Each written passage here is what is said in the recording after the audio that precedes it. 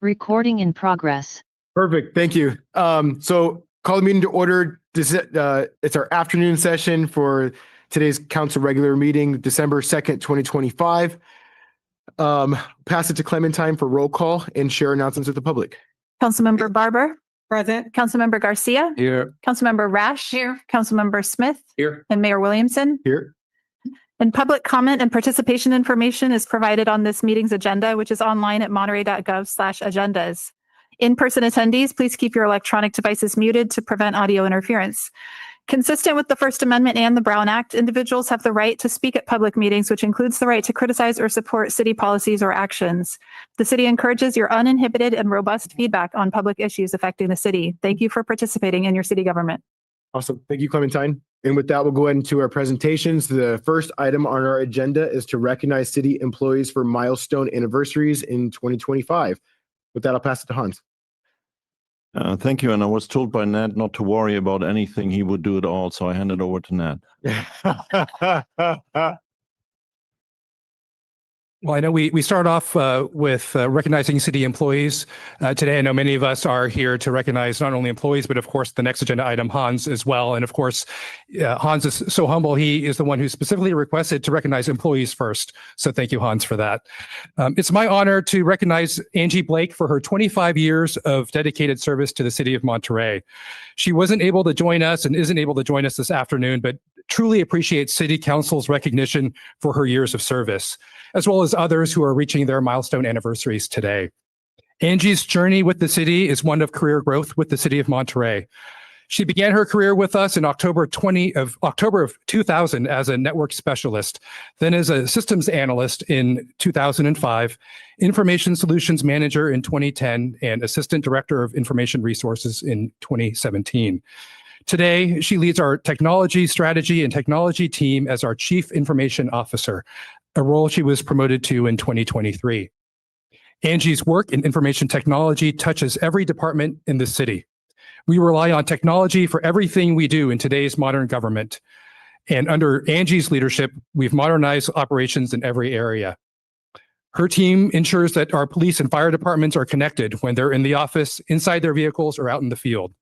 In infrastructure, she supports the critical technology that keeps our city moving, including parking automation and traffic signals. In operations, she ensures that the vast network of software systems, databases, and finance systems allows us to operate efficiently and effectively. And in security, she led the migration of the citywide IP security video solution, implementing the cameras that help protect our facilities and our community.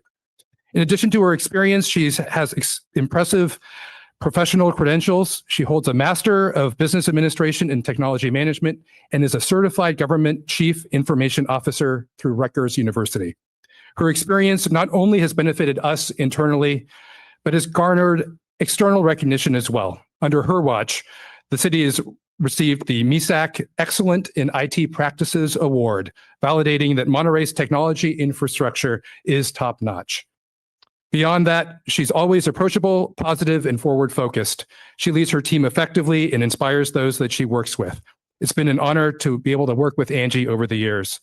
Angie's work and leadership of the IT team is the backbone of our city operations, and we thank Angie for her 25 years of keeping Monterey connected and secure. Thank you.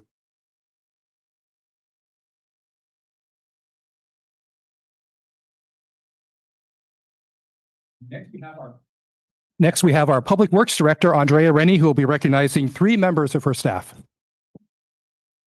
Good afternoon, council, mayor, members of the public. It is my honor to acknowledge 3 people from Public Works that have anniversaries today. So the first one is Cristobal Cortez. So unfortunately, he is not here. He is celebrating 20 years with the city of Monterey. Chris started his career as a city custodian. He worked hard to keep our city facilities clean and well-stocked. In 2022, Chris applied and was a successful candidate for the position of streets maintenance worker. You can now see him around town doing everything from traffic control, job site preparation, repairing potholes and sidewalks, installing signs, and many other duties. Chris is a hard worker, always has a very positive attitude, always smiling, and I always enjoy seeing him around the town and so I can discuss a little bit of soccer with him. Chris has really excelled within the streets division, and he is an integral part of our team. So Chris, congratulations on your 20 years with the city.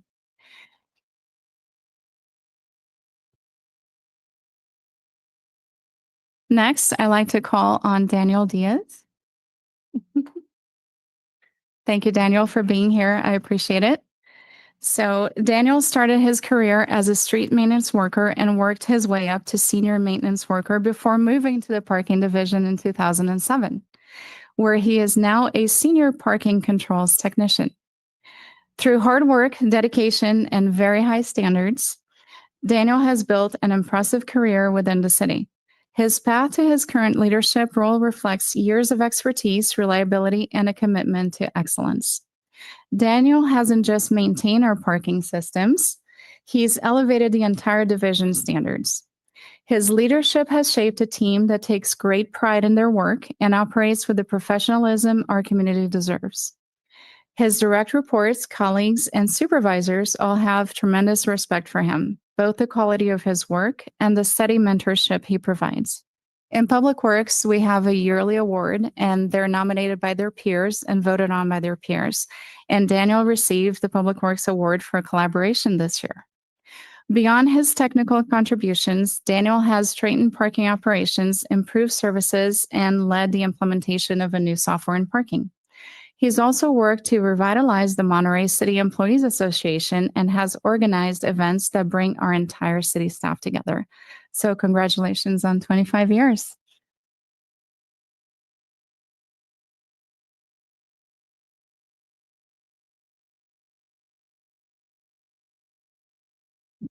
Do you want to come over and take a picture with the council? Yes, please go take it. Is it in here? Push it out of the way. And here. No. You guys have issues with it.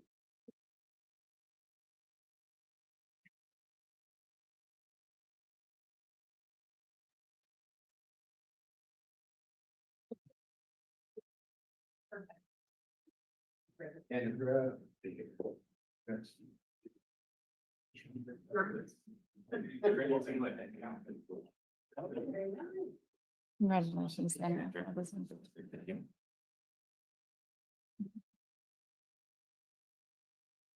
Okay, so now I'd like to call on Ramon. Thank you, Ramon, for being here.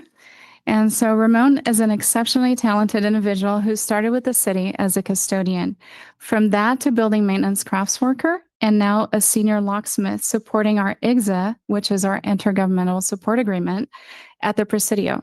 His expertise makes us shine. He worked at the Sports Center for a few years, and he is highly regarded for his expertise in the mechanical operations of the pool system and the complex as a whole. He quickly built a strong rapport with both guests and staff. Walking through the facility with him is a testament to the relationships he has formed. Countless guests stop to greet him. It's been described as walking around the Sports Center with a local celebrity. He received the Public Works Award for adaptability this year. Ramon is deeply respected and appreciated by everyone he works with and supports. We thank him for his commitment, professionalism, and many contributions through his 20 years of service. Thank you.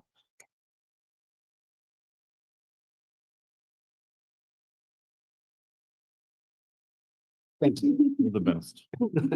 Good to hear. And let's take a photo. Yeah.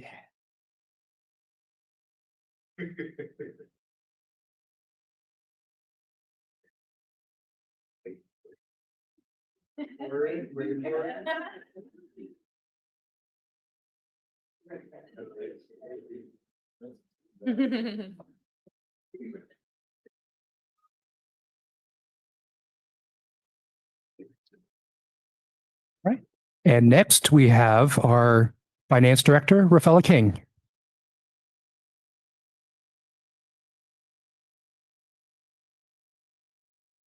Good afternoon, Council and Mayor, everyone else.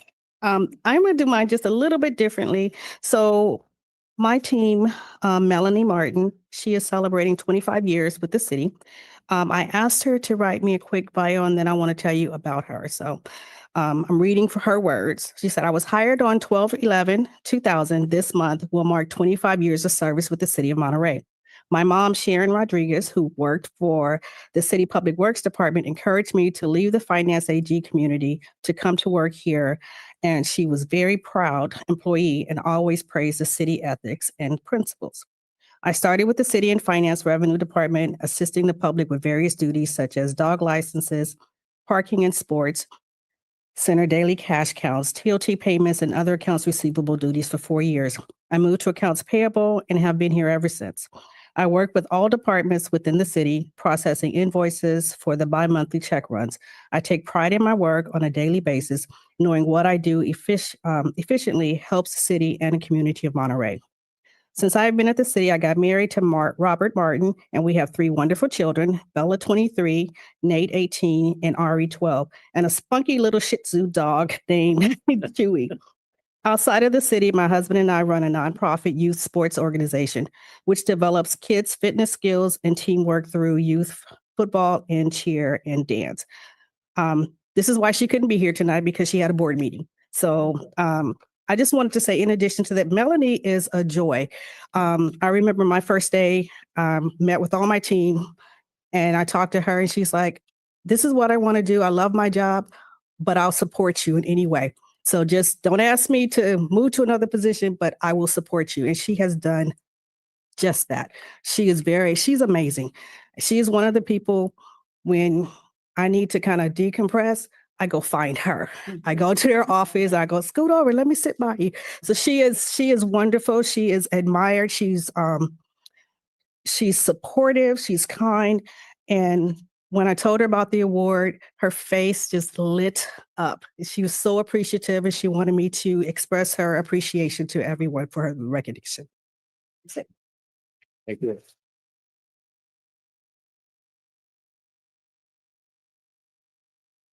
Thank you, Rafaela. Next up, recognizing Pat Moore, Assistant Fire Chief for 25 years of service, is Fire Chief Andrew Miller. Thank you.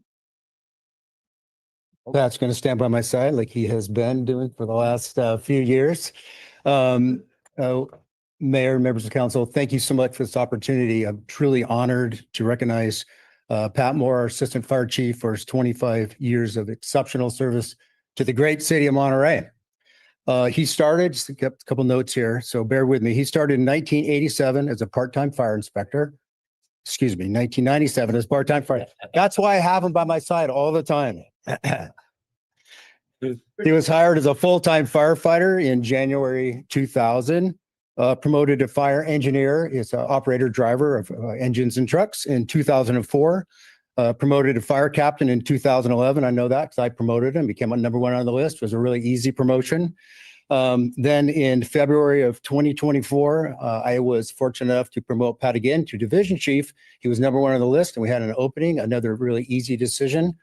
And then in September of 2024, we had an assistant fire chief's position come open. We did an internal process, and I'm happy to say today that Pat was promoted to assistant fire chief in 2024 in September. And you all know that he'll be promoted to fire chief January 2026. Chief Moore will become the 14th fire chief in the Monterey Fire Department, our 141-year history, and the first Monterey fire chief since 1980, 45 years to have begun his career as a firefighter within the Monterey Fire Department and worked his way up through the ranks. That's a very successful succession planning process. You know, it gives all of our firefighters great hope that they can look to Pat to know that he started in Monterey as a firefighter. What a great investment we made in him as a city. And for them to see that, it gives everybody the opportunity, and they know they have the opportunity that they can also follow in his footsteps. A little bit about Pat. He has a bachelor's degree from Sac State. He's a certified California Chief Officer, certified California Fire Officer, holds numerous other professional certifications and qualifications. Last 2 years, he's been our operations chief, managing our 6 fire stations, 9 daily staff fire apparatus. It's a very complex system. As you know, we also provide fire service to PG, Carmel Airport, Sand City, and La Mesa Village. He's in charge of our infrastructure. That's fire station repairs and remodeling, He rebuilt our entire apparatus service maintenance program, which was one of the things we were tasked with a couple of years ago. And I'm proud to say today that for well over a year, all of our apparatus is strong, has been in service. He's had a lot of policy development and implementation responsibilities. He develops our deployment models. That's how we deploy our resources, auto aid, mutual aid, working with the Office of Emergency Services out of county and out of the state. And with all that, when the 2 o'clock in the morning, when we get an alarm of some type that requires multiple chief officers, Pat will respond from home, and he's super dependable, and that's part of his job as well. With that said, I just want to let you all know that Chief Moore has my full confidence and trust to be the next Monterey Fire Chief. I admire his values, his morals, his ethics. He's real, and what you see is what you get, and he's organic. So I really appreciate that about him. We share a leadership philosophy of servant leadership where we prioritize people first, their health, their safety, their welfare, and their empowerment to do the difficult job that firefighters have to do every day. It takes a lot. I am confident, and I want to let you know that I am confident that every decision made by Chief Moore will be in the best interest of our shared mission, protecting life, property, and the environment, our firefighters, health, safety, and wellness, and the city of Monterey, and all the partner cities that we serve. So with that, I can go on all night and talk about all Pat's accomplishments and kudos. But with that, I want to turn it over to Pat to give him an opportunity to say a few words. Thank you.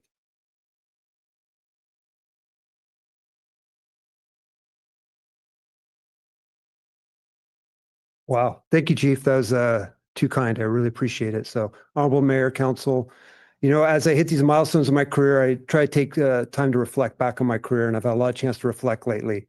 As you know, time goes by pretty quickly. In the mid to late 90s, I was testing all over the state to be a firefighter, and who would have thought that I would have got the opportunity in my backyard? I'm truly more appreciative today for this opportunity than I was probably 25 years ago.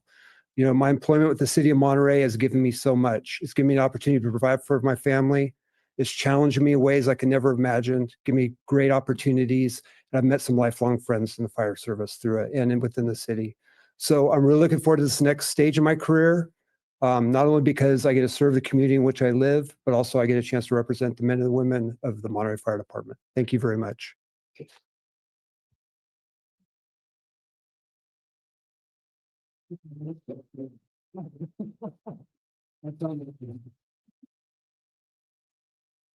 Yeah, let's do it. Well dressed, you're all dressed up. Thank you. Thank you, sir.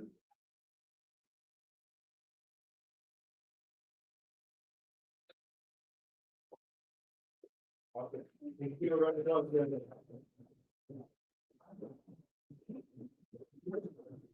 And last but not least, recognizing Andrea Rennie for 25 years of incredible service to the Monterey community and serving currently as our Public Works Director, City Manager Hans Uslar.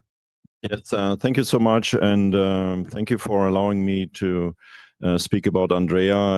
Andrea came to the city of Monterey 25 years ago, and she started in the Public Works Department just as one of 2 or 3 engineers from the left.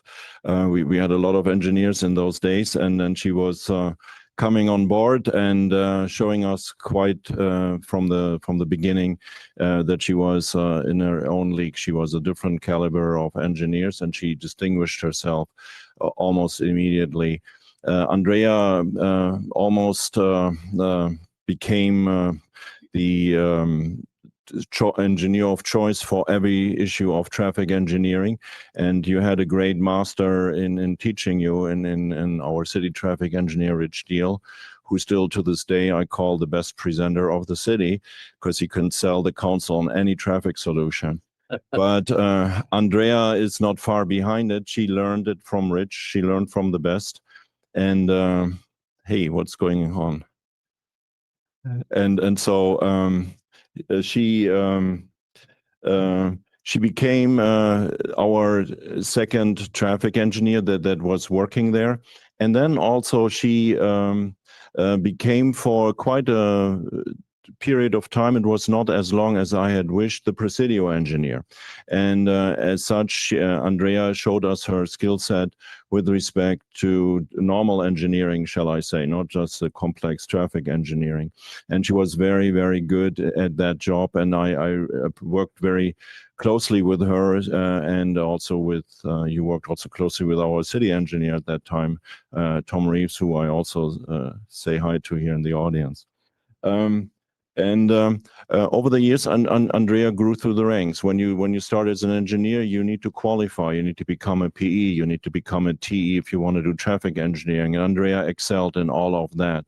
While she was busy doing that, she also found the time to find someone in our police department to marry, and it was a fairly much accepted choice by all of us. At that time, we would have seen you more. We would have loved it more to have someone in public works, but police was okay with us. John was an excellent choice, and John and Andrea have two wonderful children, and Lizzie is in the audience. Hello, Lizzie, and also a son who is, I don't think, in the audience right now. And then Andrea kept distinguishing herself. Very annoyingly, every 4 years, when we have the World Cup going on, Andrea is cheering for Brazil, and I'm cheering for Germany. And annoyingly, she always challenges me for bets. While I always bet with our custodians, and also enjoy talks to the custodians, because there are not so many people who can talk contemporary soccer with us. She always made me do crazy things when Brazil won against Germany. I never bragged about the win of Brazil in 2014. I never bragged about it, but felt good. And then fast forward, Andrea became our first female public works director in the city of Monterey. And as such, Andrea oversees the largest department that we have. It includes parking, it includes harbor, streets, fleet maintenance, engineering, traffic engineering, construction management. And all of that is led by Andrea. Andrea is not shying away from making tough decisions. Her department has the budget comparable to small cities around us. Public Works is a great department, and she works also very closely with the Army on the ICSA, and is our point person for the Intergovernmental Service Agreement. Andrea has a great caring heart for her employees. Ask her family.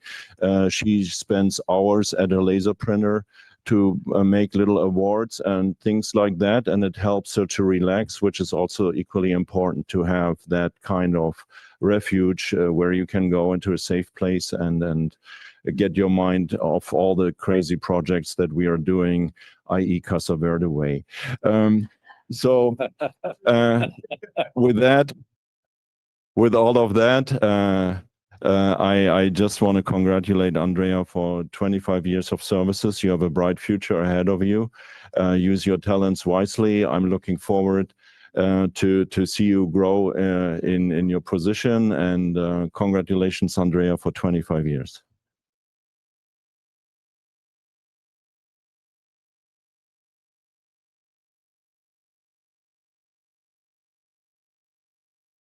Sorry, I know it's going to be very brief.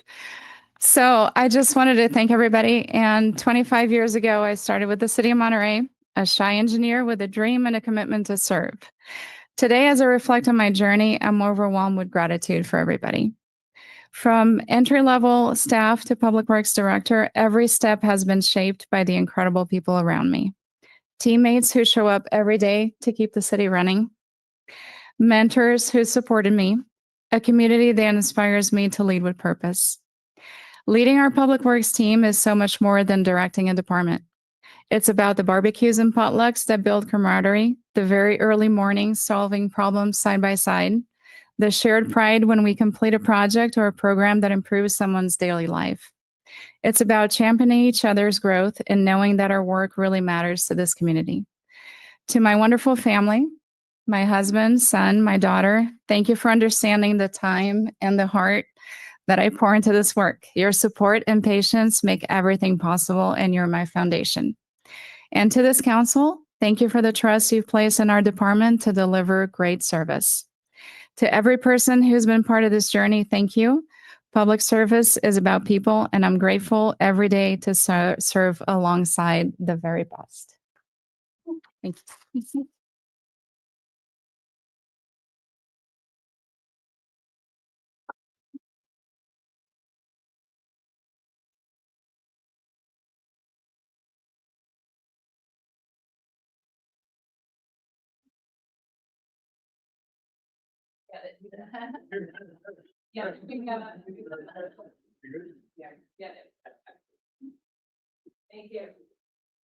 Congratulations.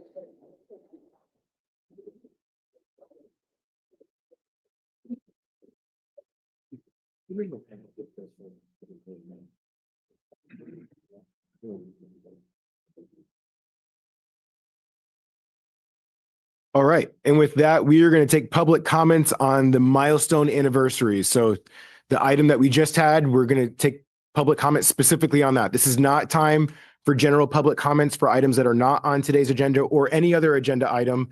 This is specifically to do with the employee milestones. How public comment works, for those that aren't familiar, is we identify those individuals at the beginning of the public comment period. After those folks are identified, we close it off, and then only those folks will be able to speak. So I'll check in with folks on Zoom. You can use the raise hand function. While you're navigating your way there, I'll check in the chamber. Anybody in the chamber wish to speak on this item? All right, I'm not seeing any takers, so we'll go ahead and close it off in the chamber. I'll do a countdown for folks on Zoom to 5, 4, 3, 2, 1. And we have one person on Zoom. Let's go ahead and take that caller. Esther, you can go ahead. Good afternoon, everybody. I just want to comment on the fact that today you see a perfect example of how lucky we are as residents of Monterey to have all of these, the caliber of people that work for the city of Monterey and make all our lives, better. And they listen to us when we complain, and they try and help us when we, need their input or their support on individual projects and other things. And so I just want to thank them all. And I want to particularly mention our new fire chief. I've recently had the pleasure of spending some time with him, and I am very confident that we are being left in wonderful hands. And I know that I'm not the only one to see Chief Miller leave, but we are going to be left in very good hands. So thank you to them and all of you that are in the audience and all the city workers that I've especially had the pleasure of working with over the years. Thank you.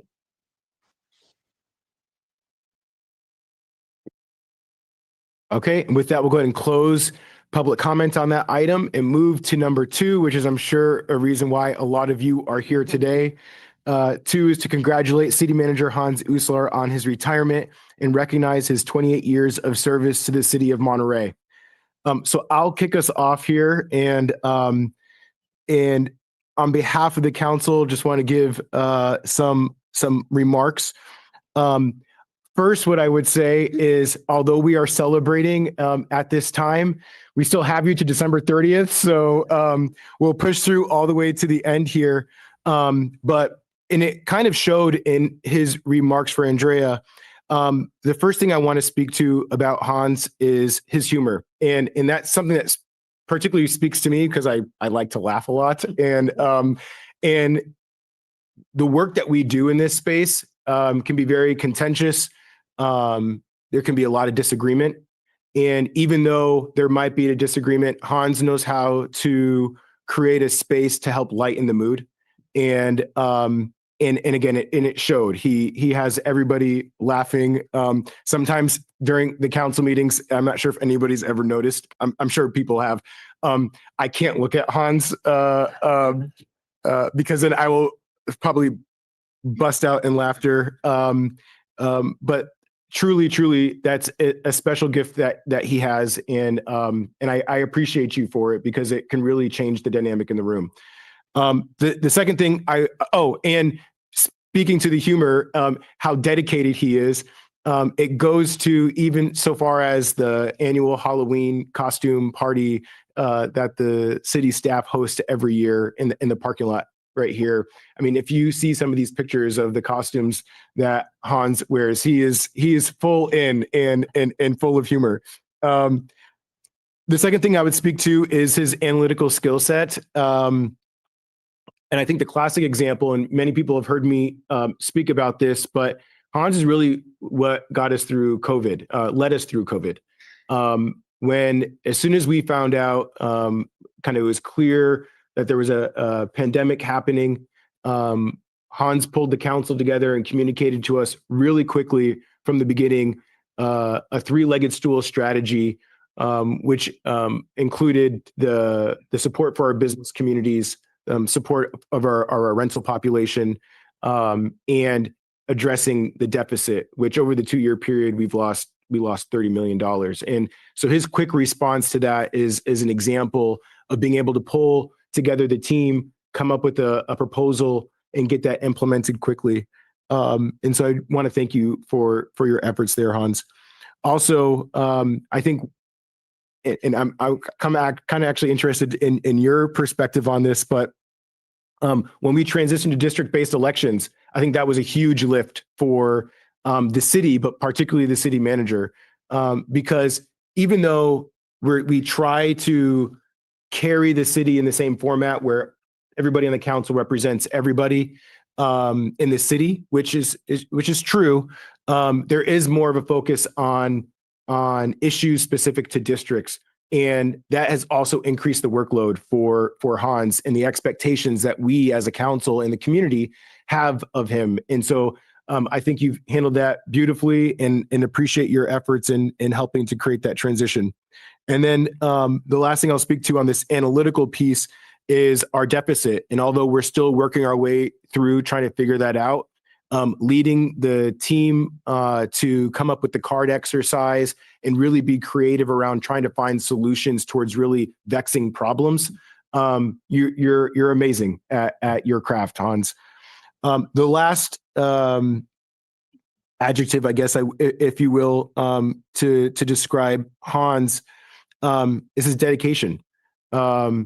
He is completely dedicated, and whether you agree or not, Hans, you've been fully dedicated to the city of Monterey, and it's not often where I call and you don't answer, and it could be in the middle of the night on the weekend, and you've given your life in a lot of ways to the city of Monterey, and I've only been able to be a part of it towards this tail end here. So I'm truly humbled to have the opportunity to work with you. I know that you're not going to be too far away. In fact, you told me yesterday in our one-on-one that we will be available for a call. So if that's ever needed, I will definitely be tapping into that. So for your past, present, and future contributions to the city of Monterey, just wanted to thank you on behalf of the city council. So thank you, Hans.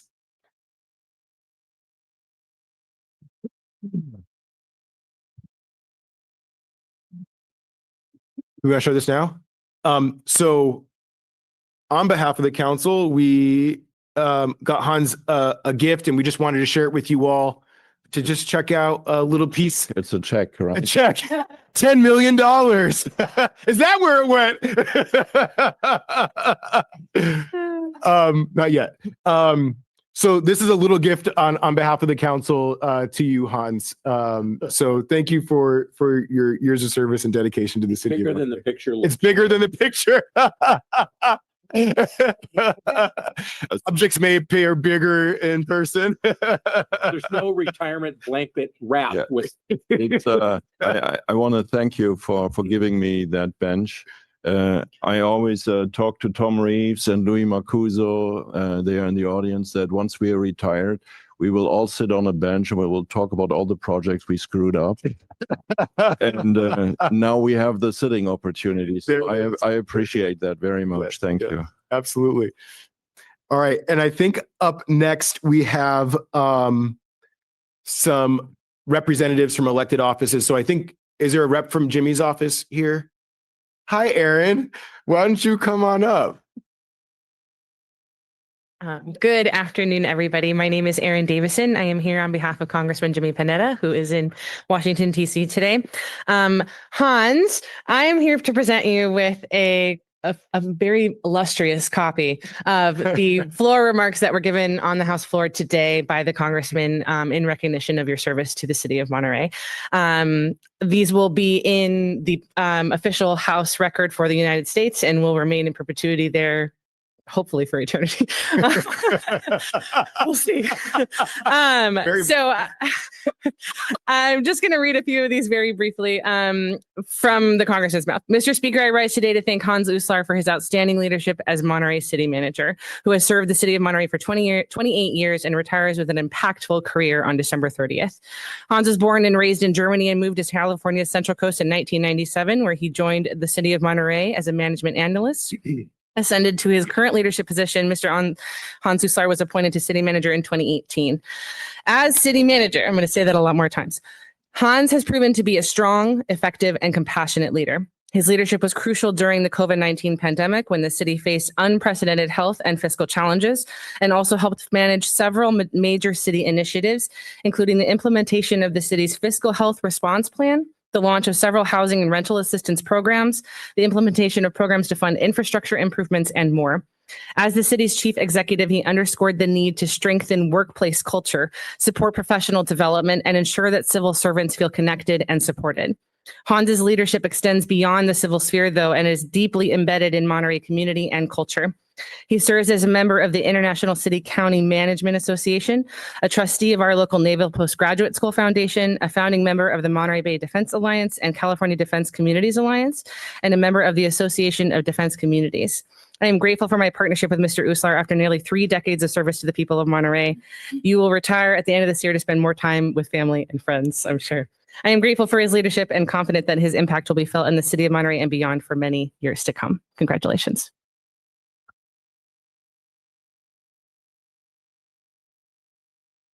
You guys want to do a picture? Wait till you finish. No, let those two. Yeah, that's good. All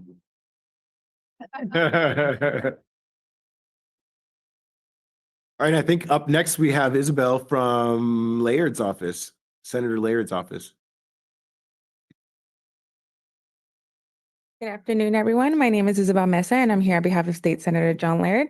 I'll keep my comments very brief because Erin did a wonderful job. But I just want to say it's been a pleasure working with you with the last 3 years. I've been with Senator Laird for 3 years. I know you've known the senator longer, but it's been a pleasure. We've been able to move some critical projects along, and we thank you for your decades of service. So on behalf of State Senator John Laird and Assemblymember Don Addis, congratulations on your retirement. I know.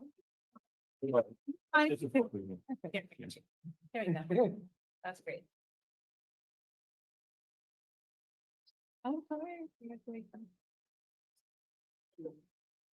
Alrighty, and up next, I believe is Chief Hober. No, go ahead. Go ahead. It's fine. I was going to just say, there's so many amazing things to say about Hans, his achievements and accomplishments. And again, not just the what, but what he's accomplished, also the how. Now, as an executive team, rather than having, all of us come up and speak for 3 minutes each, we all agreed that we wanted to have one department head speak on our behalf. And there's nobody better to represent the city department heads than someone who's never short on words, and that's David Hober. So, Dave. Roast away. Thank you, Nat. Good afternoon, Mayor Williamson, council members, City Manager Uslar, not Ulcer, as I once said, city staff, and most importantly, Allison and Ben Uslar, who I know are probably watching or maybe even among us. I am Dave Hober, your Chief of Police. And as Nat related, the City of Monterey executive staff debated on how best to recognize our boss, Hans Uslar, on the occasion of his retirement. I was voluntold by the executives to be the representative, and was instructed to make sure I violated the Hans 4-minute maximum speaking rule. It's truly my honor to be able to acknowledge and thank Hans on behalf of the executive staff, which includes all of the department heads and the city attorney, for his dedication, leadership, guidance, weird German sense of humor, his very loud laugh and accompanying ear-to-ear smile, his sometimes gruff manner, sometimes might not be accurate.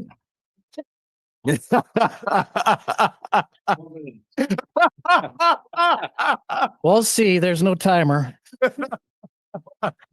And most importantly, his friendship. As the agenda report relates, Hans has served the city of Monterey for over 28 years. What the agenda report does not say is that Hans initially came to Monterey to attend the Naval Postgraduate School as a German naval officer and met a girl. As I understand the story, after he graduated from NPS, he and Mrs. Uslar returned to Germany. Germany was cold and a long way from Mrs. Uslar's hometown of Monterey. And so they returned to our great city, and Hans was hired by the city as a management analyst in June of 1997. From analyst, Hans worked his way through the Plans and Public Works Department, the largest department in the city. He became the deputy city manager of Plans and Public Works before being selected as the assistant city manager in 2014. He was later appointed the interim city manager in 2018. He was named the 14th city manager of the city of Monterey, a position he has held for over 7 years. Hans has provided consistent and structured leadership for our city that has incorporated the perspectives of the community, the policymakers, and city staff to ensure success. The job of city manager is one of the most complicated in public service to navigate due to all of the variables that must be constantly addressed and balanced. And that one variable, the one that has so many different perspectives, the people variable, if not handled professionally and with care, can lead to failure in many arenas. Hans has a mug that reads, "Failure is not an option." And that is how he has led, by ensuring that while we were faced with issues like a worldwide pandemic, financial challenges, and all of the other issues that are presented while running a city enterprise, Hans always worked with people to come up with a plan and ensure success. And Andrea wanted to make sure that I related his saying, "Don't foul it up." This is PG rated, so we won't say what he really says. Hans provided leadership that put the city's interest at the forefront, and that at times meant courageously saying no to department heads, to staff, to policymakers, to the community. But the no was always after thoughtful consideration of all perspectives and trying to find a way to provide an alternative.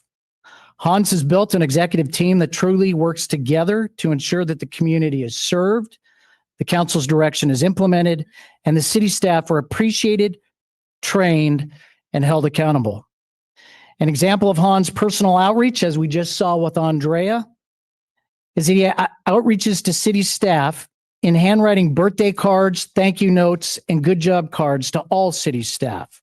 He consistently takes time to recognize the hard work that staff are doing. As has been related, Hans developed the city's fiscal health response plan, directed business transformations at the sports center and parking, guided all of us through the COVID-19 pandemic, generated the Parks and Recreation facility fee, secured a sales tax increase and a hotel tax increase. He initiated the city's reserve funds, launched the Onda Academy Leadership Program and First City Academy, held the weekly Cafe Clatch, whatever that means, virtual staff meeting, initiated the First City Community Outreach Academy, and constantly developed and nourished relationships with our partners at the Naval Postgraduate School, DLI, Defense Communities Alliance, Central Coast Energy, MPUSD, MPC, and with all of our neighborhoods and business communities. A boss manages, a leader leads, and a great leader leads by putting people first and understanding that their greatest resource is the people they are allowed to lead. Hans Uslar is a great leader. City Manager Hans Uslar, on behalf of the executive staff and all of our departments, we thank you for your leadership, guidance, and friendship, your 28 years of service to our great city, and we wish you and your family all the best in your future endeavors. With that, I would like to invite all of the department heads up so that we can present with City Council your sign.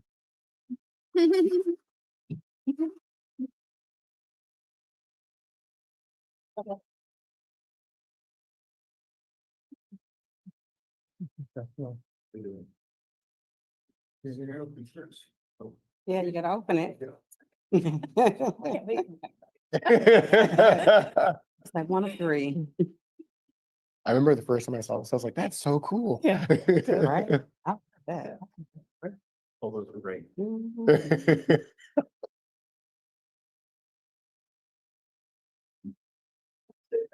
Oh, I don't know. We got Oops away, Oops away, ooh, oh, yes.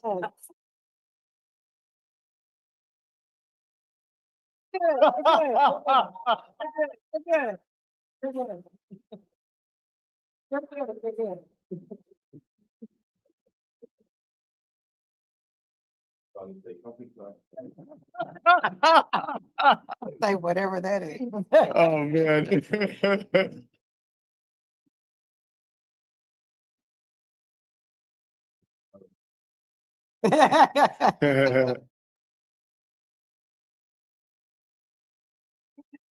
Mhm.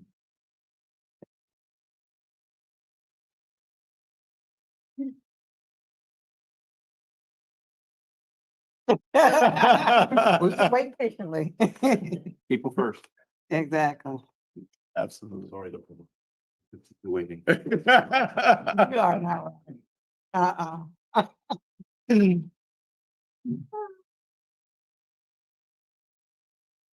All right, and with that, I will pass it to my colleagues. Somebody else first. Please, Dr. Barber. Where do I begin? Hans is just amazing.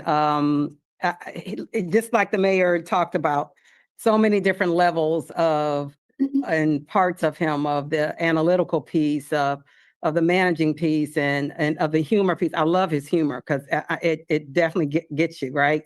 But I really appreciate you, Hans, because coming on, you were able to be patient with me and be helpful. And I really appreciate you doing all those things for a new council person. And then being one of the new ones that came on the district at that time in 2022. So I appreciate you. I appreciate your service. And one of the things that I learned even today as we were celebrating Helen Rucker's life celebration is about service with love. And I feel like you couldn't have done 30 years at the city of Monterey if you weren't serving with love.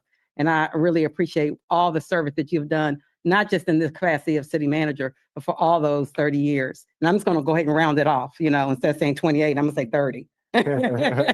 But I just really want you to know that you are appreciated and that I know that we still have lots to catch up with because we're in the same neighborhood. So I plan on seeing you walking your dog and having chats with you. So thank you so much for your service.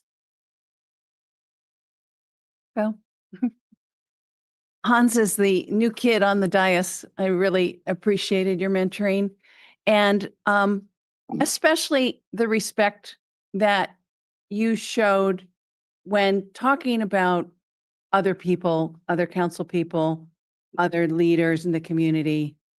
The respect that you showed in your words was very important to me to see that that would be the role model and that would be the standard. And I wanted to tell you how much I respected that. I also was struck when you said that part of your job is to make the council look good. And I thought that was so touching that you thought about how you presented us. And in return, I've always tried to make you look good because I was so touched by you sharing that belief system. So I thank you for those.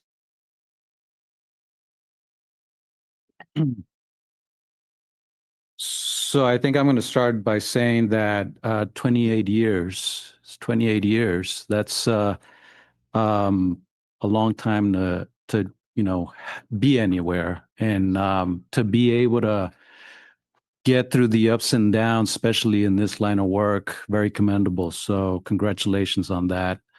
I shared a little bit in our one-on-one yesterday that as a new council member and somebody who hasn't necessarily been in this role, coming into this role could be a little bit overwhelming. There is a little bit of a learning curve. And I really appreciated our initial check-ins when I first was appointed, and you filling in the gaps and offering context for items that were coming up to council, and also historical context for a variety of items that some of which were controversial, some of which maybe not so much, but just the ability and your I'm going to say grace in terms of offering information to not necessarily persuade one way or another, but to help inform in upcoming decisions. I really appreciate that. I also share this in our one-on-one, in that no secret that there were instances where you and I disagreed on items.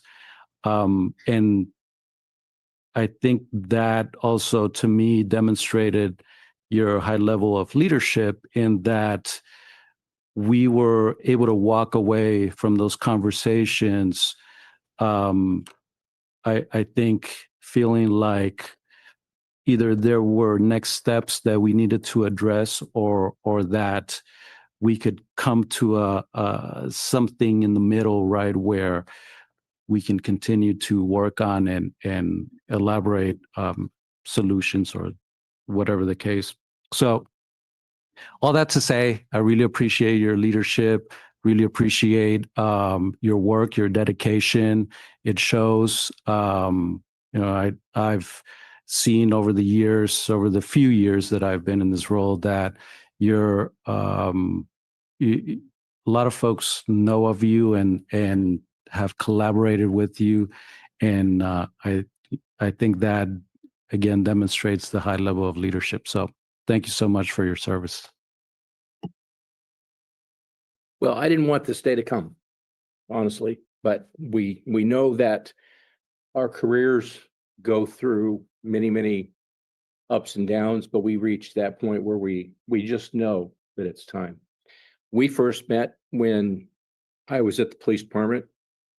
You were a younger man with aspirations, no gray hair, still a little bit of blonde. And we had this sort of saying when we first met you, is you had to have kind of a notebook to figure out what he was saying sometimes, like coffee clutch, like kaput. So we quickly learned a lot of good things about Hans, and we were really lucky to be able to have you starting in 1997, and 28 years later, here we are. I'm going to just say that I know that you're going to be in good hands, because Allison is going to make sure that you have things to do.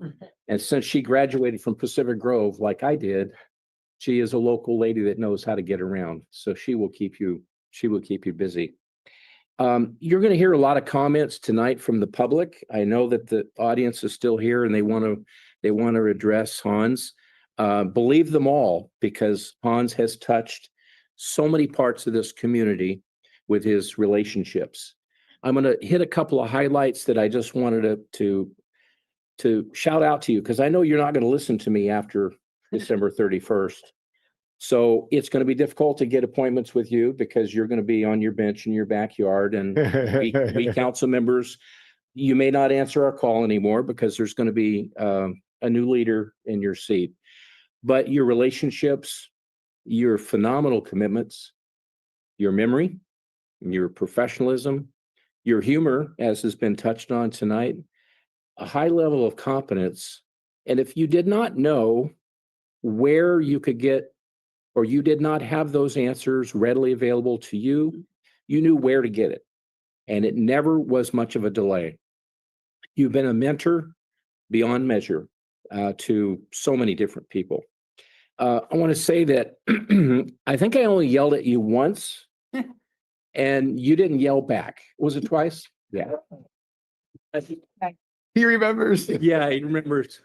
But, you know, when you manage the personalities and the styles of your four council members and the mayor and over 500 employees, although we had short, like blunt, that's just the way we kind of both operate.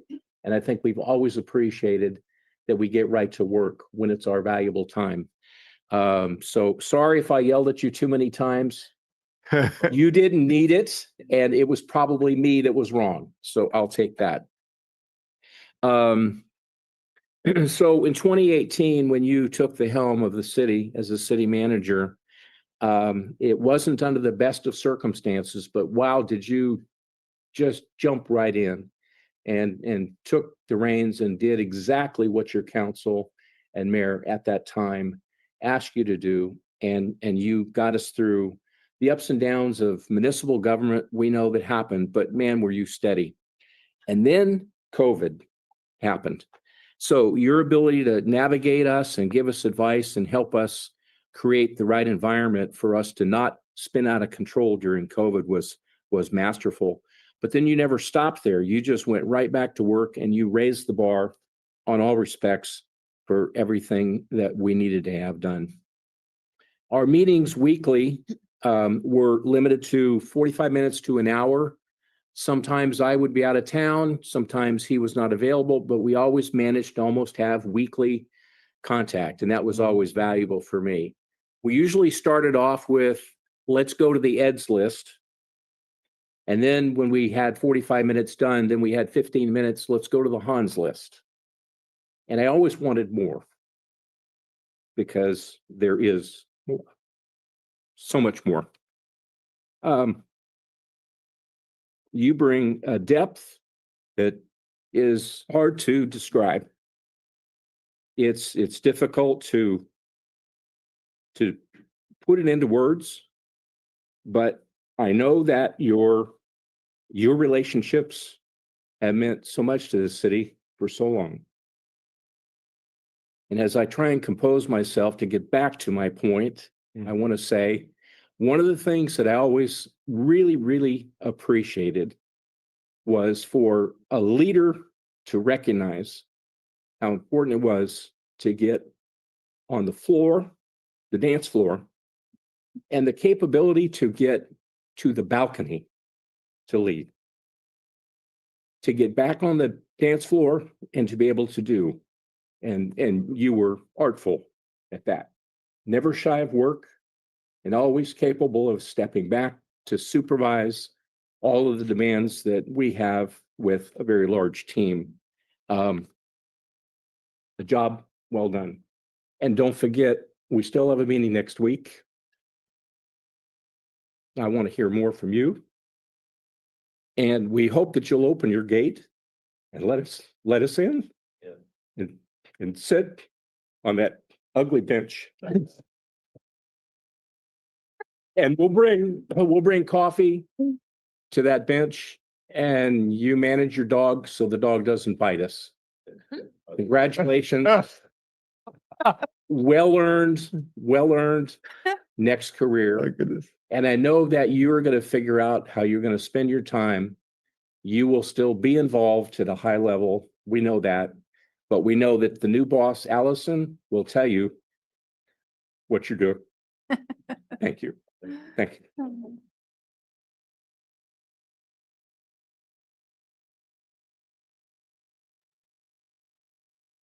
So we have one more group to present before we go to public comment. So I want to invite Colonel Artino and Captain Smith up to share a few remarks as well.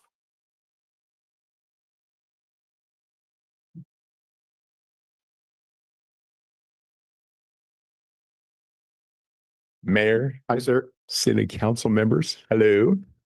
Hey, first, let me just say this real quick. So I'm Captain Robert Smith.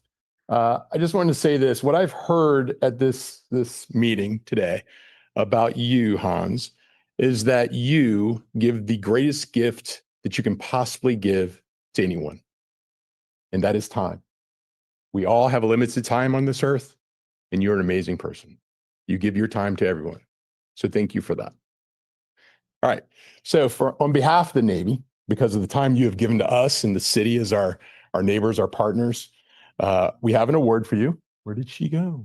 Where did she go? So Marlena is a rock star, so she keeps me on point here. So always working on the back. So on behalf of the United States Navy, I would like to extend our deepest appreciation for your outstanding service and dedication as city manager of Monterey.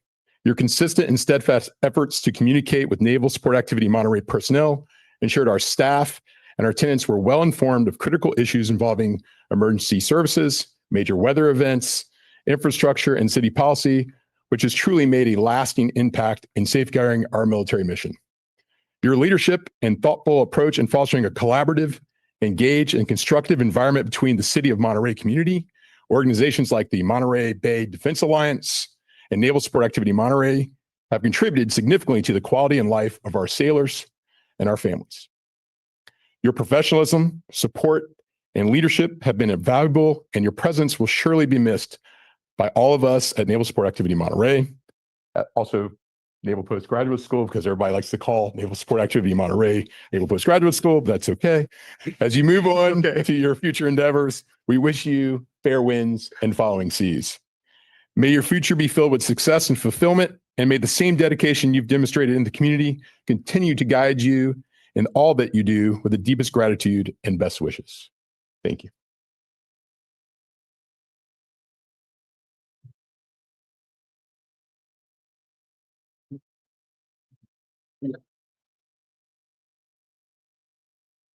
Oh, he remembers the military way. Let's do the military way. Let's do this right. Yeah. There you go. There you go. Smile. Well, if we're gonna do military way, because I have to one up my. Where's he at?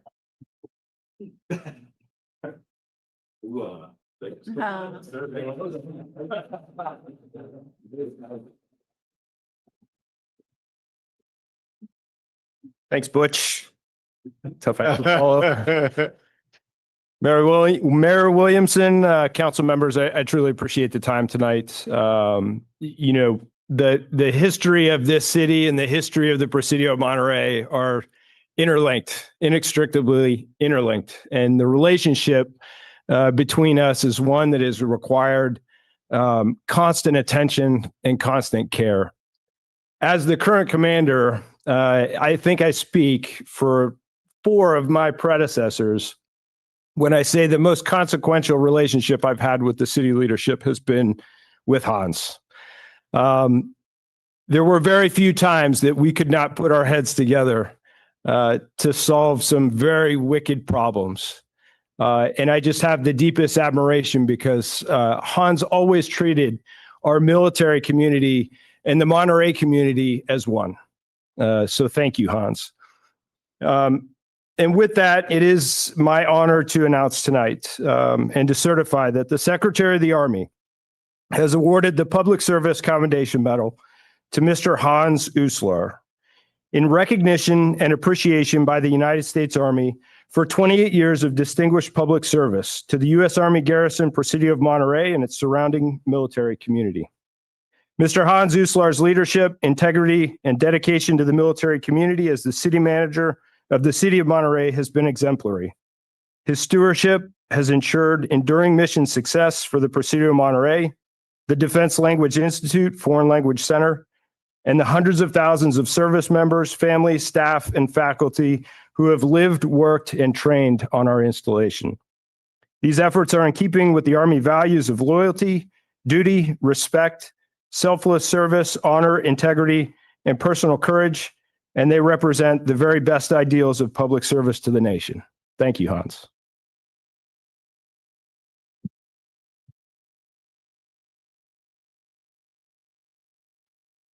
Thank you so much.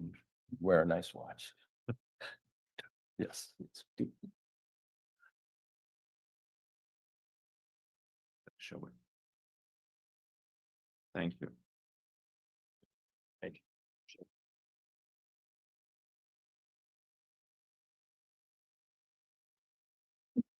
Thank you, gentlemen, for your remarks. And I actually do have one more before we go to public comments. I just wanted to check in with you, Hans, if you wanted to share some remarks. I will actually speak about a medal, so didn't know. So thank you very much, and I keep my remarks shorter than the police chiefs. Thank you all. Thank you all for coming tonight. It's my distinguished honor to express my gratitude to our city to allow to serve me for the past 28 years. Monterey has become my home away from home, and all of you have made this happen for me. First and foremost, I'd like to thank my family for allowing me to apply for the position as city manager a few years ago. The job comes with responsibilities and duties, and some of them are affecting family routines. So my first thank you goes to Allison and also to Ben for their understanding and their support. I also like to thank all the city councils I have worked with. Every single council member, every single mayor has the best interest for Monterey in mind when they work for our residents and our neighbors.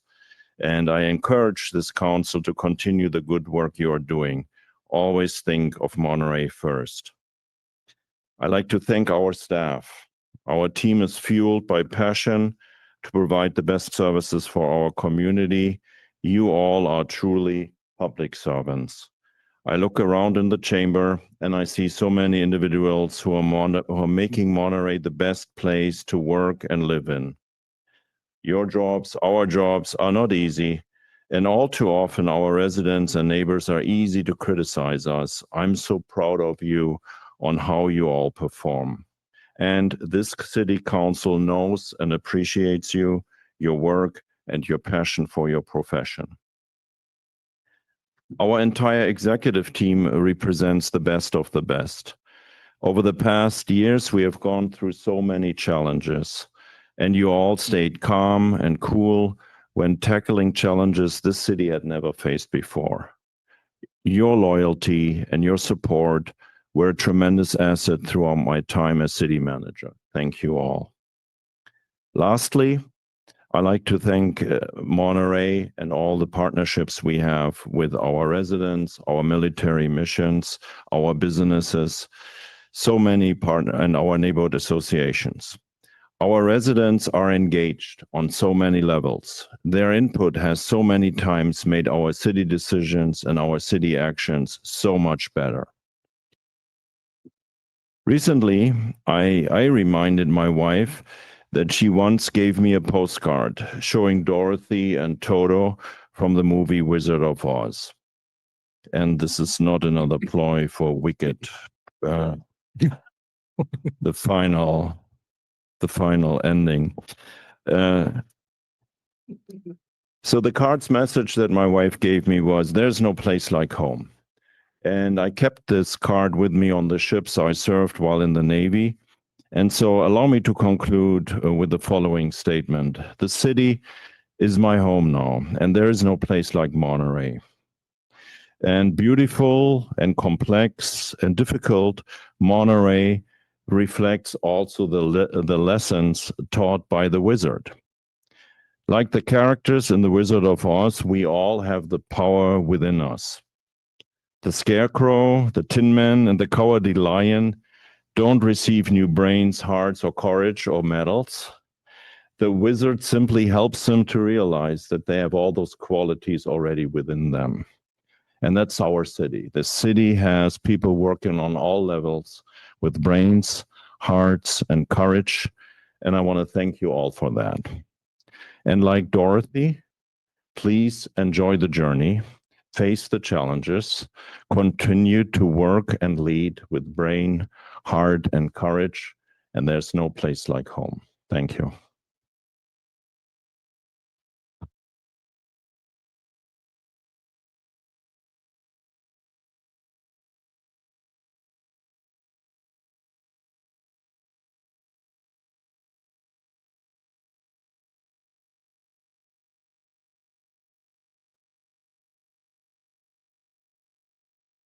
All right. And with that, we will now open it up for public comments on this item.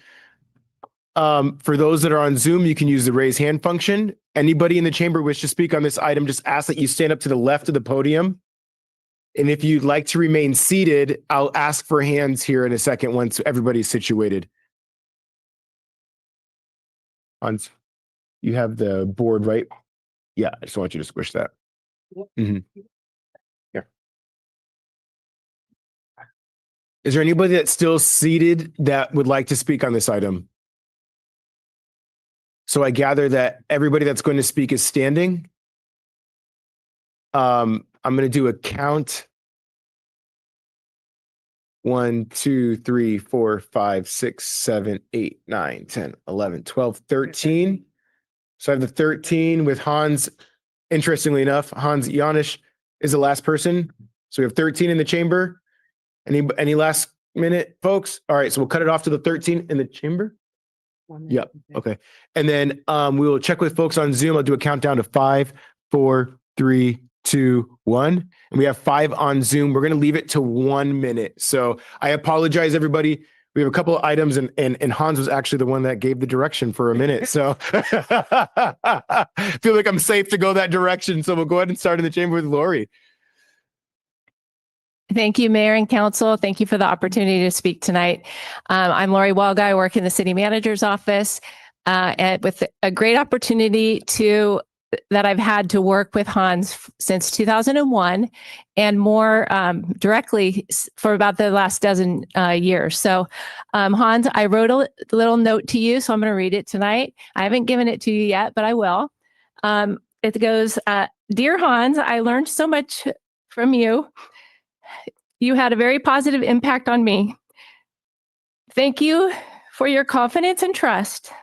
You reinforced in me to dig hard, to make difficult decisions based on what's best for the most and also what's right, honest, and true. Your kind heart shined through even when you had a hard truth to tell. You led our community during many difficult periods. The COVID-19 pandemic was probably the most challenging of all.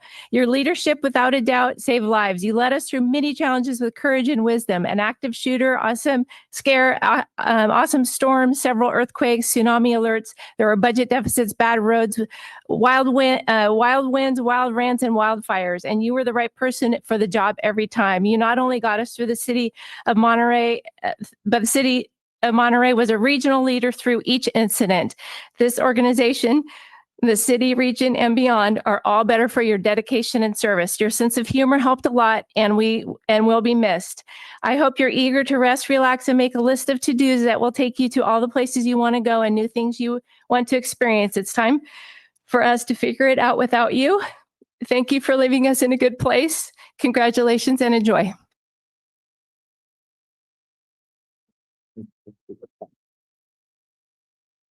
Honorable Mayor, City Council, good evening. Lou Bauman, Monterey resident and former county administrator.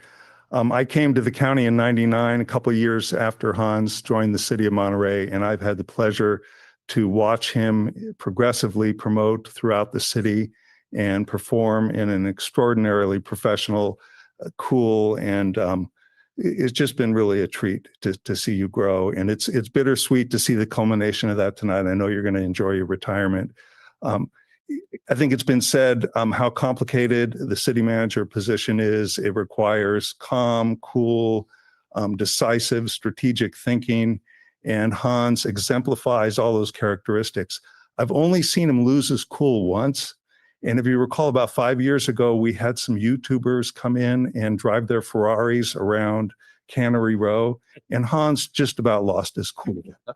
And at the county, they kept coming and they say, the city manager of Monterey is calling again, and he would like you to ban these Ferraris. And so we couldn't do that. But again, Hans, we thank you for your dedicated service. And I know you're going to have a wonderful, many healthy years of retirement.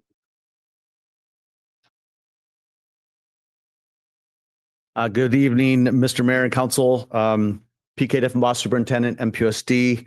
I want to thank Hans for his great collaborative relationship with the school district. From early morning texts to remove a tree that fell so a bus wouldn't be late, to support with extra parking for large events, to facilitate Monterey PD to come to graduations at the fairgrounds. Nothing was ever too small for Hans's attention. And Hans never said, let me pass you off to someone else. He always took care of the district, and I'm thankful for that. With his deadpan comments, I wasn't always sure that he was joking, but when I figured it out, I always laughed. I want to thank you, and on behalf of over 10,000 preschool to adult school students, your leadership has made a difference to our district. Thank you, Hans.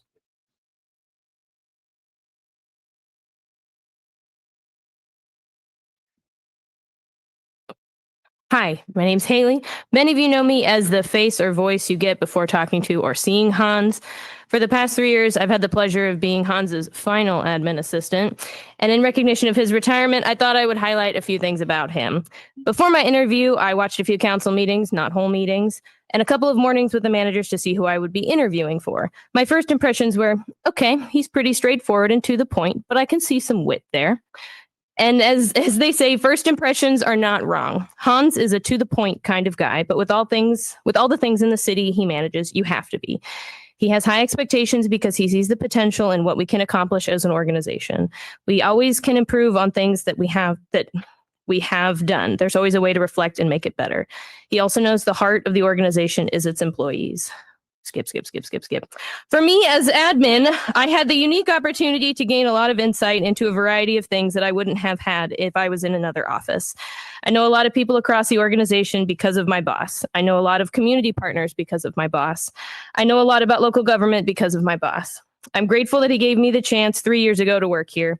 Hans, I'll miss having you as my boss, and thank you for all the years you've dedicated to the city. Your presence in the office and in the organization will be greatly missed.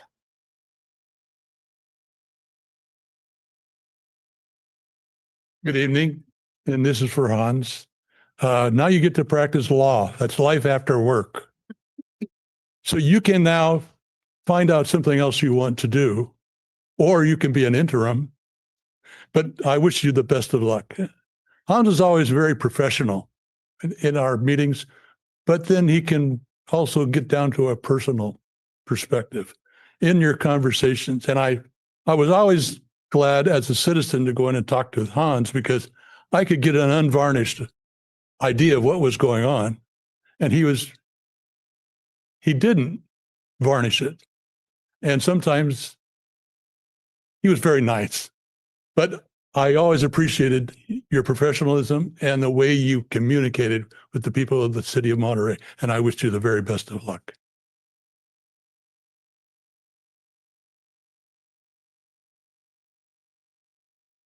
Hans, I want to thank you so much for all the assistance you give in First Night for the whole time you've been here, 28 years.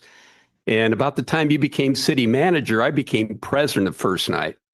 And I used to always enjoy meeting with you and Mayor Clyde at the time. And I'd wax nostalgic. I moved to Monterey in 1952, and I remember, the good old days. Anyway, the thing that was so special to me was 2020, 2021, about that time I'm coming in, and things were really tough for First Night. Things were tough for everything. And I was getting ready to come into the meeting, and I'm thinking, well, I'm worried about one night, December 30th.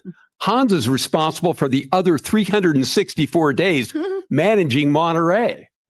This is going to be a short meeting. So I go into the meeting thinking I'm going to be brushed off because he had plenty of problems. We had a 2-hour meeting. He shared all his wisdoms, kindness, and compassion, and he did everything he could to help First Night carry on. And that's how he handles everything. Hans, thank you so much.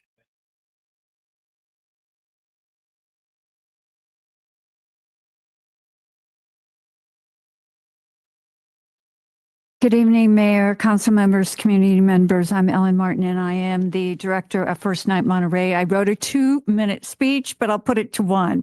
I want to say that I want to speak from the heart about someone whose presence has shaped the city in ways that people have seen and unseen, and that's you, Hans.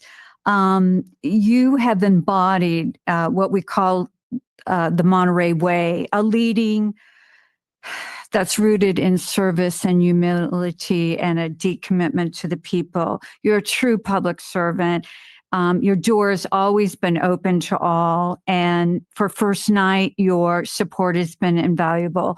You're the third city manager that I've worked with. I won't say that you're my favorite, but I'm going to be sorry to see you go. You know, you've championed our event. It is one night, but there's many other days that we produce so many of our art programs. I just want to say that you've led with integrity, kindness, joy, humor, and respect. You've mentored, you've guided, you've reassured everyone, and you set a standard for what leadership looks like in Monterey. We're going to miss you. We know that you're up near Archer Park, and we wish you all the best. Thank you.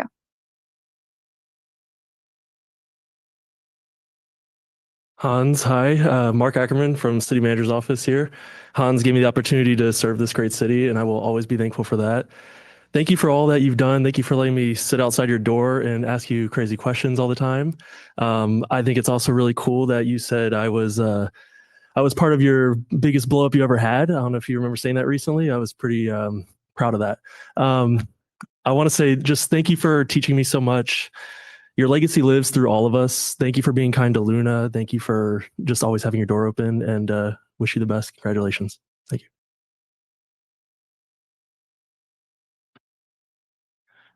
Rick Aldinger, Monterey County Hospitality Association tonight. Hospitality drives Monterey's economy. Understanding this, Hans has been a steadfast and wonderful partner to our industry, to the benefit of the city of Monterey, to our industry, and maybe most importantly, to our visitors and top of the list, the residents of Monterey. On behalf of hospitality, we thank you for that steadfast partnership, Hans, and wish you the best in the next chapter. On a personal note, about 10 years ago, you gave me a piece of advice. Yeah, how could it not? I have to say, I was sitting there waiting. Well done. The first thing Hans did when he stood up to talk was thank his wife. And that's something I'll always remember. Congratulations, Hans. Enjoy.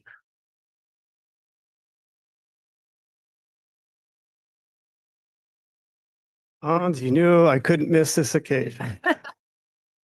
So as many of you probably know, I was on Hans's original interview panel.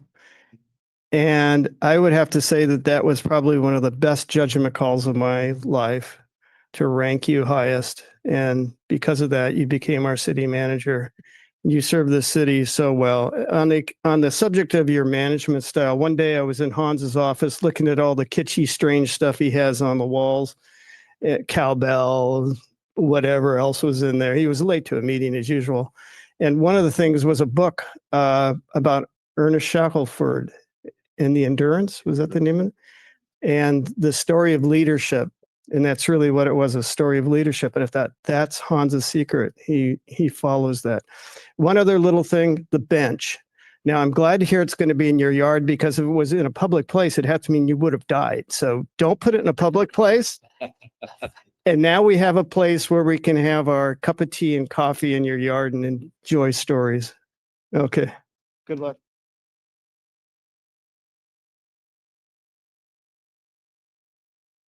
Good evening, council, mayor, and city staff and residents.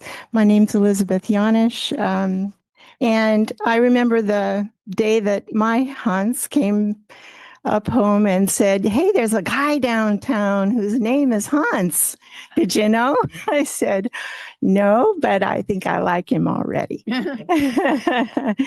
But anyway, in thinking about what to say, I know this is going to sound funny, but my dad retired as a private pediatrician after 30 years of practice.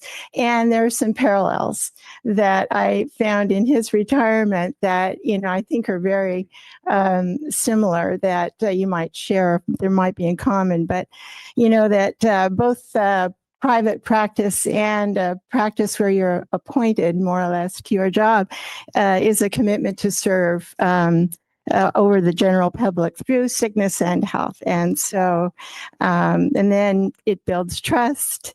And you're the one person who has a pulse on the entire city. So this is very important in terms of administering your job.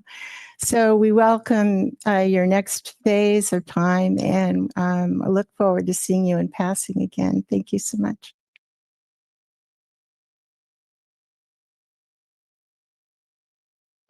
Good evening, Mayor, council members. Thank you for an opportunity to speak. Thank you, Mayor, for cutting the time down to 1 minute instead of 3 minutes, because I thought this was a roast and I didn't have anything else to say until when the chief started speaking. I was hopeful there, but no, I'm regroup. No, I just want to say thank you, Hans. You've been personally and professionally a mentor, whether you knew it or not. We've been through a lot together. I'm Rob O'Keefe, President, CEO of C Monterey.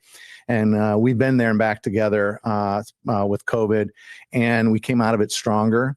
And I really appreciate the partnership you've had with us at C Monterey. I want to thank council members and mayor. You've had an excellent steward for the investment that you make in tourism. And as Rick had said, it's so important, not just to the people who visit us, but to the residents who live here, because it's an investment in community. And that investment has gone further and will go further based on a lot of the decisions and leadership that Hans has shown. So I really appreciate you, Hans. And I congratulate you. And I hope you'll come back to our last board meeting in January. That's an invitation. Thank you. Thank you, Rob. And I'd like to introduce you to our parking superintendent, because you have asked me repeatedly for a discount for all your parking tickets. She is sitting there. That's all. He's always delegated so well. Well, thank you. I'm as often referred to as the other Hans, but I would like to, before I get to you, I want to quickly make it efficient, also thank Andrea. I've worked a lot with her and it's been great. She's been one of the city teams, so I want to also acknowledge your work working with us at the. So you, Hans, have been a great mentor for me. I've been with the neighborhood association for over 20 years. And throughout that time, I've always looked up to you, sought advice from you. And it's been great advice I've gotten from you. And I've learned to really respect you and understand a lot of how to work with a community and so forth. And that's been really great. So thank you as a mentor. And I look forward to some Kaffeeklatsches and Mittagessens and maybe even an Abendessen as a family. Thank you so much and look forward to it. Vielen Dank. Congratulations. All right, with that, we'll go to our callers on Zoom. Yes, first I'll call on Esther. Good evening again. Hans Uslar, my goodness. I've been meeting with you on so many different things over the last couple of years. And I'm sure there were plenty of times that you rolled your eyes and said, oh God, here she comes again with something else to complain about or more work for our staff. But I will say, even though I may have been a thorn in your side, I hope that I have been an ally to you at some times as well, because that's how I feel about you.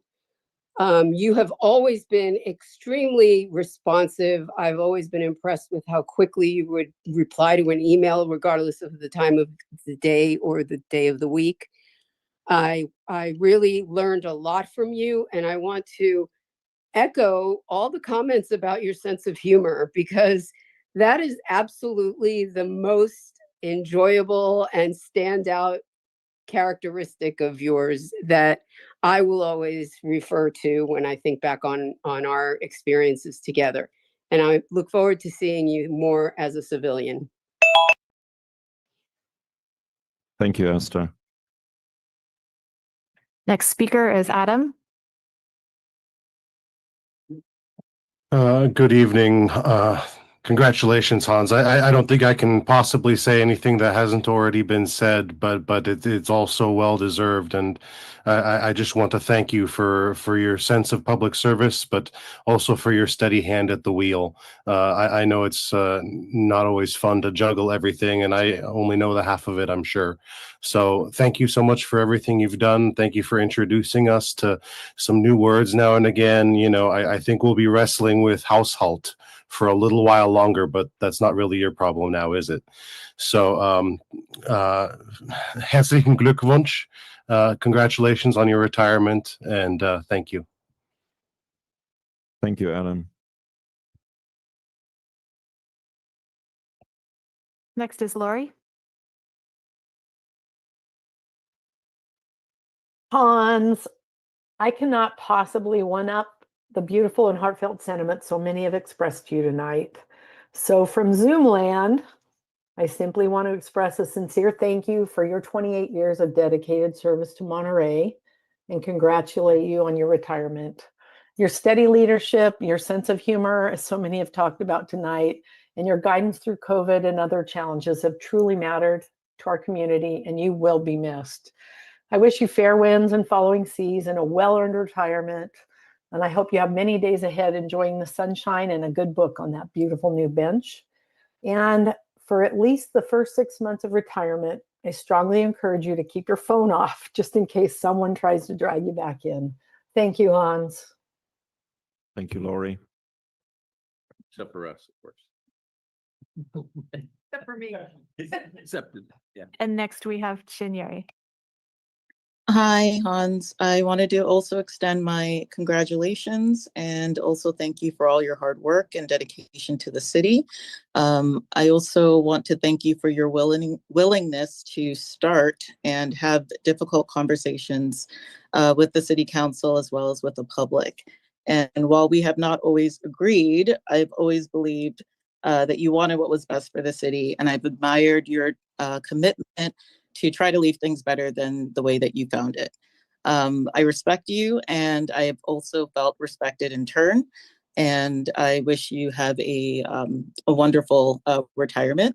And I also want to extend congratulations to Andrea as well. It's been a pleasure to work with you on NCIP, and I look forward to seeing you on Wednesday for our meeting. Thank you.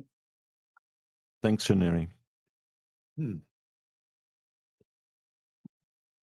All righty. Well, let's give one last final applause for tonight for Hans in his celebrating his retirement.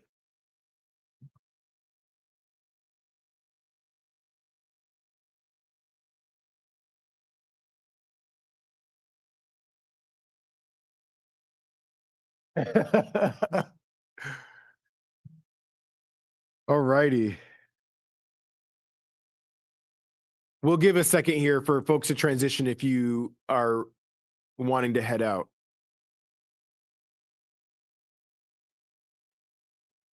All right, up next we have general public comments. So this is for items that are not on today's agenda. If you're here to speak to an item specific to an item on today's agenda, you can speak to it at that time. At this time, this is for non-agendized items. For folks on Zoom, you can use the raise hand function. Anybody in the chamber wish to speak for non-agendized items? I see 3. Anybody else in the chamber wish to speak on non-agendized items? All right, with that, we'll go ahead and close it off to those 3, and we'll do a countdown for folks on Zoom to 5, 4, 3, 2, 1. And we have nobody on Zoom, so we'll go ahead and start in the chamber.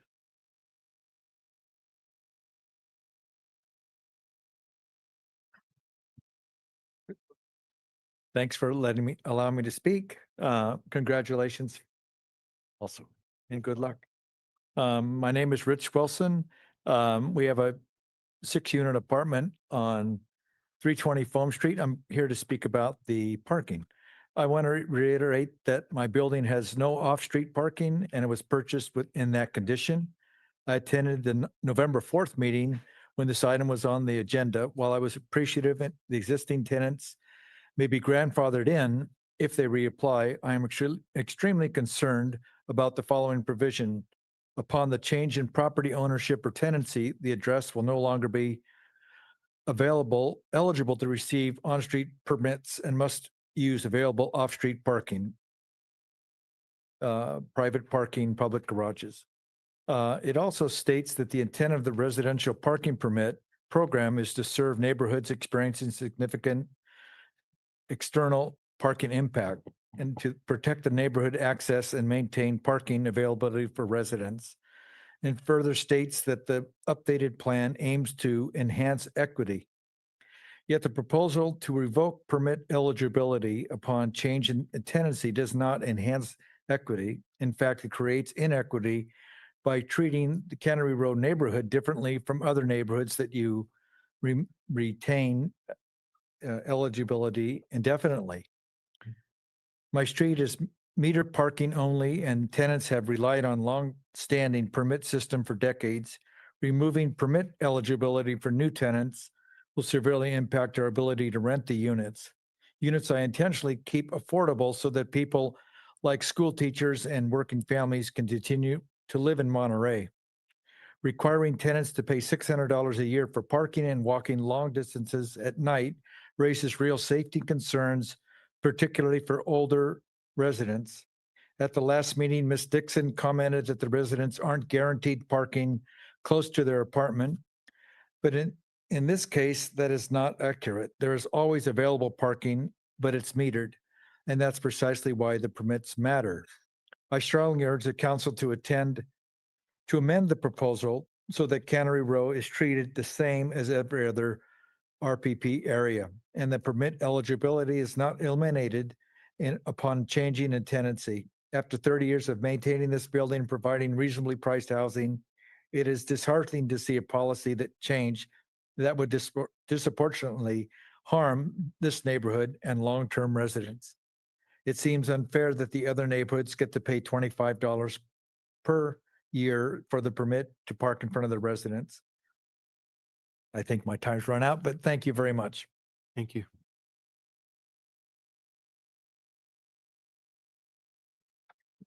Hello.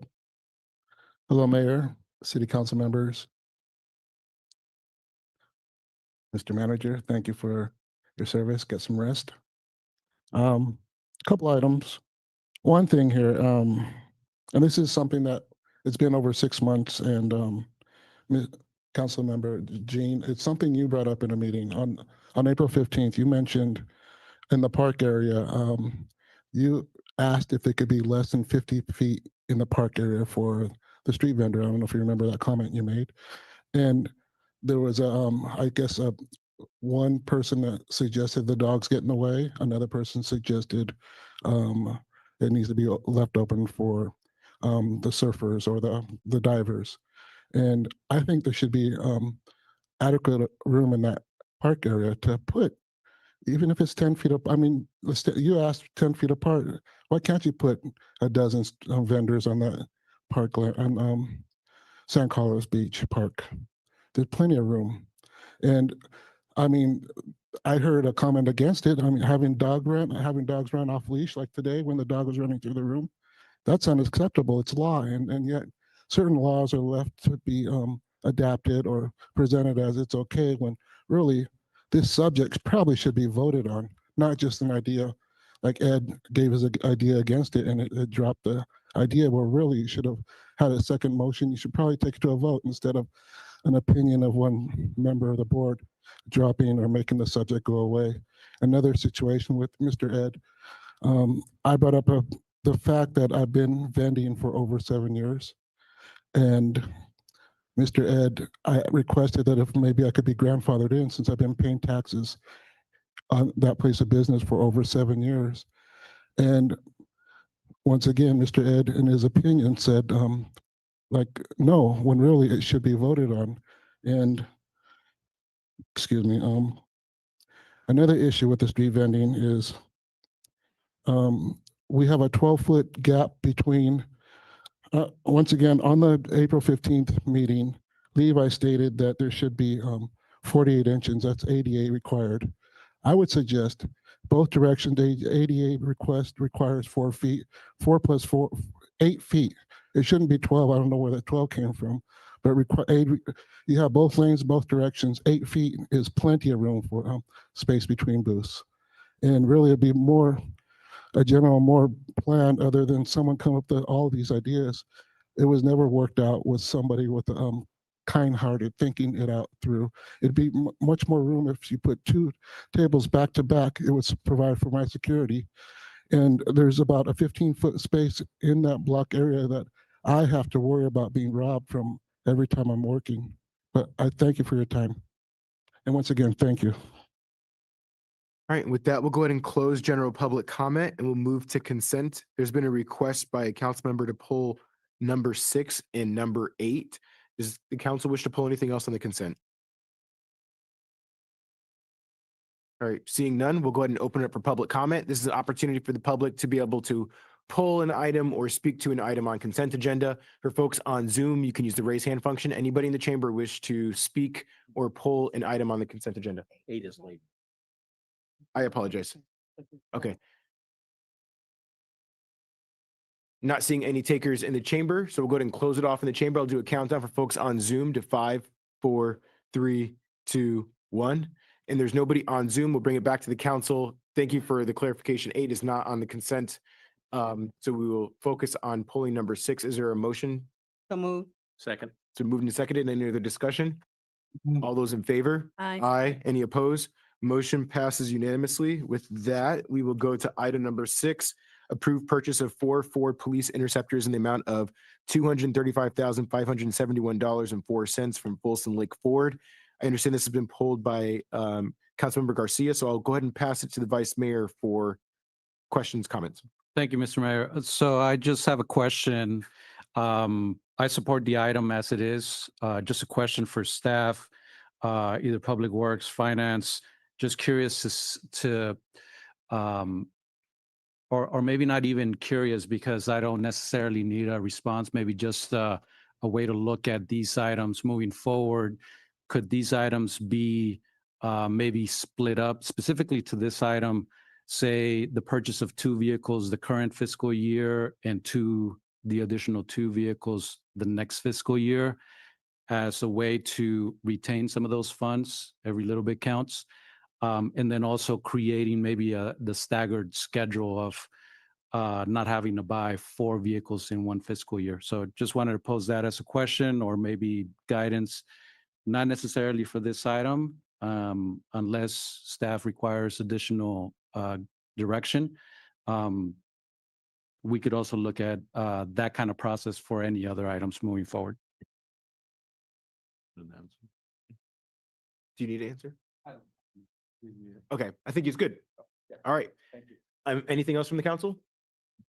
All right, so with that, we'll go ahead and open up for public comment. Anybody on Zoom, you can use the raise hand function. Anybody in the chamber wish to speak on this item? All right, I'm not seeing any takers, so we'll go ahead and close it off in the chamber. I'll do a countdown for folks on Zoom to 5, 4, 3, 2, 1. Nobody on Zoom, bring it back to the council for motion and deliberation. I make a motion that we approve of item number 6. Second. It's been moved and seconded. Any other discussion? All right, all those in favor? Aye. Aye. Any opposed? Motion passes unanimously. With that, we'll switch over to our Ocean View Community Services District meeting. We have one item on the consent agenda. It's item number 7 to receive Ocean View Community Service District quarterly report. With that, I'll pass it to our city attorney, Chrissy Davi, for a brief verbal report. Thank you. There's nothing new to report. Deep. All right. Thank you for that, Chrissy. All right. Any questions from the council? Please. That's one. Appreciate the in-depth report. But as always, we don't control the outcome in terms of the requests of the property owner, but do you know what the status of their request to get on the Coastal Commission's agenda is? I was unable to get an update on that before this was published, so I'm not certain of the status at this time, and I haven't heard from them. So I'll circle back to that and find out for you. well, and this is a quarterly report, It is. so the yeah. next quarter would be fine. Okay. Yeah. Okay, great. Thank you. Thank you, Chris. All right. Any other questions? All right, with that, we'll open up for public comment. Folks on Zoom can use the raise hand function. Anybody in the chamber wish to speak on this item? Not seeing any takers, so we'll close it off in the chamber. I'll do a countdown for folks on Zoom to 5, 4, 3, 2, 1. Nobody on Zoom. So with that, we'll go ahead and reconvene the council meeting, and we'll start in with our public appearance items.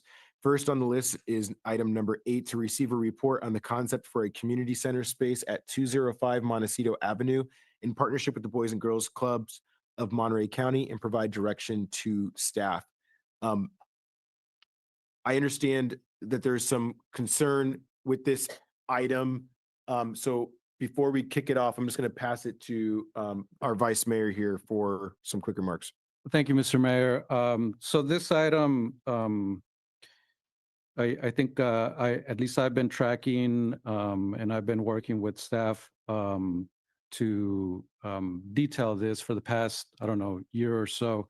And I think that in general, I'm supportive of the item, but I think, and especially seeing a few comments come in from the public, it feels like it might be a little bit premature to bring it in front of council for what I see as just additional, I guess, analysis or assessment of the item, given that I think those, as far as I know, those conversations have already taken place with property owner and Boys and Girls Clubs. So not necessarily opposing the item, but I'm not exactly sure if now would be a good time to really start, detailing this or continue to detail this without really hard information. So just I'll piggyback on Vice Mayor Garcia's comments. I think the thing that I'm worried about here is, and I want to reiterate my agreement in that I think this is a good concept, and I want to be able to move forward with our partnership with Boys and Girls Club. I think the concern is there's been a lot of discussion around what recreation looks like in District 4, and there's been an effort or proposals to eliminate Casanova Oak Knoll Park Center.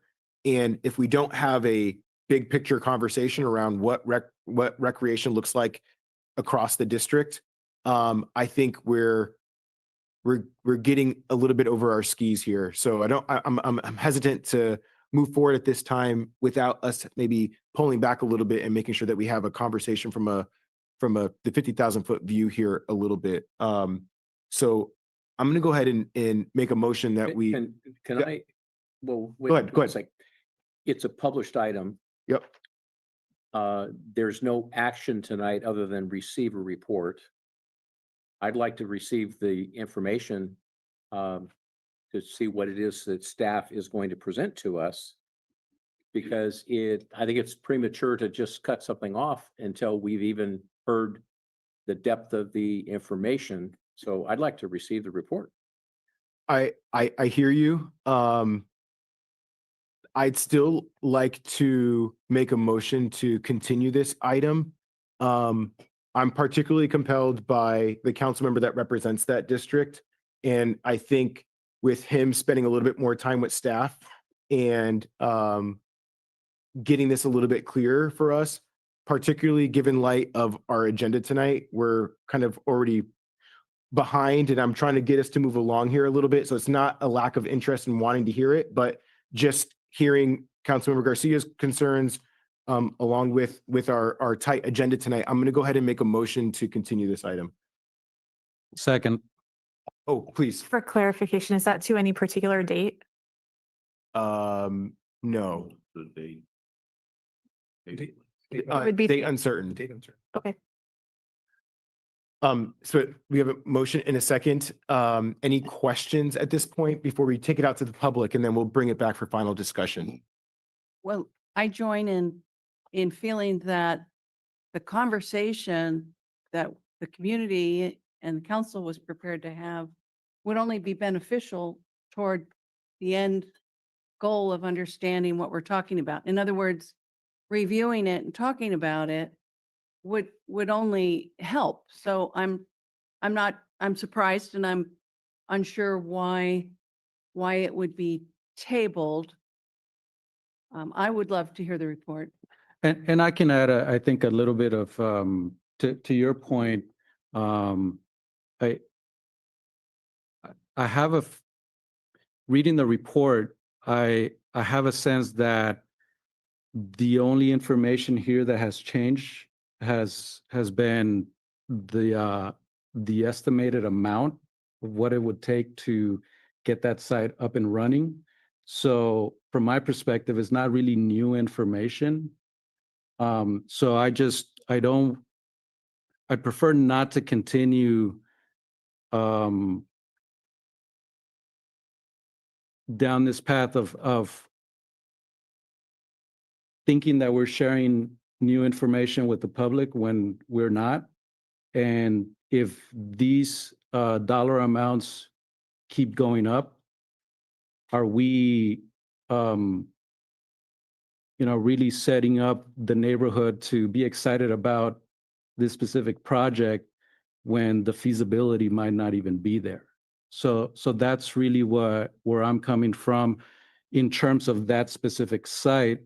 But to Mayor's point, I think there is also a broader conversation to be had about what do we do with Casanova Park Center, right? Because I also feel that this item is kind of shifting the attention from an effort that community has already expressed that there's a strong interest to do something with that center, right? We're kind of shifting the attention to a new site that we don't even know is viable. So that's what I've also heard some feedback coming into this meeting with this item from the public. So I would also add, this in no way is this an effort to stymie public input, having the discussion. If anything, I think it might be a great opportunity to have like a town hall and have a space where community can engage in a way that we couldn't engage in a council meeting.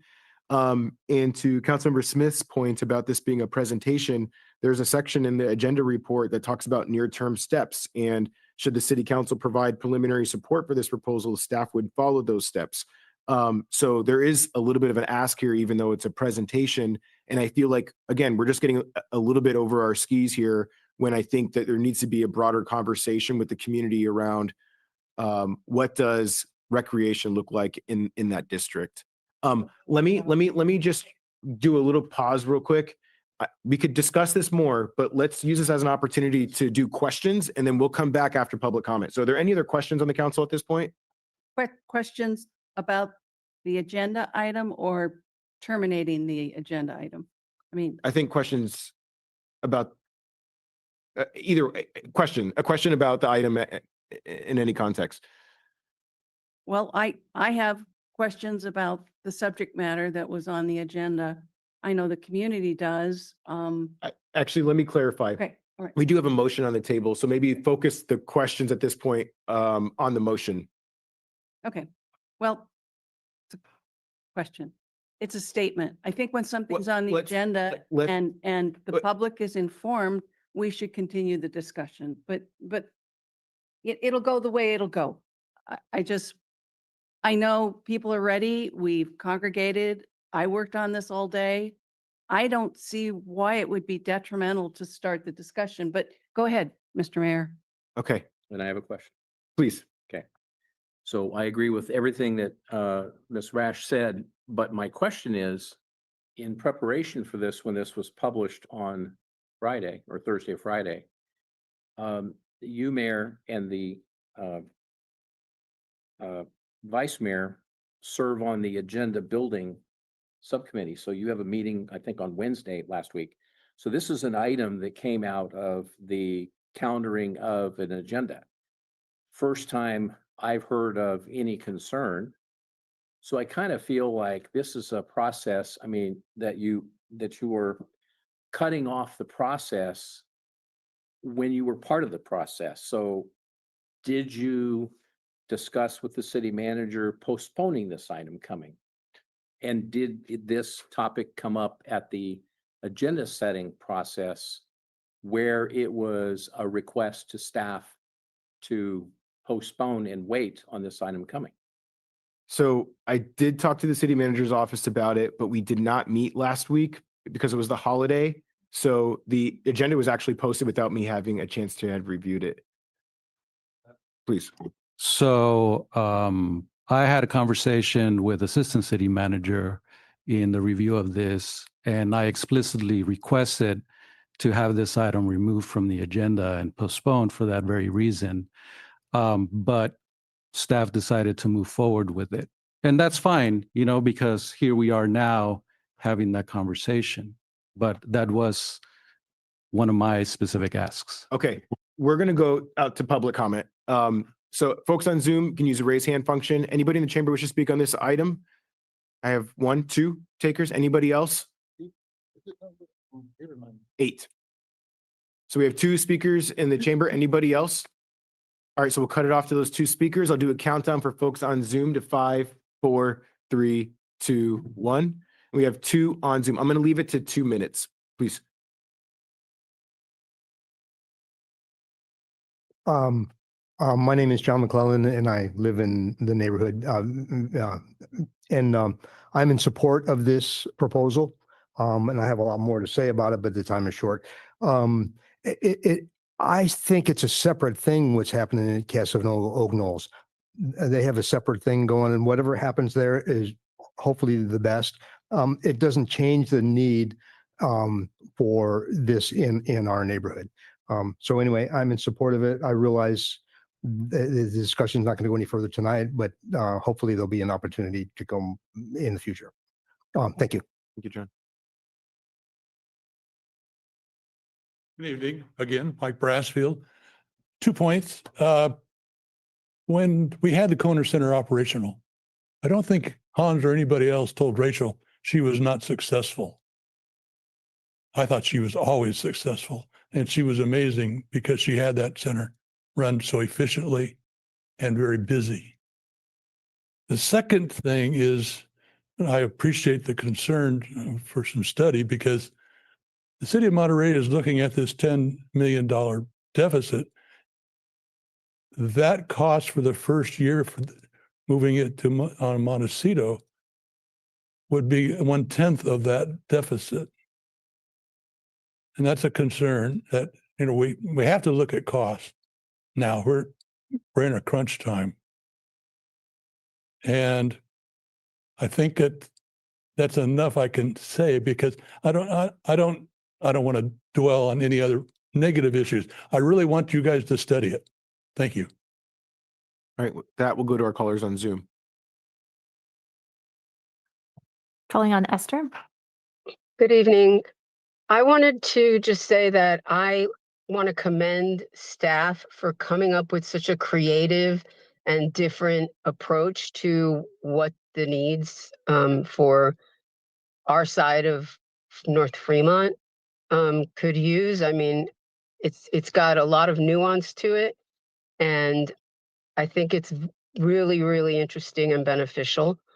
I do support it. I just think that the timing might not be great right now, fiscally and in general, with however the council members feel about the presentation's timing or whatever. But I do want to point out that staff has looked at the people from our side of North Fremont do not come over to the Kona side, and the Kona side people don't come over to our Montecito Park. So I agree with John that it's really a separate issue. They really, one shouldn't exclude the moving forward on the other.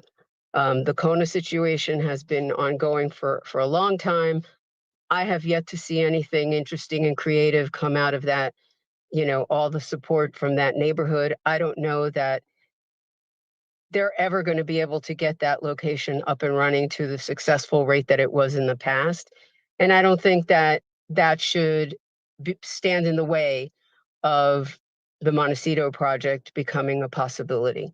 But I do 100% agree that the timing is not great and that it should be considered possibly in the future. Thank you.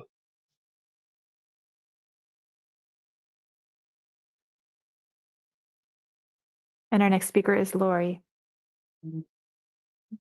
Yeah, good evening. Now it's sort of derails things we're going to say. I guess in general, I just want to say that this was the first I'd heard about it. And maybe it's been discussed, but to hear my district rep, Chino Garcia, say that he's been discussing this for a year, yeah, I don't think anybody's heard about it. And I think a town hall or something like that would be in order.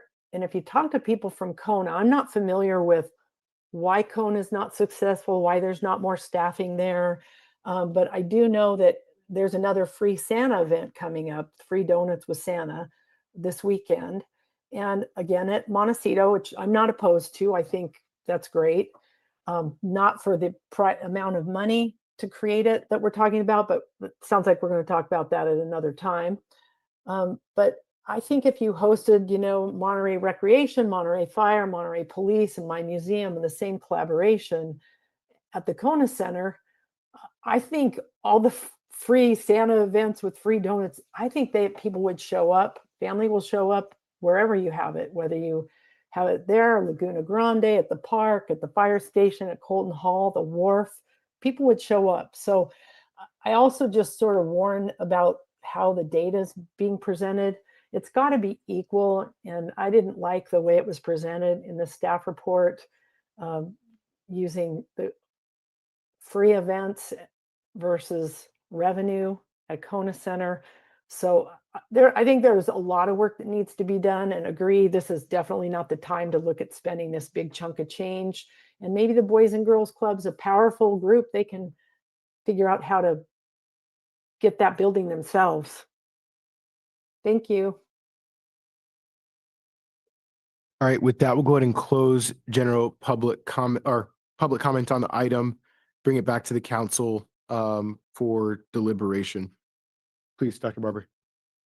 So just listening to what the council has said and what the public has said, it sounds to me like it's a little bit more premature in wanting to present and give the information. And it sounds like the neighborhoods have a little bit more detail that they want to, even listening to hear that it sounds like a town hall is something that they're asking for. So I would want to, and then on top of that, the timing of this and not having all of the information with money. I would rather see it when it has a little bit more confirmation from the neighborhood and the town hall, specifically talking to Councilmember Garcia, since it's in your district, to make sure that all of your people are feeling heard before we get all the information to have a discussion, because I think without doing that, it's a little premature. So.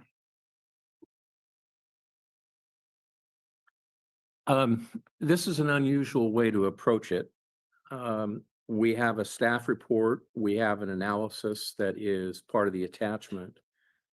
Your motion cuts off even a preliminary staff report where our staff has already invested a considerable amount of thought, and we haven't even heard what the item is. So tabling it, continuing it without even hearing the basic premise of the partnership seems to me like it's not very transparent, because we have members of the audience that came. We have a speaker from Boys and Girls Club that came. I'd love to hear what thoughts there are about a collaboration with the city of Monterey. We know there's a tremendous need there, but we're getting mushed down into the weeds and process. I'm not opposed to having community meetings to figure out the nuances of this, but I haven't even had the presentation. Gino has apparently been more privy to more of the information, but the city manager did share with me over a year ago the concept, but the analysis is attached. I've read it. I've got several questions, but to cut it off before we've even had a presentation just seems weird to me.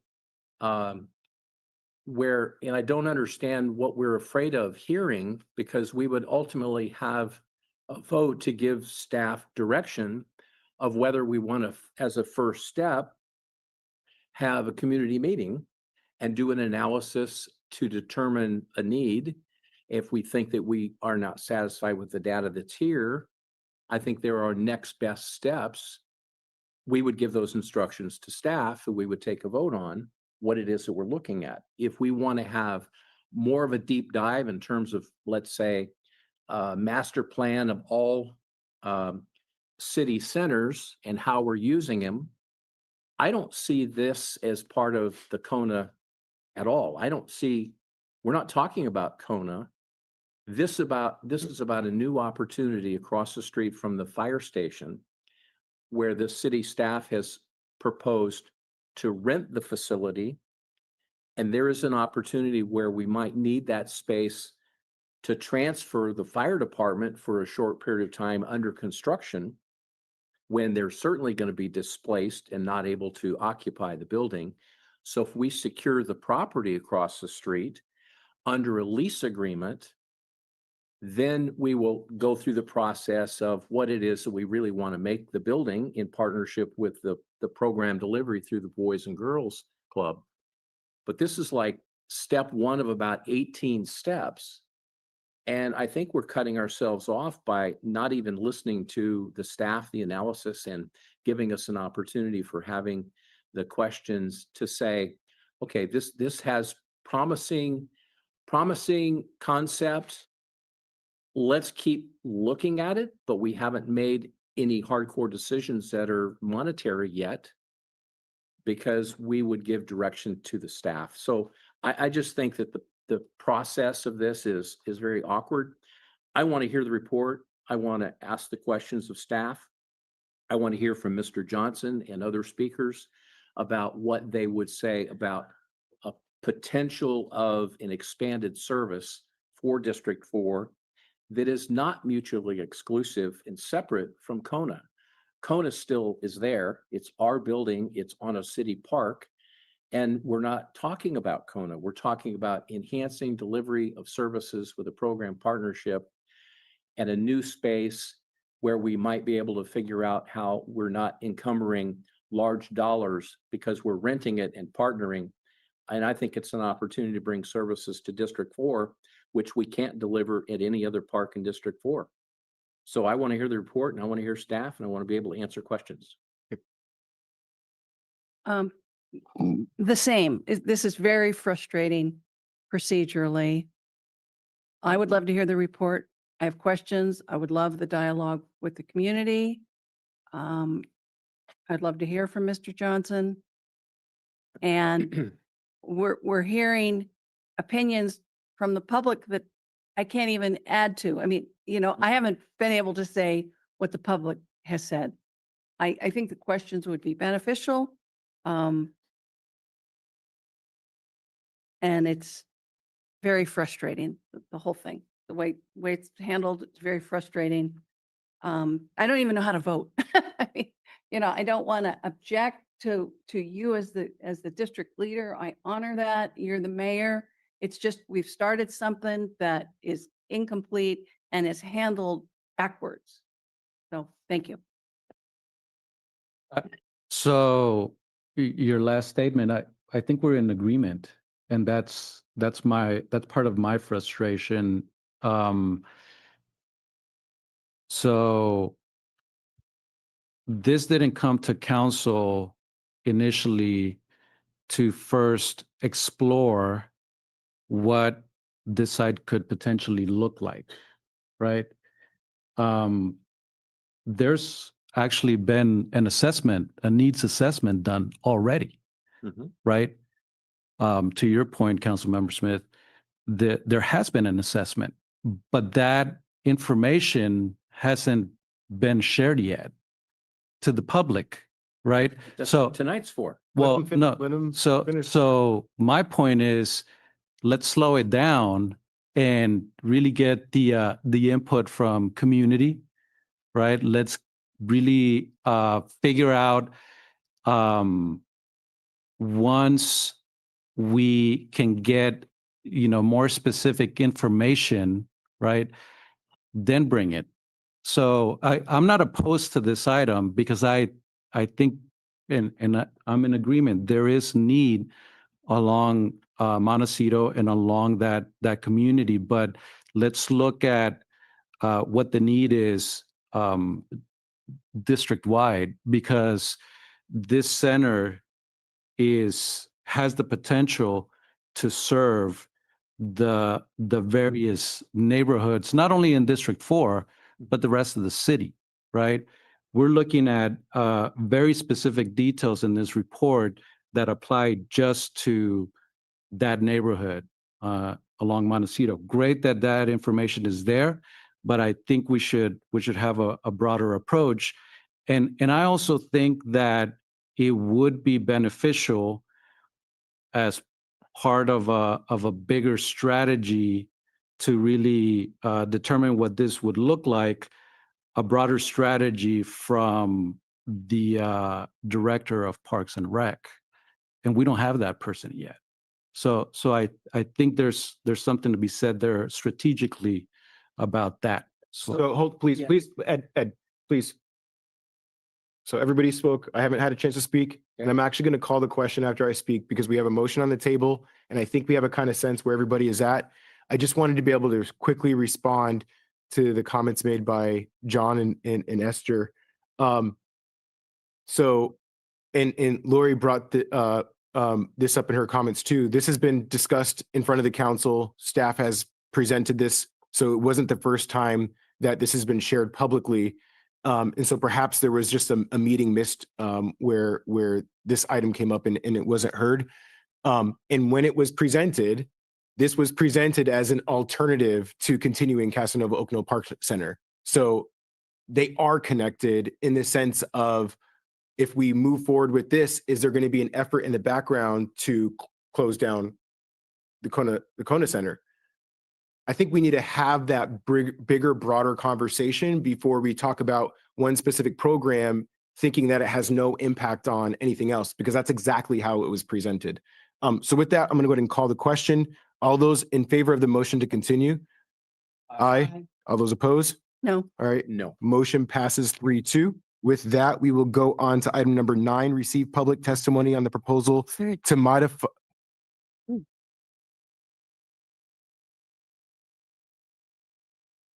To modify the management plan of Monterey County Tourism Improvement District to add the city of Sand City to the district. With that, I'll pass it to Hans for a presentation. I'm sorry, Christy, did you have something? Did I miss if it was continued to a date? Not a date, not certain. So it's tabled. Tabled. Okay. Yes. Okay. Yes. Thank you. Yep. Okay, thank you, Mr. Mayor. Nat will talk about Sand City into the mix. That's right. We are bringing Sand City into the mix. And good afternoon, Mayor and Council. The item before you this afternoon is a public meeting regarding the modification of the Monterey, the management district plan for the Monterey County Tourism Improvement District, also known as the MCTID. As many of you know, the City of Monterey, we serve as the lead agency for the MCTID, and this district creates a stable funding source for marketing and sales promotion efforts that drive overnight visitation to our region. It's a self-assessment of a fee on those who visit the hotels in Monterey County, and it's managed by the Monterey County's Destination Marketing Association, the DMO, also known as C Monterey, that many of you are familiar with. Rob is in the audience, Rob O'Keefe, the CEO, this afternoon. Currently, the district is a regional partnership, and it includes lodging properties from the Monterey Peninsula as well as other areas. It includes all of the unincorporated areas of Monterey County, the cities of Carmel by the Sea, Marina, Monterey, Pacific Grove, Seaside, and Salinas. The proposed modification before you this afternoon is to modify the district boundaries to officially add the city of Sand City to this partnership. This has been over 20 years in the making. Sand City long ago joined the CVB in the initial TID, the initial Tourism Improvement District, and it took them over 20 years to actually have a hotel join and be built in Sand City. So with the addition of new hotels, a Courtyard and a Residence Inn by Marriott in Sand City scheduled to open in January 2026, the MCTID Owners Association is requesting that us as a lead agency modify the district boundaries and add Sand City to the partnership. The city of Sand City the council is also supporting this effort as well. And today's action, again, comes directly from the Owners Association of the MCTID. And the inclusion would allow the district to begin collecting assessments in Sand City starting on February 1st of 2026. It allows that those businesses will have assessments that will then contribute to the regional marketing efforts for Monterey and the Monterey County Tourism, Monterey County Convention and Visitors Bureau. And so I just wanted to emphasize again, the changes to the management district plan before you today is the same plan as council has seen in the past and as currently exists, with the exception of Sand City. The only other change to the plan, just to clarify, is that it reflects the updated assessment rates, which happen every 2 years. And that's approved by the district board. And there are no new rate changes being introduced by this modification. It just reflects what happens every 2 years. Okay. If you have any questions, please let me know. But again, the recommendation before you is to receive the report and take any public comment. The next couple of actions will, on January 20th of next year, we'll be returning with the final public hearing. So that'll be council's first meeting in the new year, where council will be asked to adopt the resolution of modification and take formal action through that public hearing. Thank you. Thanks, Nat, for the presentation. Any questions from the council? Please, Dr. Barber. So thank you for the presentation. Quick question. So I see the city of Monterey initiated the MCTID in 2018 and serves as the lead agency. So does this require a vote from all jurisdictions and not just us for us to add Sand City? Yep. It's from us as the lead agency. Sand City has made that request, but it doesn't, and Rob can provide clarification, but it doesn't go to every city in the district. It's just us as lead agency and Sand The lead. Correct. As the lead, that's my question. So Yeah. as the lead, it only requires this vote. That is correct. Yes, Dr. Barber. Any other questions? Please. So Sand City is in support. They are in support. That is correct. Any other questions? No questions, but a comment. All right, with that, we'll go ahead and go out to public comment. For folks on Zoom, you can use the raise hand function. Anybody in the chamber wish to speak on this item? We have one taker. Anybody else? All right, we'll go ahead and close it off to the one speaker in the chamber. I'll do a countdown for folks on Zoom to 5, 4, 3, 2, 1. And we have nobody on Zoom. Hi, just very quickly, I support adding Sand City to the mix when we project a unified, welcoming message from the entire county, particularly Monterey Peninsula. It raises the boats for everyone, and it's a good thing to do, and I support it. That's all. Thank you. All right, with that, we'll go ahead and close off public comment, bring it back to the council for motion and deliberation. Comment first. Please. Yeah, so I support this, and this is a process that we need to honor as the lead agency, but also as Sand City has established their first hotel. This started in the process with Monterey as well as the city of Monterey to include them in the marketing dollars, the marketing attempt or the marketing efforts. And as Mr. Aldinger has pointed out, we're stronger as a whole, and we don't exclude any of our municipalities who also have facilities that people will come to and then stay. And then the money that they collect goes into the collective marketing. So this is a good thing that I support. Awesome. Anybody else? I'm sorry. And I got indication from staff, and I apologize. There's actually no action needed from the council at this time. I think it'll come back in the new year. So we're just receiving the public input. Any last minute comments from the council on this one? All right. With that, thank you, staff, for the presentation on that. We'll go on to item number 10, Measure P and S Special Sales Tax Annual Report on conformity with requirement that expenditures be used exclusively for the rehabilitation, repair, and improvement of city streets, sidewalks, and storm drains and disabled access improvements. And with that, I'll pass it to Hans for staff presentation. Yes, thank you so much. I just see here. Hi, Carol. Carol Shabazian will, and Rick Aldinger. I think Rick will be the person again to speak about the Measure P report for us. Who speaks first?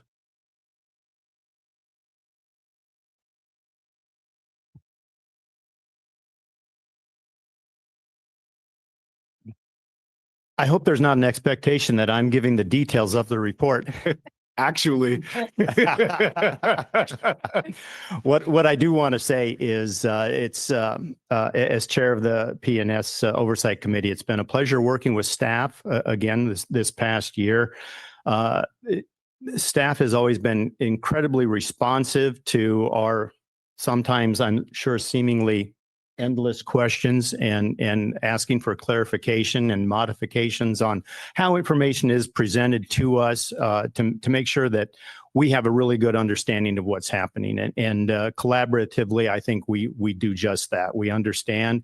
And again, it's been a pleasure working with staff on this. And I'm sure that when the report is presented, you'll see that we all agree that this program has the money this past year has been allocated properly according to the language of the measure.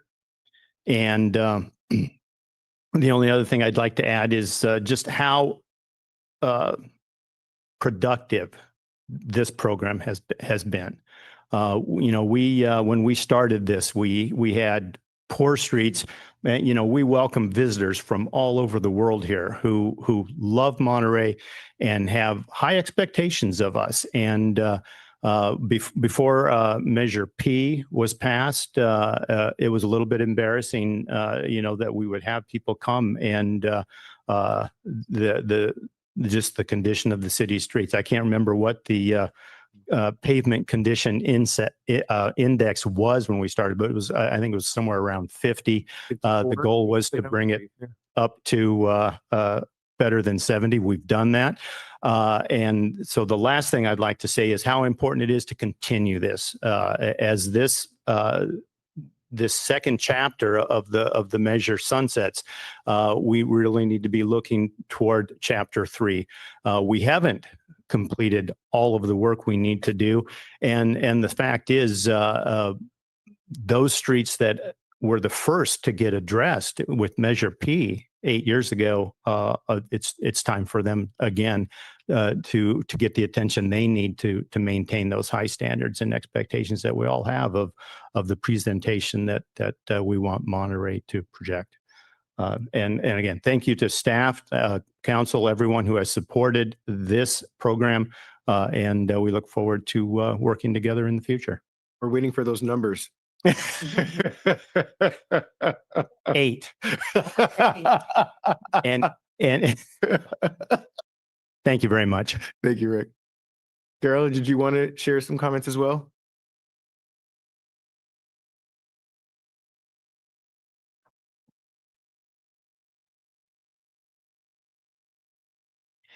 I agree with Rick. It was, I think, 51%.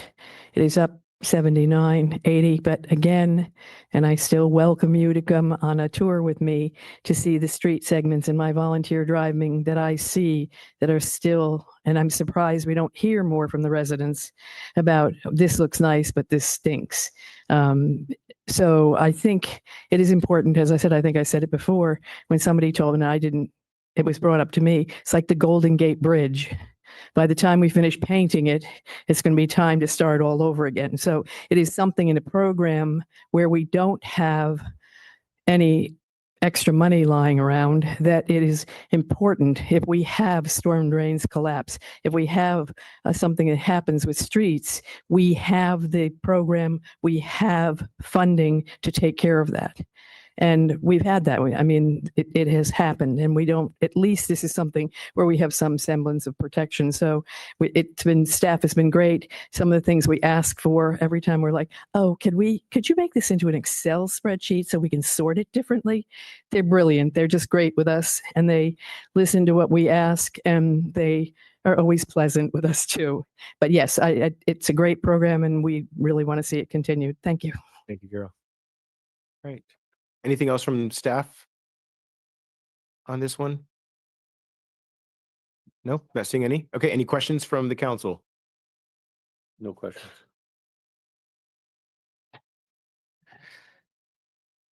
So I was looking at the report, and I'm going to focus the attention on North Fremont.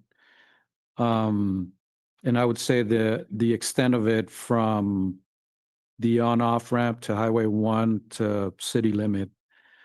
I see the PCI being in its high numbers, which is great. I'm hoping I could get some guidance in terms of how to communicate the quality of the pavement or the streets, the quality of the material that's currently on North Fremont, which according to the PCI, it's high. But comments that I get from the public is that it's very patchy, that it's bumpy, the aesthetics of it. If you could maybe shed a little light on that. Yes, good evening. Great question. North Fremont is on our radar. We have an active project that was awarded by council a couple months ago that we're still in contracting to grant it. So we're going to treat the segment that's closest to Safeway in 218. But North Fremont is kind of a unique road where there's some concrete portions. The shoulders are also asphalt, so it's not a continuous type of material, and so that it does create some bumpy conditions. So it's on our radar. It's something that's kind of in the preliminary planning phase where we're thinking that we're going to have to do a larger project in the future. But we have got the two problem areas on the north side and the south side is coming. That will be addressed soon. So there's just some complexity with just how the roadway was widened with two different material types, and we do have a larger project that's planned in the future. And that larger project is for the entire extent of North Fremont? We haven't scoped the exact limits, but yeah, we are aware that there are some bumpy sections that are in need of attention, and so it's in the preliminary planning phase at this point. And can you describe what material is, as best you can, in simple terms, what is laid down on North Fremont now, and compared to like the black asphalt that we see on other streets? So there's North Fremont was, as I understand, the original Highway 1, part of the original Highway 1 network. So you'll see that there's concrete portions that were probably a part of the original highway network. When it was widened out at some point, for some reason, we chose a different material, hot mix asphalt. And so you'll notice that the center lanes are concrete, and then the shoulder and the outside lanes are sometimes asphalt. The two end treatments I was just talking about, those are also both hot mix asphalt, so that you'll see blacktop conditions. The section that's closest to Safeway in 218, what we're planning to do is called a full depth reclamation, where a contractor will come in, they'll mill off all the surface material and subbase. They'll compact it, they'll mix in cement material so it hardens, and that'll become the new base, and they'll come in and overlay on top of it. So it'll continue to look like blacktop asphalt. Great. And the reason I'm asking is because it's my understanding, correct me if I'm wrong, that some of that concrete could be more expensive, right, to replace. And then my final question is, would Measure as funds cover that kind of repair since it's more expensive? So yes, that would be an eligible expense. Concrete in general is more expensive to replace. It's also harder to maintain once it starts to fail, but it does have a longer lifespan.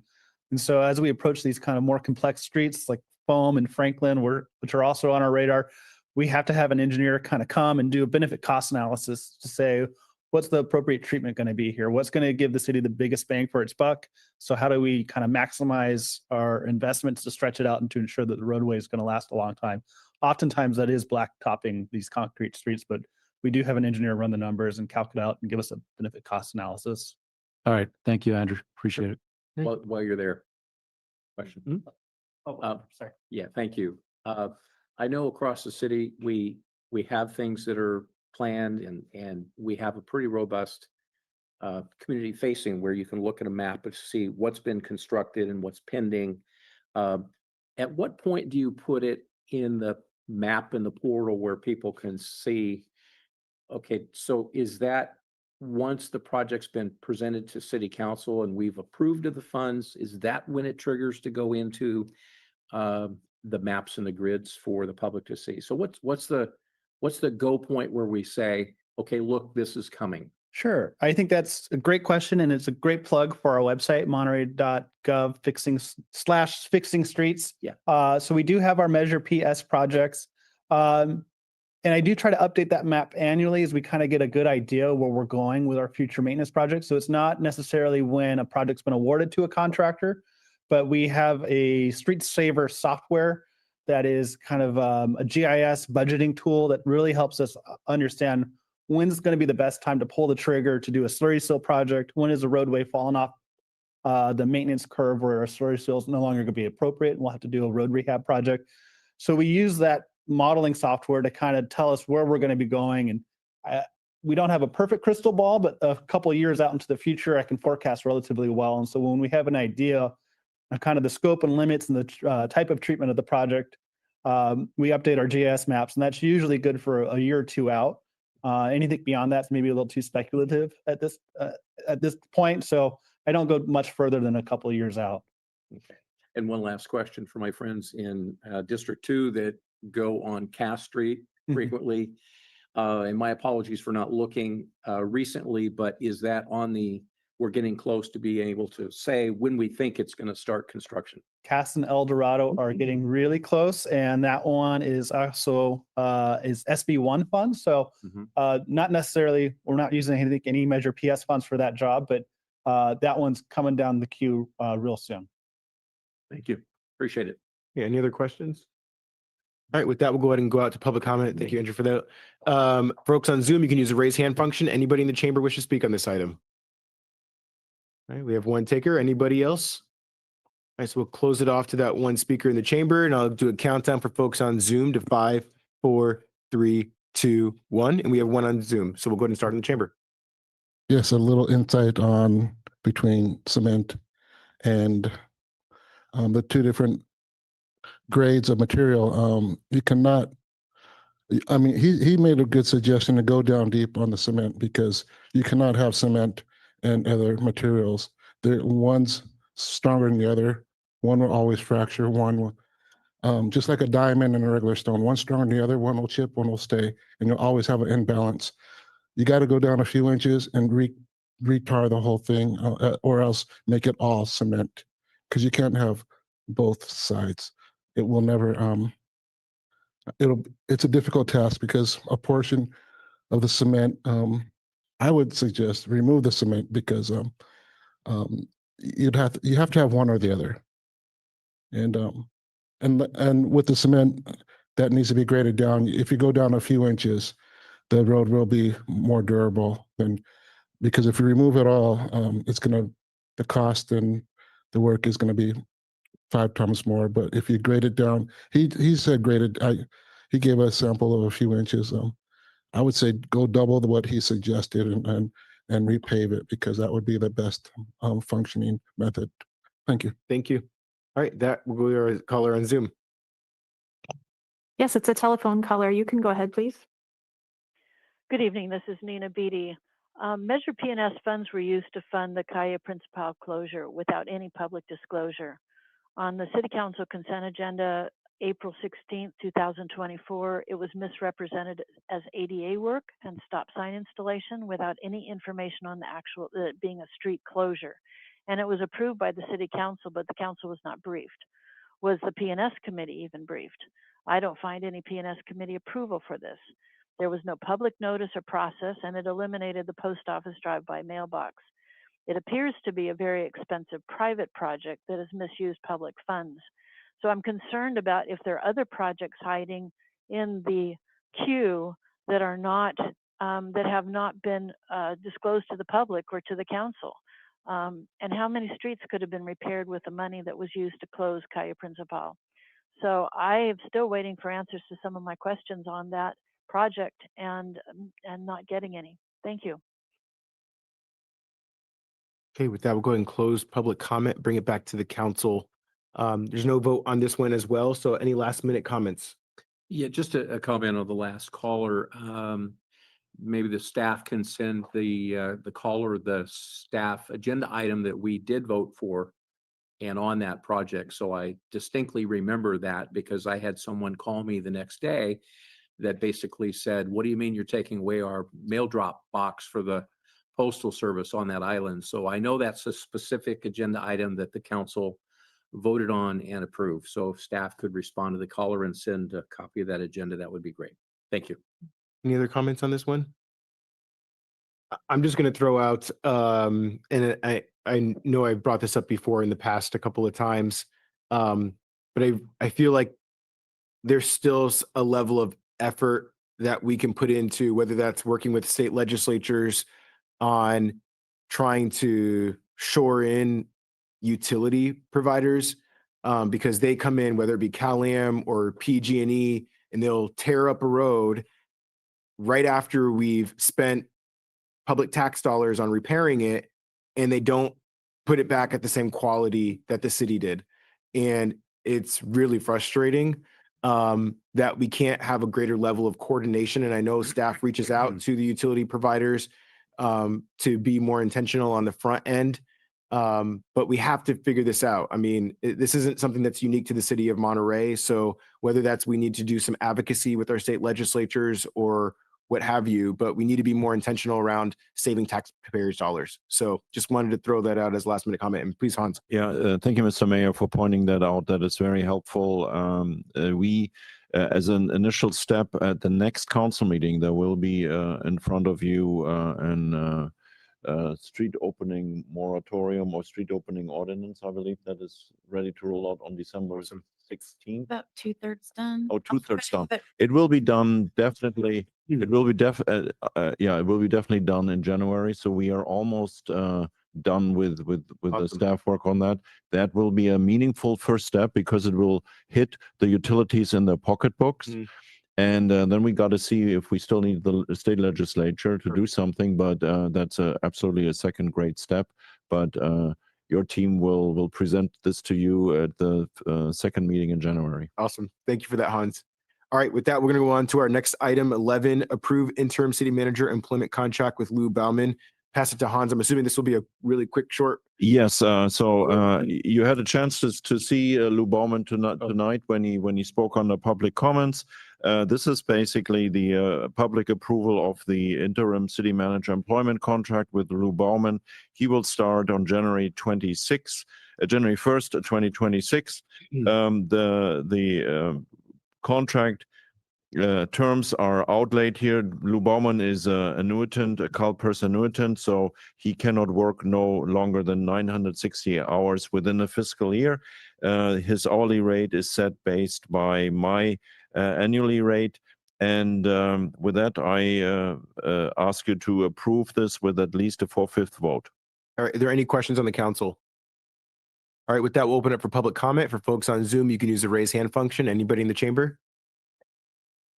All right, seeing none, we'll go ahead and close it off in the chamber. I'll do a countdown for folks on Zoom to 5, 4, 3, 2, 1. We have one on Zoom. We'll go ahead and take that caller. Ms. Beatty, you can go ahead. This is Nina Beatty. I oppose appointing Lou Bauman as interim city manager due to leadership problems occurring while Monterey County CAO. Supervisors were not allowed to put items on the agenda, unlike other counties.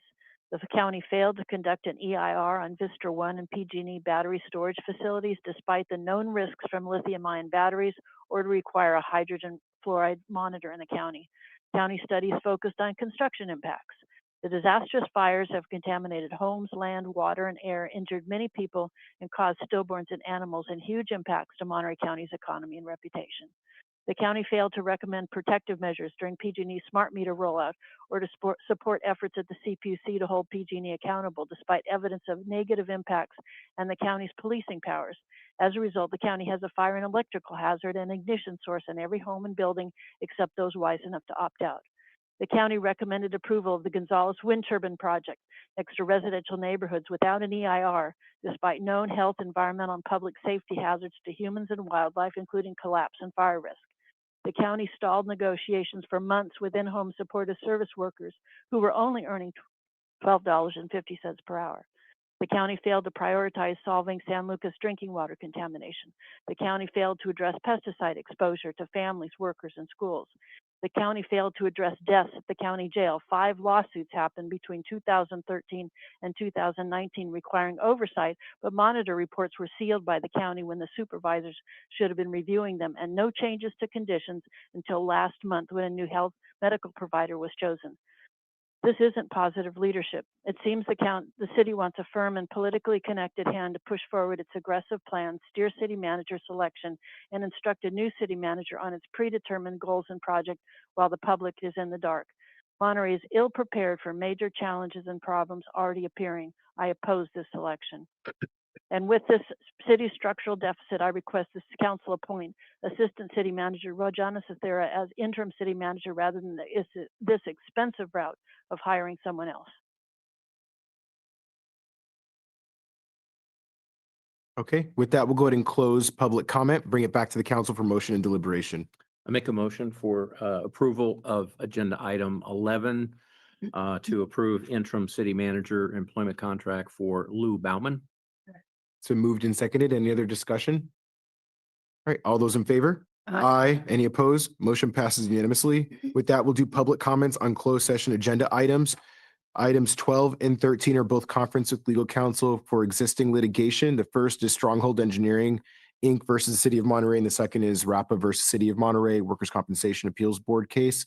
And then item 14 is conference with legal counsel, significant exposure litigation pursuant to Government Code Section 54956, Tac 9D2, E1, 6 cases. With that, open it up for public comment. For folks on Zoom, you can use the raise hand function. Anybody in the chamber wish to speak on any of these items? All right, I'm not seeing any, so we'll do a countdown for folks on Zoom to 5, 4, 3, 2, 1. And there's nobody on Zoom. I'm going to ask that we start the evening session at 7:15. So for folks that are paying attention, give us a little bit of extra time to handle closed session, and we'll start the evening session at 7:15. All right, thank you, everybody.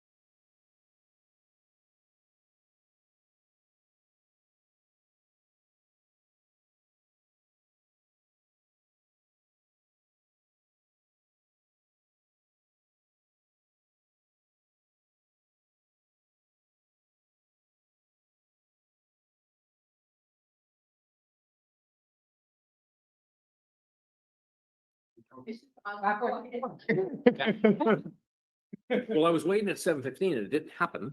No. In the door, but you called me. Well, Gabe was hanging out in the cold waiting. We appreciate you, Gabe, though. We appreciate you. It's okay.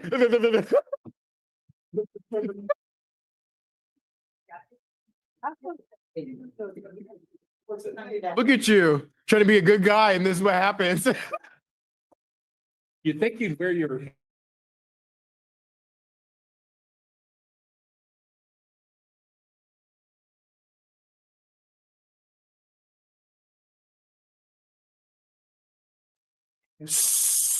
So,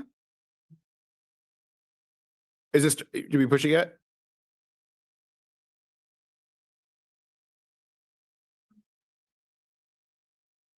Recording in progress. Hello, everybody. Welcome back to our evening session of this council meeting on December 2nd, 2025. We're going to reconvene, and we're going to start off with the Pledge of Allegiance. I'll ask Councilmember Smith to kick us off. Please join us. I pledge allegiance to the flag. For all. One nation, under God, indivisible, with liberty and justice for all. I went fast forward. Thank you,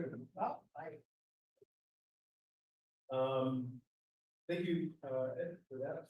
And with that, we'll go ahead and continue general public comments. This is for items that are not on today's agenda. We'll offer an opportunity for folks that haven't had a chance to speak for public comment yet. And just to remind folks, what we do is we identify public speakers at the beginning of the public comment period. Once speakers have been identified, we close it off, and it's only those. Oops, sorry. And then only those speakers will be able to speak. So we'll go ahead and start with folks on Zoom. If you want to navigate your way to the raise hand function. Oh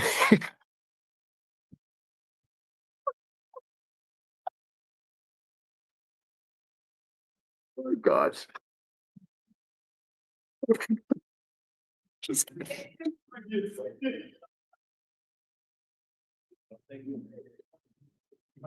get it together here. Good thing we're not talking about something serious yet. Anybody in the chamber wish to speak on general public comment? All right, seeing none, we'll go ahead and do a countdown for folks on Zoom to 5, 4, 3, 2, 1. And we have nobody on Zoom, so we'll go ahead and transition to announcements from closed session. Yes, Mayor and Council. So there were a couple of items in closed session on the existing litigation pursuant to Government Code Section 54956.9 D1 Stronghold Engineering Incorporated v. City of Monterey in Santa Clara County Superior Court. That has no reportable action taken.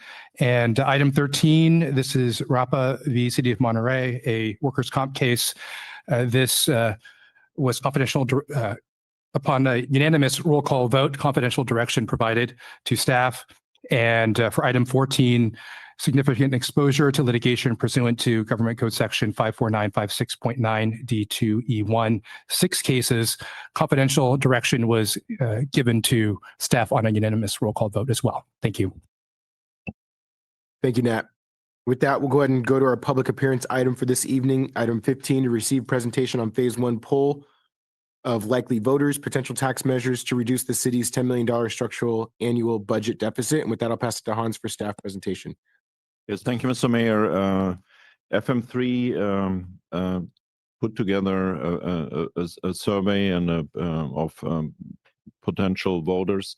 And it's always a very exciting time to hear the report from FM3, and I hope you will share with me this type of excitement, because the data points that are provided through their polling and through the survey are highly interesting for us. And following our presentation tonight, in a couple of weeks, there will be also a more detailed report being provided that also analyzes some of those connections and using cross tabulation to basically characterize also how certain voters feel about certain things. So they are drilling even more down into the data describing what a voter who is tending to vote Republican in this age group might think is an interesting message, or might think what are the challenges the city is facing. So tonight, with that, I hand it over to Ned to introduce that topic. Great. Thank you very much, Hans. It is very exciting, the data that we'll be going through today and this evening. To provide some context for those who may be joining the conversation a little bit late, as all you know, we've discussed in our meetings from August through October, the city is facing a $10 million structural budget deficit, and where we do see expenses that are outpacing our revenue growth. The puzzle pieces are starting to come together, and one big piece of the puzzle are potential tax measures that, if approved by voters, could help address the budget deficit. On September 16th, Council directed staff to engage a public opinion research firm to assess voter support for potential tax measures that could help close this gap. And we've retained FM3 Research, the same firm that got us through polling in 2014, 2018, and 2019. What this is a two-phase strategy that Council supports. We're going to be going through the phase one of the polling. This is the first phase, with the poll conducted this past November to gauge sentiment regarding the potential June 2026 ballot measures specifically, and the focus being on sales tax and parking tax. Phase two, which is another poll that's being planned for mid-2026, will be specifically for the November 2026 election. And the focus of that phase will be on the Measure P and S renewal, as well as potential bond measures for public safety or other types of facilities. So the recent data that you'll be hearing from FM3 today is very fresh. There were 438 likely voters that were polled between November 5th and November 13th. And again, the primary focus of this survey and the data is, number one, sales tax, testing support for extending the existing sales tax versus enacting a new 0.375 cent increase. And the sales tax, as all of you know through our exercise, would bring in $4.5 million to the general fund. The parking tax tests the voter appetite for anywhere between a 10% or a 15% tax on private parking facilities. The 15% parking tax would bring in roughly $1.35 million to the general fund based on our estimates. FM3 also tested specific ballot language to see how voters would respond to finding different types of funds and also the fiscal safeguards. And then finally, the survey also took a pulse check on 3 other potential revenue streams to see if they're viable. We've discussed this recently. The one is the vacant parcel tax on homes empty for more than 180 days, the real estate transfer tax option, as well as an admissions tax on tickets to large venues, and venues including the Monterey Bay Aquarium. So tonight we have Lucia Del Pupo from FM3. She's here to walk us through the detailed findings of this phase one poll, and we'll turn the presentation over to Lucia. Thanks for joining us. Great. Thank you so much. It's a pleasure to be here this evening with you, Council, or be here virtually. So I'm going to go ahead and walk through a slide deck. That was a very comprehensive introduction that so I won't add to that additionally. I'll just go ahead and dive in right into the results so we can get to the interesting part. So I do want to quickly touch on our methodological approach. So as was noted, we were in the field between November 5th and 13th, so just about a month ago. This is a dual mode voter survey, so it was available online and via telephone. Telephone outreach was done via landlines and cell phones. The online outreach was done via email invitation and text invitations. And it was a random sample of likely June 2026 voters. We reached just over 438 likely voters, and these matched, there were demographic quotas set to ensure that this random sample, despite using a random sample, we were able to match the demographics of the likely electorate. The margin of error on the data on the whole sample is 4.9%, so just under 5% at the 95% confidence level. And on the half sample, it's 6.9%. And I will call out throughout the deck because there's a few places where we split questions to compare different scenarios. And so I will definitely highlight where that comes into play just to make it a little bit easier for folks. And then, as was noted, we have had the pleasure of working with the city for several years. And so we have some data points trending over time as well integrated here into these slides this evening. So As we dive in, these initial questions kind of cover mood of the electorate and how folks feel about life in Monterey. We had this question, the first question in the survey, asking about overall quality of life in Monterey, whether folks felt like it was excellent, good, fair, or poor. We saw that 84% said that life in Monterey is excellent or good, so more than 4 and 5. So very, very positive rating, with only 15% saying it was only fair or poor. And this level of quality of life rating is very comparable. It's within the margin of error of where folks were 6 years ago when it was 86%. Slightly lower than 2018 and 2014, a little bit less likely to say excellent, but overall a very, very positive rating on the whole. We asked about the favorability of the city government in general and the city council, and these two items were randomized. And we saw that in both instances, a majority said that they had a favorable opinion of Monterey city government and of the city council. Only about a quarter or less had an unfavorable opinion, and then about another quarter were unable to really offer an opinion. If we compare that to the 2019 levels, it's a very, very slight decline, but really it's relatively unchanged, and again within the margin of error of where things were 6 years ago in terms of views of the council and city government. We also asked folks if they approved or disapproved of the job being done by the city in providing basic services and taking care of the needs of Monterey residents. And what we saw was that nearly 4 and 5 approve of the job being done. And this is a number that has remained really consistent over time, with 78% approve and only 18% disapprove. The strong approval has fluctuated over time, so it actually is a little bit better than it was in 2019. And more comparable to 2018, but overall, again, I think this is a really positive rating. We also asked folks if they feel like the city has a great need, some need, a little need, or no real need for additional funding to provide services that residents want and need. And what we saw is that 3 and 5 said there was at least some need. And this is really, again, comparable to 2019, but only 15% said there was a great need. So there is a widespread sense that there's some need, but not maybe a lot of intensity or urgency necessarily. And we also asked about folks' perception of the job the city has done in managing local tax dollars. And again, this is something that is pretty comparable to 2019, slightly lower, but folks are a little bit more divided on this one. 44% approved, 33% disapproved, and about 1/4 or 23%, so just under 1/4, didn't really have an opinion. So it seems like there was kind of a jump from 2018 to 2019, and we're in a similar place to where things were in 2019 at this point in time. We also asked folks about a series of potential problems facing the city, and we asked them whether they felt like each of these was extremely serious, very serious, somewhat serious, or not too serious of a problem. And they're ranked here by the percentage who said each was extremely or very serious.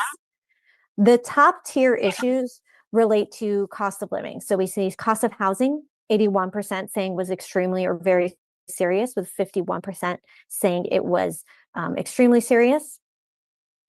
The cost of living, 7 and 10 said it was extremely or very serious, with 45% extremely serious. So those cost items are really the top tier concerns and present for folks. A majority said homelessness is extremely or very serious at 58%. And then we kind of move into the next tier, where we have just under half citing climate change and sea level rise, the need to underground utilities, traffic as very serious problems.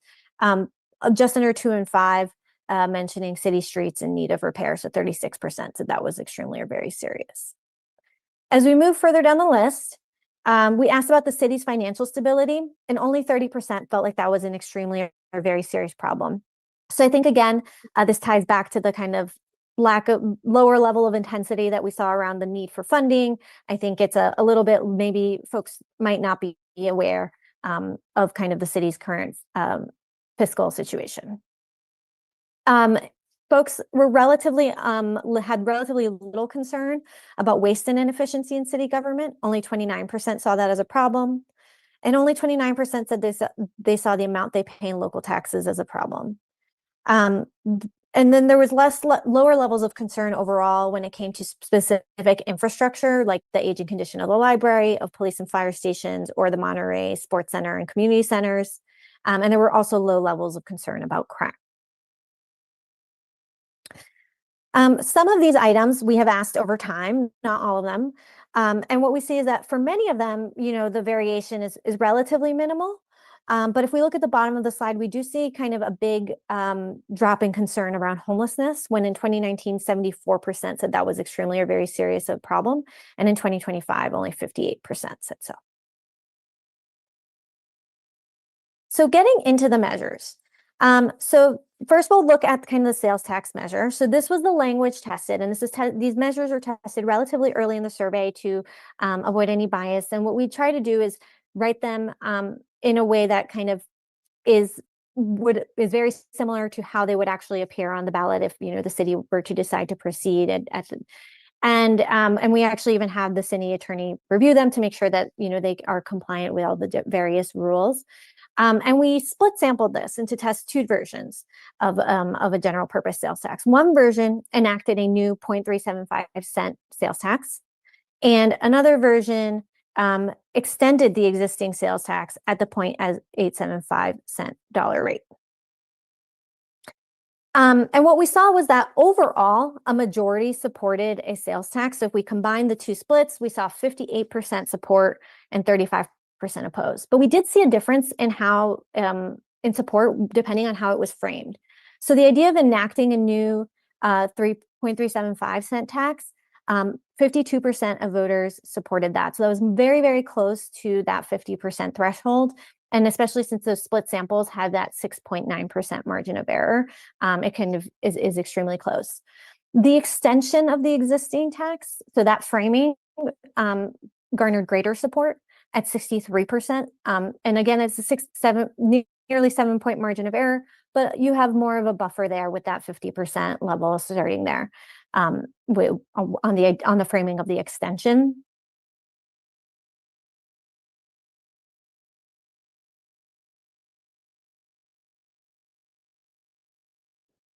Yeah, bad connection. The lips are moving, right? Yeah. No, I don't think her lips are. Let me send a text message over to her know that we lost her.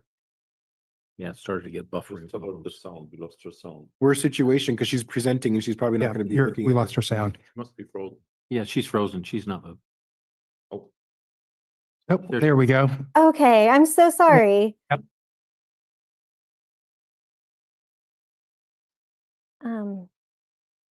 So we hear you now. You can hear me. Okay, I might go off camera just to preserve bandwidth. And I apologize for that inconvenience.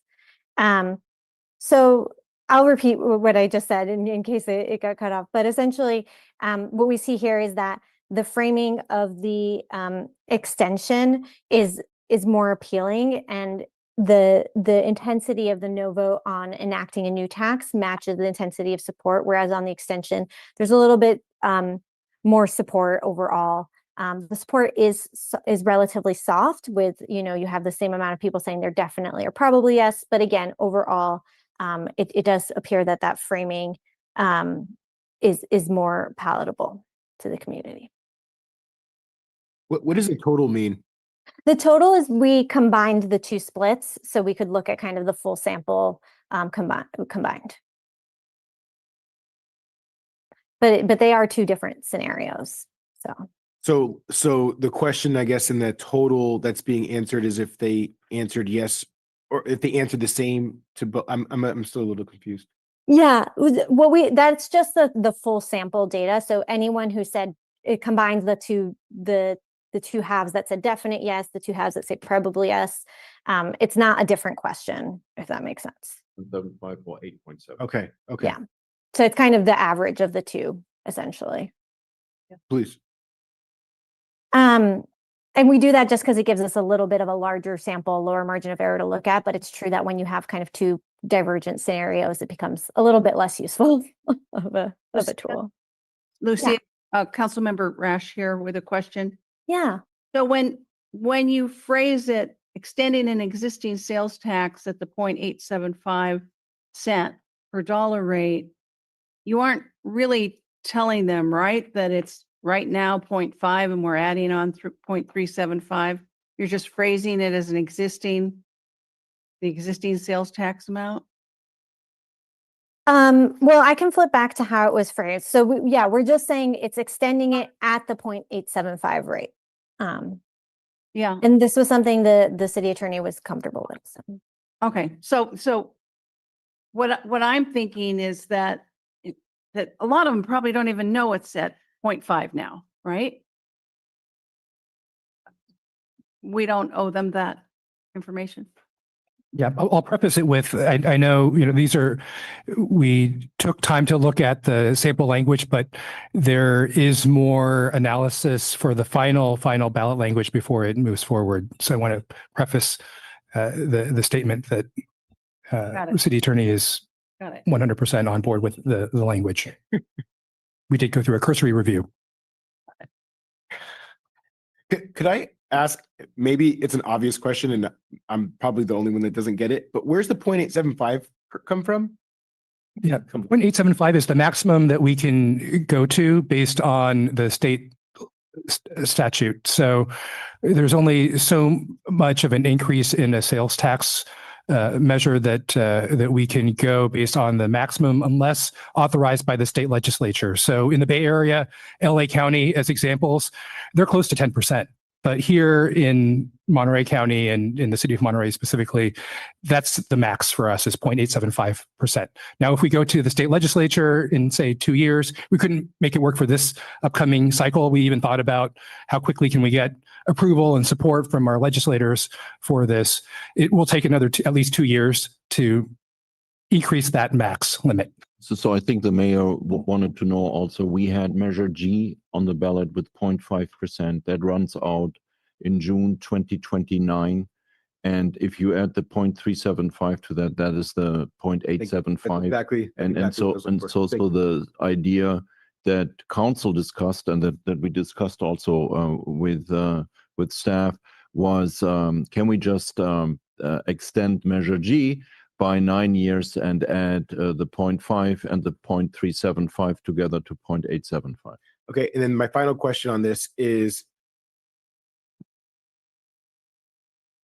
do we feel that the language as drafted here is defensible by saying extending if only 0.5 of that is actually being extended and a 0.375 is new? So if we're saying extending, it's kind of misleading a little bit, no?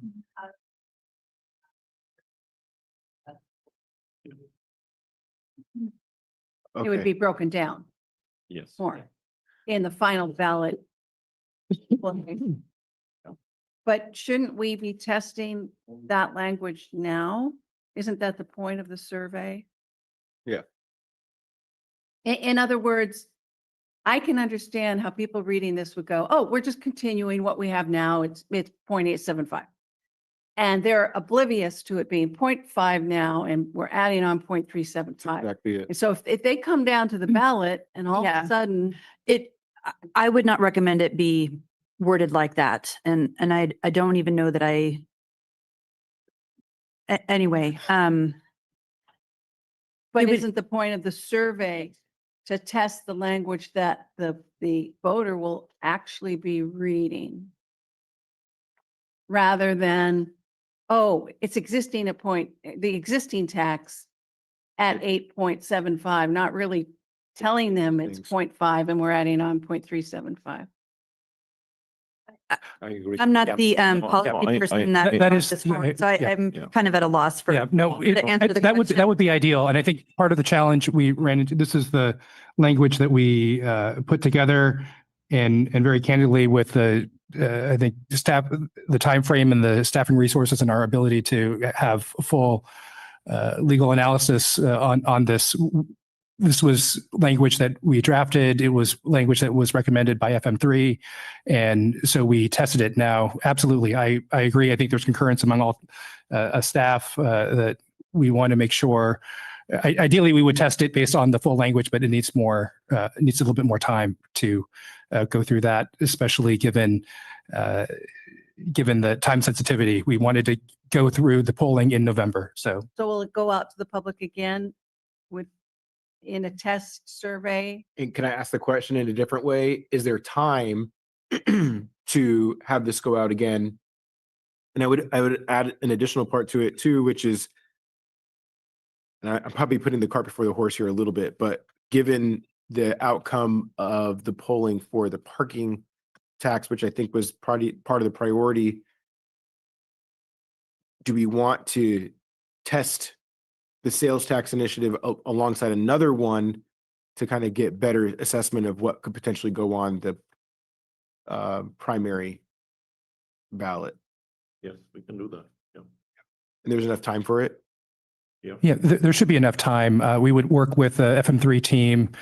The final ballot language is due for the June ballot in March. So we would need to move quickly, make an amendment also to the FM3 contract slightly. But in some cases, when there's polling, there's a follow-up survey. So I'll ask Lucia. From a timing standpoint, we can do a follow-up survey if needed. Yeah, we could move very quickly and do a very short to the point survey. Yeah. And for whatever it's worth, whatever we move forward with, I would hope that we get that language in front of our city attorney before we actually go out and start polling people. Okay. Can I just add? Oh, I'm sorry. One final clarification is that there is case law that says if there's like final approval of this is going to be the ballot language, and then that goes out, that might be construed as campaigning, and the council hasn't decided yet to put a ballot measure on. So it's just tread with that in mind. We're just exploring ideas at this point. You're not advocating for a measure. It's just an exploratory process. And before one is put on, it will have full legal vetting before the council approves it. And it may or may not match what precisely what the public is pulled on, but I think you get the general gist of whether it's something that in concept people like or don't like. And totally. Yeah. I think my only grievance with it is the language is pretty misleading, which it can change the results of the polling pretty dramatically. So kind of testing that, I think, is the important part, but 100% want to be in compliance with case law. And then Dr. Barber, and then we'll go to Ed. So I wanted to ask Nat, as far as when if we were to modify the contract with FM3, what kind of costs are we looking at? That's a good question that we haven't discussed with FM3, so I can't provide that answer, but Know that, but before moving forward with. Okay. Ed. What did the survey cost with our vendor for this polling? We have a two-phased approach with FM3, and Lucia, could you remind me what the amount was for the first phase? Yeah, the first phase, and it came in a little bit lower because we ended up doing we were originally going to look at November and June. So I believe the number came in a little bit lower, and it was 31,500 for this survey. That said, if there was desire to amend the contract and kind of do a short survey to kind of test updated language for this June or potential language, it would be a much shorter survey because it would literally kind of be a very, very short track. So it wouldn't be of the same scale as kind of the two main surveys that were planned for phase 1 and phase 2. Okay, and the other question with the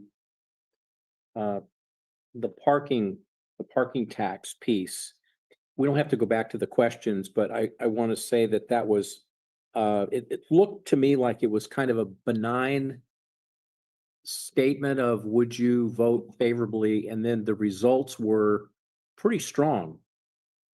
Could you address what that response was?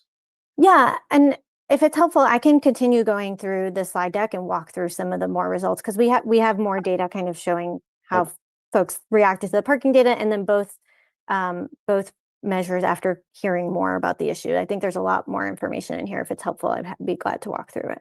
Yeah, Lucia, before you go through, I think what your first slide on the parking tax was, the question was of a 15% tax. Is that correct? We split sample that. We asked about a 10% rate and a 15% rate. Okay, so it was two. And if Yeah. you go back to that table at some point, and I'll let you continue on your presentation. Yes, I can go ahead and share. And that's actually kind of the next section here is looking at the parking tax. So the parking tax language again here was modeled to be something that could, again, realistic language. And we tested a 10% rate and a 15% rate. Yeah, can we go? And what we saw here, as you can see, is that it was below 50% initially. So folks were pretty divided on the parking tax, regardless of the rate.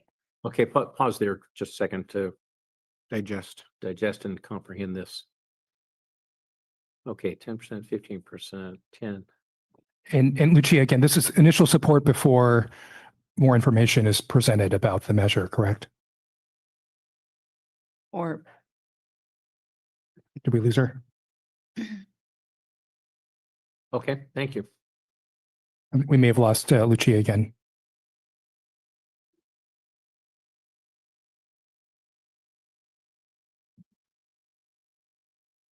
Okay, I'll reach out to her.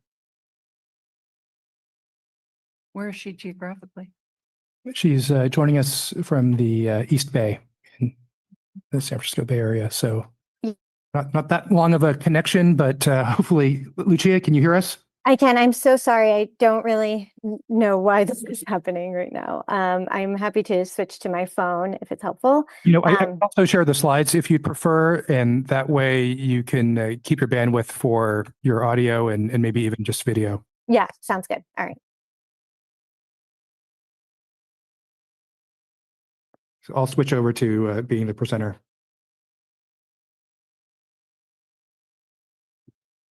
We get them cleaner anyway.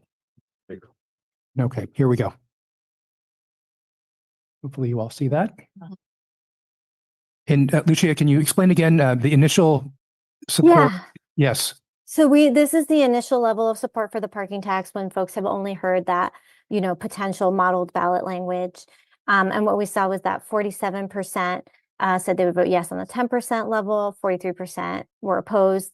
On the 15%, it was 33% yes to 51% no. When you factor in that roughly 7-point margin of error, they're very close together by the rate. But overall, it's below 50%. So it does start low. What we'll see later on in the deck is that when folks get more information, they're more open to the parking tax. But it is starting kind of in a lower place. We did ask this question where we asked folks if they felt like if they knew that both measures were appearing on the ballot, whether they would vote yes on both, yes on only one, or no on both. And what we saw was that the presence of both measures on the ballot does seem to impact overall support. 50% said they would vote yes on the sales tax in this scenario, 35% on the parking tax. So it does hurt the parking tax more than it hurts the sales tax, but there does seem to be kind of an impact of having both on the ballot.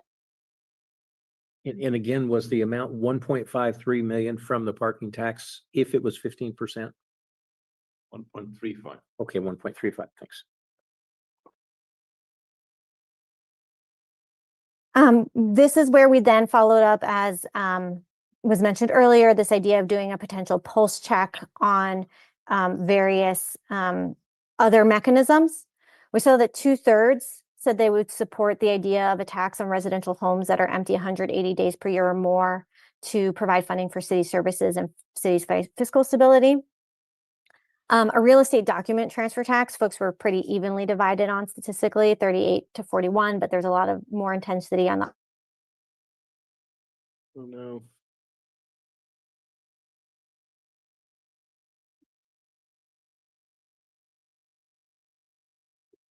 Okay. And we lost Lucia again, so I apologize. Maybe we should have folks join in person next time, given technology challenges. But Lucia, are you there? If not, I'll just go ahead and present on your behalf as best as I can as staff. But you can see here the third item that was a quick pulse check was on the potential admissions tax. And it was very clear that this admissions tax did not have support. 37% combined level of support between strongly support and somewhat support, and then 57% combined. And I think what's noticeable here is that 6% don't know. So it's very clear people have a position either in support or opposed, either strongly or somewhat. Unlike the real estate document transfer tax, maybe folks don't know as much about it. They're at a 20% unknown. There's only 6% unknown here with only 37% support. So I think that's notable.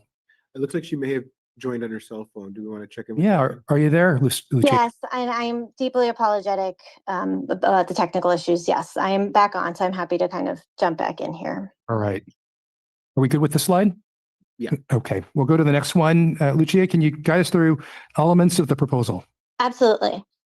So one of the key parts of the survey really was understanding what are the priorities for the community on how they want to use measure funds.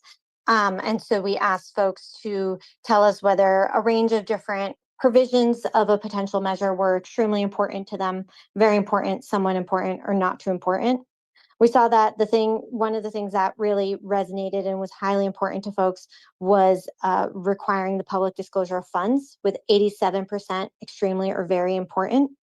And 85% said it was extremely or very important to maintain overall quality of life in Monterey. More than 4 and 5 felt like we're requiring that funds be spent locally, so ensuring, local control and maintaining local beaches, parks, trails, and forests was very important. And nearly 4 and 5 also said maintaining the long-term financial stability of the city, maintaining clean and safe parks, keeping trash off beaches, maintaining city services, and fixing roads and potholes were all highly important priorities. As we continue on to the next slide, we see a range of other items that roughly 2/3 or more felt were very important. And these include maintaining library services, litter control and park maintenance, services for youth and senior residents, preventing cuts to local beach, parks, trails, and forests, maintaining city parks, continuing maintenance of street medians, roadsides, and trails, preventing cuts to preschool programs, preventing cuts to street medians, roadside, and trail maintenance, and preventing cuts to city parks. I will say you'll see some items here throughout this list that seem similar or are very similar. And what we do sometimes is just test different ways of talking about certain priorities to understand if there's certain things that are more understandable to the community. And what we really saw was that when we framed things in terms of maintaining versus preventing cuts, in many instances, Monterey voters tended to prioritize maintaining things slightly more than preventing cuts to services, if that makes sense. And then you'll see on the next slide, this list continues. And these are items that a majority or more overall felt were highly important, but maybe again are a little bit less intense, a little bit less resonant than the previous slides, whether it was maintaining a small town feel, improving emergency preparedness, preventing cuts to city services, traffic flow, keeping the library open 6 days a week, addressing effects of tourism, sea level rise, and requiring independent annual audits. All of these things, again, a majority felt were important, but they're a little bit less urgent to people overall. And then as we continue on the next slide, we see things that about half or less felt were very important. So these were the things that maybe had just a little bit less urgency and were not as urgent priorities. And I think as we saw earlier on when we were looking at some of the problems in the community, the things that related to infrastructure were not top tier, whether it was a community center or police and fire station. And we sort of see that popping up here too, where the maintaining the neighborhood community centers and updating aging police and fire or building new police and fire stations, they overall were just not the top priorities. As we move into the next section, we see how folks move as they learn more about the issue. So on slide 26 here, you can see this is the combined two versions of the sales tax measure. So when we combine them, they started at 58%. After hearing positive educational statements on the measure, we saw support go up to 63%. And after they heard negative statements, so criticisms, things that could come up in the community as things that people might say as reasons to vote no, we did see support remained pretty steady at that at roughly 60% level. So it went from 58% to 63% to 62%. The next slide disaggregates the two versions. And we do see that the 0.375 cent version reaches 59% support after positives and 56% after negatives. So it is within that margin of error at the end to the 50% level, but we do again see kind of it's consistently majority supported. The version that frames it as an extension is a little bit stronger, with starting at 63% and reaching over 2/3 support after messaging. And then on the parking tax. So this one was interesting because there was quite a lot of movement on the parking tax. So this is both rates combined, and we'll look in a moment at the disaggregated rates. But what we saw was that 45% initially supported it and 47% opposed. After positives, it moved to 61%. So it is quite a substantial amount of movement. And after negatives, we are at 56%. What we saw on the next slide is when you look at it broken out by amounts, is there was a little bit stronger support, after messaging for the 15%, but in general, I think, they're within the margin of error of each other on the rates. I think what's really notable on the parking tax is that it does start below 50%. There is a kind of a big swing in movement, but it does require it would require kind of non-advocacy communications to the community to make sure that happens, that movement happens, because otherwise the initial level of support doesn't really look viable, but after folks learn more about it, it is in a better place. Quickly, you can see on the next slide a series of kind of educational statements that were tested as ways, as reasons to support the measures. And what we saw was that all of the messages or statements that were tested overall were convincing, but the dark blue bar is the percentage who said they were very convincing. And kind of the top messages were ones that focused in on this idea that, visitors to Monterey pay these taxes. And that's something that we've seen in the past in Monterey really resonate. We also saw accountability and local control resonate. So we saw that, if you'll recall, when we broke out some of the different elements of the measure, we did see that the accountability piece really was important to folks, and that kind of came through in the messaging as well. We did see that preventing cuts to city services resonated with 33% very convincing, and 32% found an argument saying, this is a small monetary impact for the services received. That was very convincing. Towards the bottom, the things that were a little bit less convincing were we're talking about building a new police and fire station, the benefits to property values, or even the reason why the city kind of is considering the measures. And the reason being, rising costs overall. That was not quite as compelling as kind of those top arguments of the fact that visitors will contribute to this, the accountability, and preventing cuts to services. So on the final slide here, I think, you have a community where overall, for many facets, folks are highly satisfied with life in the city. But there is a pronounced concern about the cost of living that I think is worth keeping in mind as you kind of think through about next steps and think through the viability of the measures. Overall, as we've discussed, between the two versions of measures, the framing of the extension of the tax of the Measure G extension does test better. We did see majority support for that 0.375 cent version throughout, but again, it was just closer to that 50% level. And the parking tax was a little bit more divisive, and I think, is a little bit more vulnerable overall just because of where it's starting. And then, I think overall, public disclosure of funds was really important, ensuring funds are spent locally, protecting quality of life, as well as cities, beaches, parks, trails, and forests. Those were all things that really jumped out as highly important to voters as well.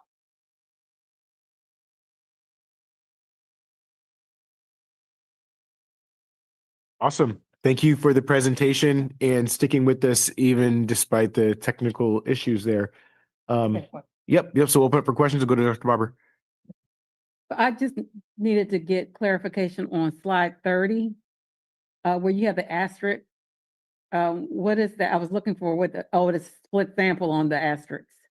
Okay. Yeah, so in places where the messages were a little bit similar, sometimes we'll split sample them so folks don't have to hear kind of similar things over and over again. All right, thank you. Anybody else have questions at this time? No. Could we, I'm sorry, could we get the last slide just left up there for a minute? Absolutely.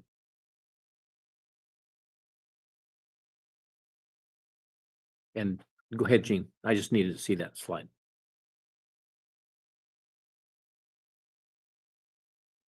The last Well, slide.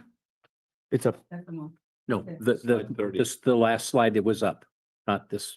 so I remain seriously concerned that we didn't ask the right question about the sales tax.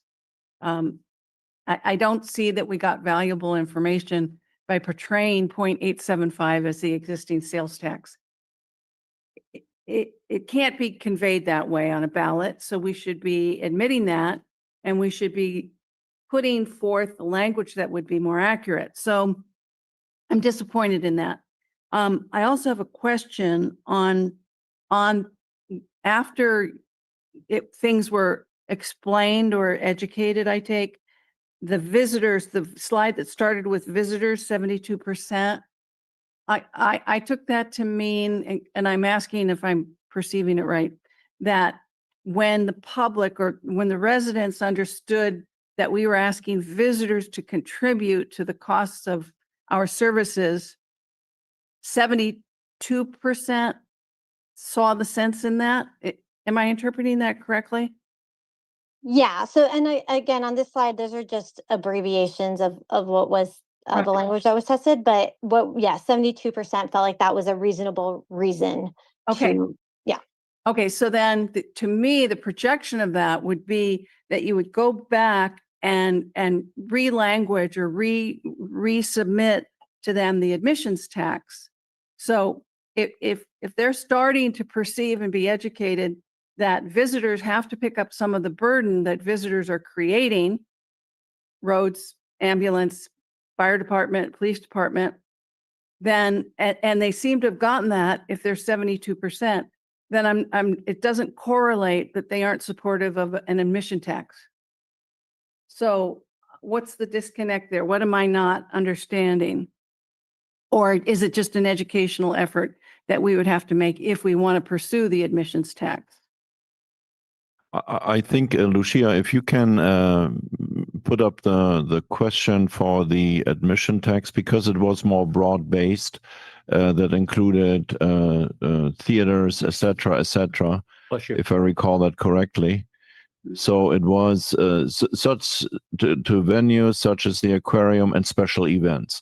So I think the sentiment that you see there is reflective of the question that it is also for other venues that maybe residents also frequent more than the aquarium, and there you saw probably lower numbers because it's not just the visitors in this case, it's also residents who are going to the movie theater or to Golden State performances, etc. So I believe this type of question was more inclusive than the other one. So that would go back to a question that came up when we first started the discussion on an admissions tax, and that is, can we focus it just on the aquarium? Yeah, I think that's value. And I think my understanding is, and Chrissy can correct me, perhaps we're still trying to find out whether that's something we can do legally, just target only aquarium, right, versus others. We're there to that cardinal question. Any other questions at this time from the council? All right, let's go ahead and open it up for public comment. So folks on Zoom, you can use the raise hand function. Anybody in the chamber wish to speak on this item?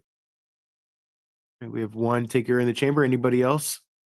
All right, we'll go ahead and close it off in the chamber to the one, and we'll do a countdown to 5, 4, 3, 2, 1. And we have 2 folks on Zoom. So we'll go ahead and start in the chamber. Hello. So just dive right in here. I want to start with the parking. Right now, the parking at the harbor area is $14 for a whole day. And I don't think 10% is enough. I think it needs to be closer, like maybe 16% to make a bigger impact.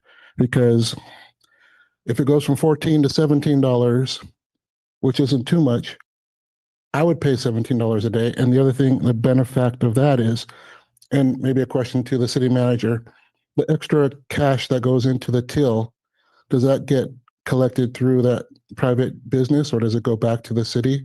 Because that amount can add up. Like if you pay the 17 and ask for correct change, it'll then be 20.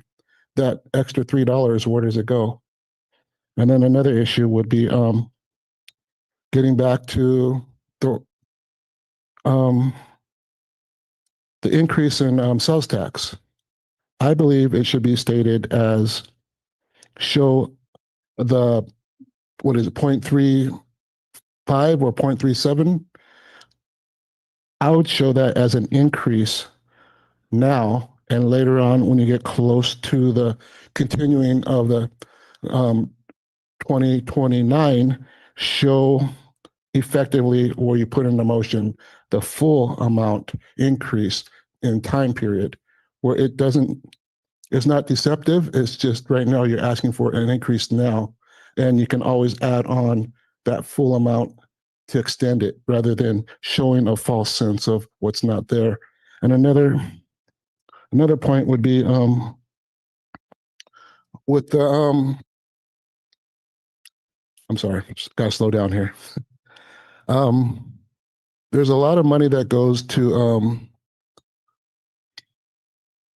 the aquarium, and I feel like they generate so much business, and for it to be a nonprofit, and the revenues are going to them anyway, it would not hurt them to put a share of what's really required because they're collecting so much income and there's an abundance. And even though it shows a nonprofit, they get so much extra money from donations, and really the city needs to tap into that. And I don't think the city should be looking at all these other, taking away from other programs when these three items can pretty much solve the entire $10 million problem altogether. Once again, 10% on the parking fee is not enough. If you're going to move it, a 10% fee does not move the bar hardly at all. 16, you had asked for 15, go 16 because that'll take it to more than $1.5 million.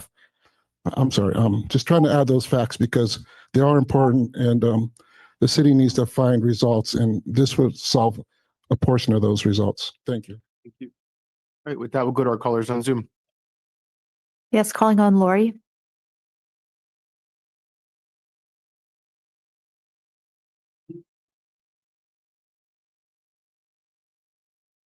Lori, if you could unmute, you can go ahead and speak.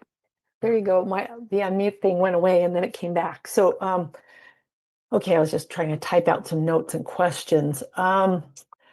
Okay, interesting results. I think number one thing to keep in mind, I think is coming clear, is the bottom line always ends up being the personal wallet. And we see that in the cost of living and housing being the top two. So I think we have to keep, given that, local businesses in mind when it comes to things like the admissions tax and the sales tax increase. Unlike a TOT tax increase, which was easy to make a case that's very clear that the visitors pay that, more of the visitors pay that than the locals. I think that's going to be a harder case to sell when it comes to admissions tax and sales increase tax, because everyone pays that locally as well. I agree that the admissions tax, if it's just focused more on the aquarium, is probably going to be a better sell than it would be for me.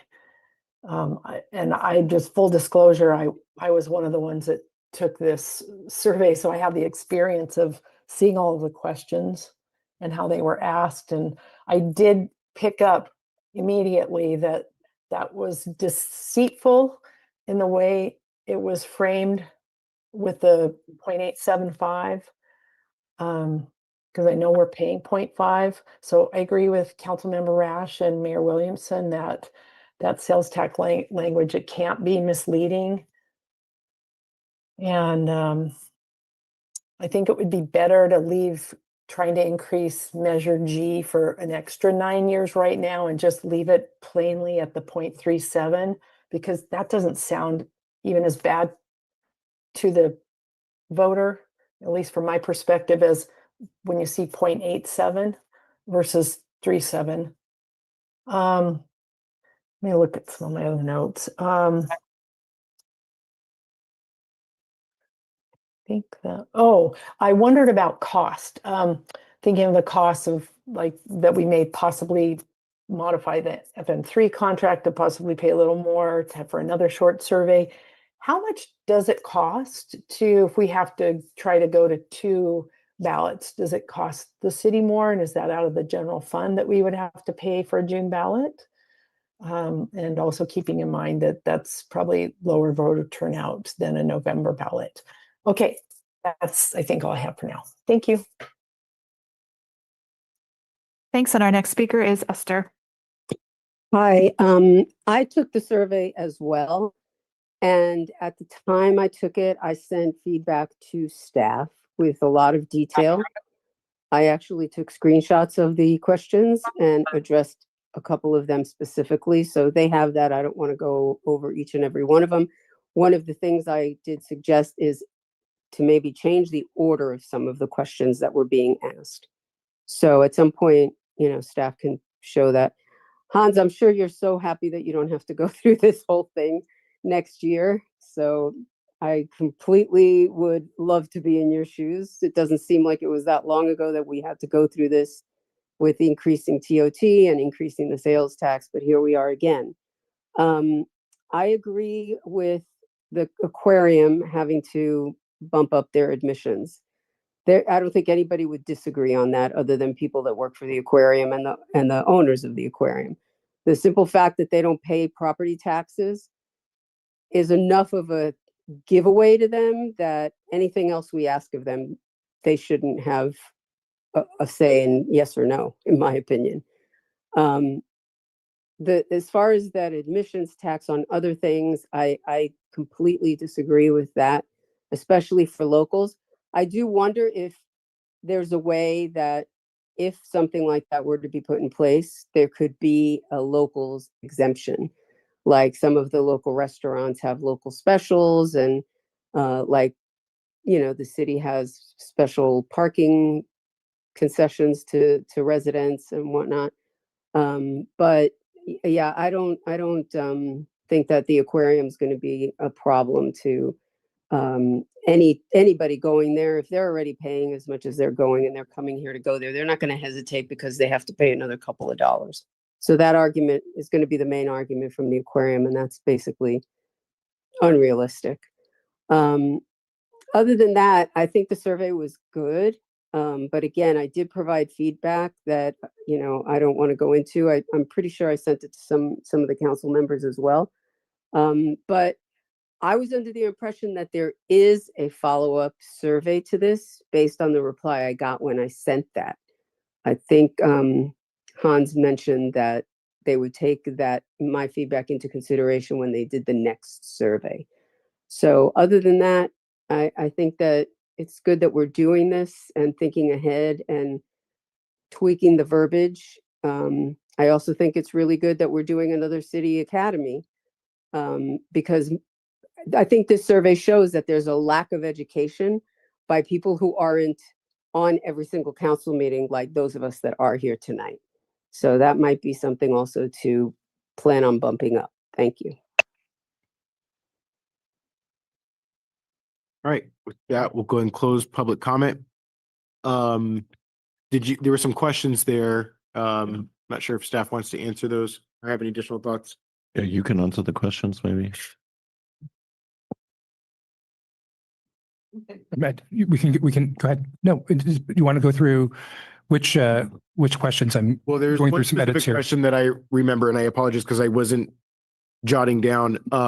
But there, Lori's question Yeah. around the ballot language cost. and like, yeah, the cost. And I think the general response is, yes, there's a cost associated with every ballot language, but there's some level of economy of That's right. scales. In this case, there's actually no cost difference from what I understand with we can add 2 or 3 and it's just getting on the ballot. It's once you do it, that's where the costs come through. Clementine can explain better. Yeah, it's being on the election at all. That's the cost. It's really hard to say how much each measure costs, but I think that it's even possible that having 2 could end up being like the same as 1. Okay. Get 2 for the price of 1. That's right. Okay. The one thing to be cognizant of is putting too many items on the ballot where we over obligate yeah. And folks, they get that ballot fatigue. There may have been, but I from Lori? Lori or Esther? Well, let me let Hans go, and then maybe if the question comes back up. Yeah, so I want to state, Councilmember Rush, you're absolutely correct. That question needs to be re-asked, and council members also who pointed that out when we talked about the extension. That is not a fair question in that context. If you want to have polling, so we will do a quick check-in again with different language. We had internally communicated with each other how the question will be asked, but we realized that there was internal miscommunication. So there was coordination internally, but it was not, we just figured out where we had a disconnect in our communication. However, I want to be absolutely clear on my last day here, that should have been better. I agree 100% with all of you who pointed that out, and I'm sure Lucia is listening to that, and we'll connect with her tomorrow, and then we'll get better numbers out with respect to that question. So just wanted to state this for the record. Before I forget the thought, I just want to throw it out that it would be good to have a couple of options there with the sales tax initiative. So maybe re-ask the same questions. Obviously not, you have to clarify that second one so that it's clear. But it'd be good to just see the 0.375 by itself and then them combined. And I don't know how that language is drafted in a way. So I'm sure everybody will. Okay. Right. And this came up in our very first discussion. And I said, what Daniel said, kind of leave the 0.5 that we have for several more years alone. Yeah. And just ask, are you supportive of 0.375 increase?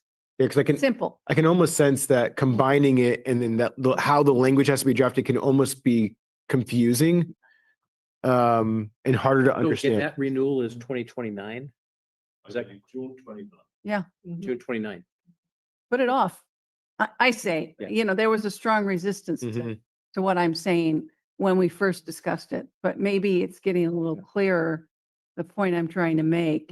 And unless you're real clear, which takes a lot of language and a lot of understanding, people are going to get confused. They're going to go, why should I have 8.75? Yeah. So I had a question related to that sequence. There's no limitation on when a sales tax ballot measure can be on the ballot. Is there? Well, for this upcoming June, you would have to declare a fiscal emergency first. Okay. To have a June tax. Okay. But if 2029 is a tax measure that expires in June, that would mean that we could put it on the November 2028. Yes. So it's not an emergency, it's a renewal. Right. Yeah, and I think that's the cleanest way. It looked to me like the numbers would be strong, but I think we need that new question, and I concur with the theme of everybody's talking about it to be accurate. But I think that the question should be about the 3.75 and not confuse the matter, because what would the benefit be of trying to combine it and have a white knuckle moment and hope that passes, but then we lose the 0.5. Why not wait and do that at the right time? standalone the 0.375 first. I had another question on the question related to the parking tax. So there's no limitation for us when we look at the rate that we charge for our parking lots when we do an annual review and we increase the fee for parking, that process can occur. And we would likely see an increase of what it is today within the next year if we had the proper process that we internally follow, which is the annual renewal of fees, correct?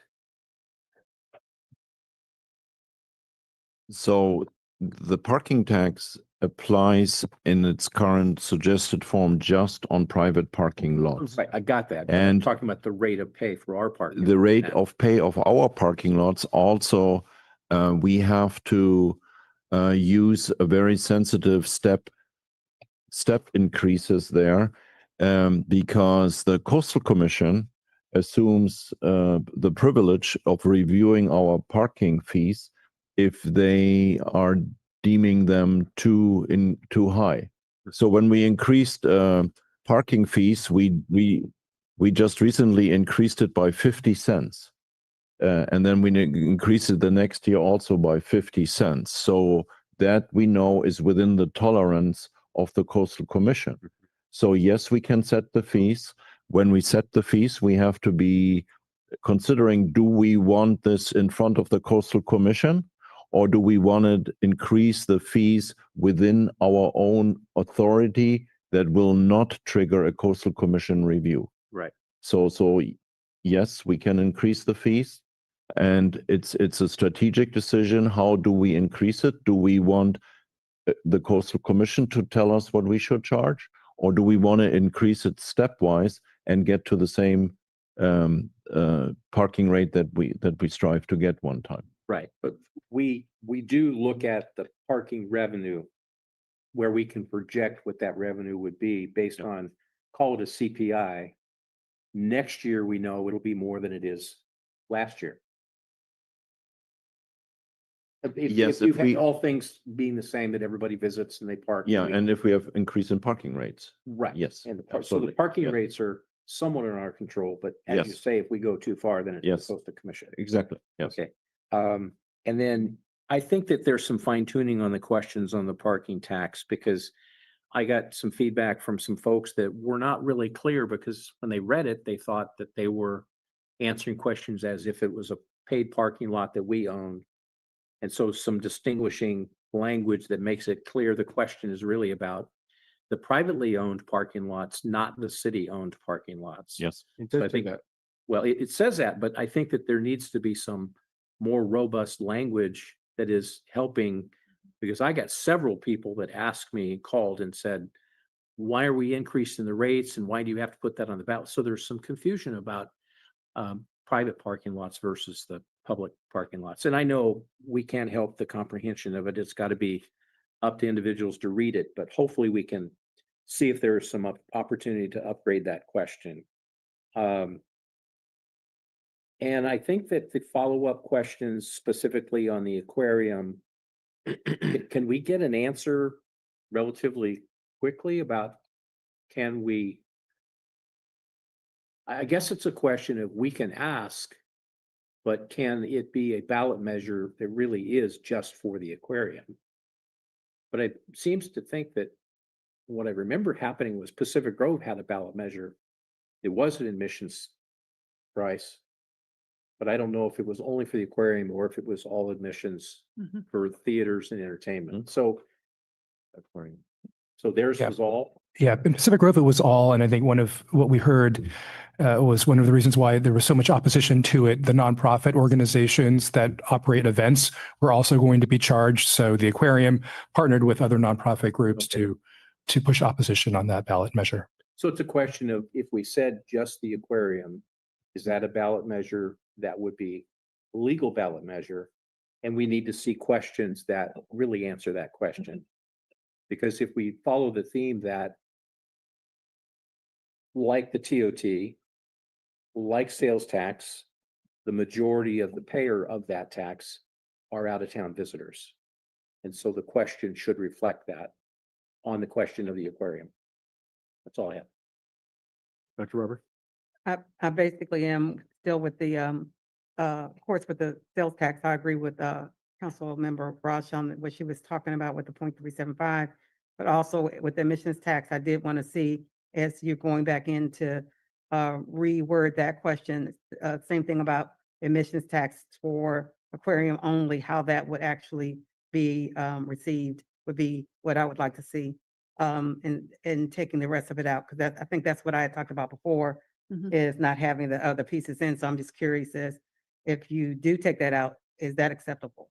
And if not, then we see if it comes back basically the same, then we know it's this emissions tax, period. Beautiful. Also agree with the verbiage for the sales tax. I have a question that I think separate from sales tax. I have a question that I think would apply to the various tax measures, but for simplicity, focusing on the parking tax, I'm curious if there has been thought about the administrative cost to implement. I mean, I don't know what it would take to implement, to manage, to administer. Seeing that for one option, potential yield is 900,000, second option 1.3. Is the cost of administering also factored into that? So we look at it like a hotel collecting the TOT on behalf of the city. This is a tax then that is approved by the voters, and the vendors or the operators of the private parking lot have the obligation then to collect the money on behalf of the city and then submit it by date due. TOT is, for instance, said to be submitted per city ordinance on the 15th, by the 15th of the following month. That is basically a check that goes over to the finance department. The finance department registered it, collects it, deposited it, and that's the administrative work. So yes, there's administrative work, but it's not that we are out there collecting. It's the obligation then of the operators. And an additional administrative burden would be also that every 2-3 years we would conduct audits to ensure that the vendors or the operators are collecting funds. But that's, I think, to the degree answering the question about what is the administrative burden, which is we put it on the operators to pay by. If somebody doesn't pay, operative burden is then to send the letters out and then ask for payments. So I see it similar to a TOT collection. I think I made a lot of comments already on this, so I don't want to repeat myself. I would just add, though, that since we're taking another bite at the apple, and I guess I'm repeating myself a little bit here, just to emphasize that it would be good to shift or augment the ballot language now that we've tested parking with sales tax. Maybe we throw in vacancy tax to that and see if that's an opportunity, since there's such strong support for it, and see how they play together. And I'm compelled by Ed's comments. I mean, if there's a way that we can change the ballot language for parking, I mean, it does say for occupying a parking space in private parking facilities with no additional cost for parking in city-owned lots and structures because of partial exemption. So the language, it does kind of seem to be like it's there, but also if I were a layperson, what is partial exemption? There's some questions around what that all means. So if there's a way that we can clean that language up to try it again in a different way that makes it clear. Private, public. Yeah. So anyways, yeah, let's take this out again. With one other thing that was hanging out there still, the data showed not favorable by a lot on the real estate transfer tax. So do we all agree that that's kind of an uphill battle and not that much revenue?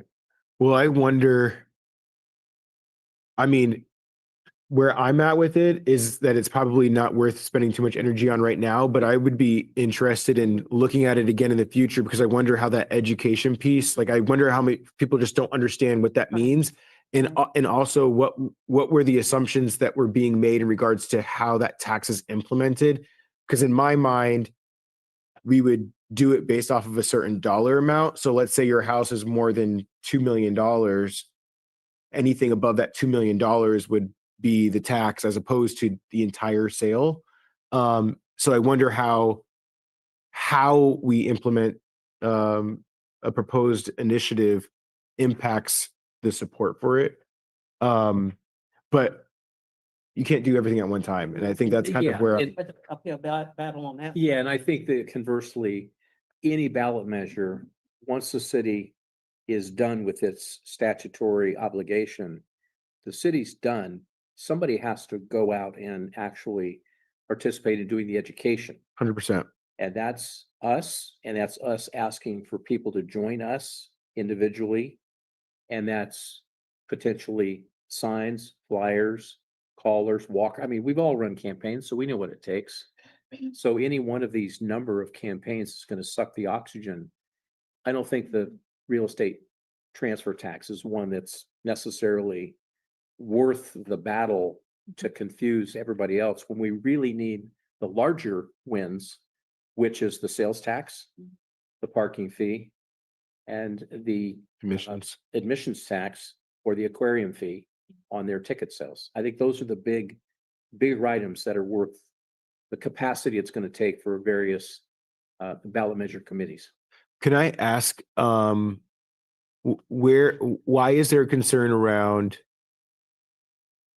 I know staff has to look more into it, but where is the concern around potential legal concerns of just doing the aquarium? It needs further research. It's just a big unknown. There's not like an inkling of something that where we're. There's a lot of stuff actually. It just needs to be read and synthesized and analyzed. Could you give an example of what one of the things? Yeah, if you give me a minute, I'll pull some stuff up. What she's doing that, can I please lather on please the question? So admissions tax could, in my mind, could be theater, aquarium, a special event, a concert, a nonprofit event where they charge an amount, a campaign that I charge an event fee for could possibly apply, but also would it even apply to events at the fairgrounds? Because that's the city of Monterey, but it's owned by and state property. And so would their events be subject to that tax? Yeah, and specifically regarding the fairgrounds, because we did, Chrissy and her team researched that question. Because they're a state entity, we're not able to implement a surcharge on the fairgrounds. So they're actually exempt, and we know the answer to that question. But in our conversations with the fairgrounds, it's been interesting, and we can talk about it further. There's been some interest in them maybe even doing a voluntary surcharge that they'd be willing to give to the city, given our fiscal situation. But that's a separate conversation that we'll need to continue to have with Kelly and her team. Yeah, and I think that's the example of how it's a difficult question in a ballot survey polling, because we're not listing the possible exemptions to that, but there could be multiple exemptions, but the aquarium is included, but maybe movie theaters are not, maybe, or they are included like the aquarium, but special events at the other locations are not included. So it's difficult to get a good read, because if somebody is saying, well, I don't want to pay extra to go to that concert, and then they're saying no, but actually it wouldn't apply to them. So I don't know that we've got a really good, accurate polling survey on that question. So just to give you a preliminary rundown, I think I've pulled up about 6 different cases, some even from out of state and not necessarily addressing this on point. It looks like Anaheim in 2022 did prepare an agenda report and a ballot measure that ultimately did not get placed on the ballot because of some of these issues. So there's a lot more exploring that needs to be done. My recollection in the research with the fairgrounds is that an admissions tax could not apply to the fairgrounds. With regard to carving out and having exemptions, I think generally speaking that can be done, but it needs to be justified. So I gave staff an example of Santa Monica's parking ordinance, and they did a great job delineating why it wasn't applicable to public parking lots versus private. And that was because 90% of their public parking lots are in the coastal zone. And they had a breadth of findings that made a rational basis for the distinction. Otherwise, you need to be able to explain why are you treating one parking lot different than another, you know? And if there's reasons for that are valid, then you should be good to go. And we just haven't explored it, I don't think, to that level. I've posed the question to policy staff, what would be the grounds? Okay. Thank you. Thank you for that, Christy. I appreciate you doing that on the fly here. I'm good, I think, at this point, and I think we can all talk to staff on the side too if there's more that comes up after we've had time to rest. So we'll move on from this. Council comments. Thank you, Lucia, by the way, for joining us tonight. Here, thank you. And you're sticking around. But before we go to council, well, it's going to be my council comment, but I just wanted to ask, as a follow-up, and I know this has something to do with what we're doing tonight, but I wanted to find a follow-up about NCIP with the 3 to 4 million. When are they supposed to be coming back to us with that? They are supposed to come to back us by January, the next 2026. Okay. January 2026. Okay. And the task was to come up with project savings out of the out of the already approved projects in the past of 3 to 4 million. And my understanding is they are coming back with that in January. Okay. I just wanted to get clarification and a follow-up. All right. Thank you. I'll have the comment. That was my comment. Anybody else have council comments? Just one. It was great to see the comments on our city manager. It's always good to laugh. It's healthy. We know he's had a fabulous career and a very, very busy November and December. We're not going to see you the next council meeting. No. But there was no hesitancy there. You're a little too eager to respond to that question. But I did confirm today that I still have one more meeting with him on Tuesday. And I look forward to that. And I'm so glad the fact that he is not moving out of town. He'll still be here. We'll get to see him on Farmers Market and wherever his wife and family choose to go. But congratulations one more time. Thank you so much. Awesome. Thanks so much. But I'm gonna be out on that day for the next one because I'm gonna be at Han's house. On the bench. Anybody on this side?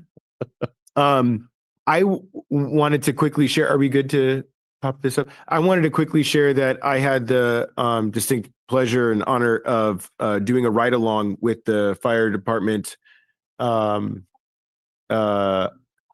Sunday, and so I first just want to start off by thanking all of the folks on the shift. Interestingly enough, Ross, who is the as the council knows, is the president of the fire union. He's based out of the Carmel station, but he's also in the process of getting certified for captain. And so he happened to be working on the shift as well that day. And so I had the pleasure of riding along in both the fire engine and the ladder truck. And so I started the day in the fire engine. And as you can suspect, most of the calls were actually all the calls were medical related only. And it was just so incredible to see our firefighters in action and how professional they are in handling the situation. and then how the community responds to them. And so it was great to see them in action and participate in that. Can you scroll through again? There was the daytime photo. So while I was on the engine, Ross, we went up to, so our training facility used to be at the airport, but we had to tear that down when we had to transition. We had to move the fire station to the other side of the runway, and so Montage has given us a space up in Ryan Ranch where our training facility is now constructed. So it was nice to go up there and see where the new spot is.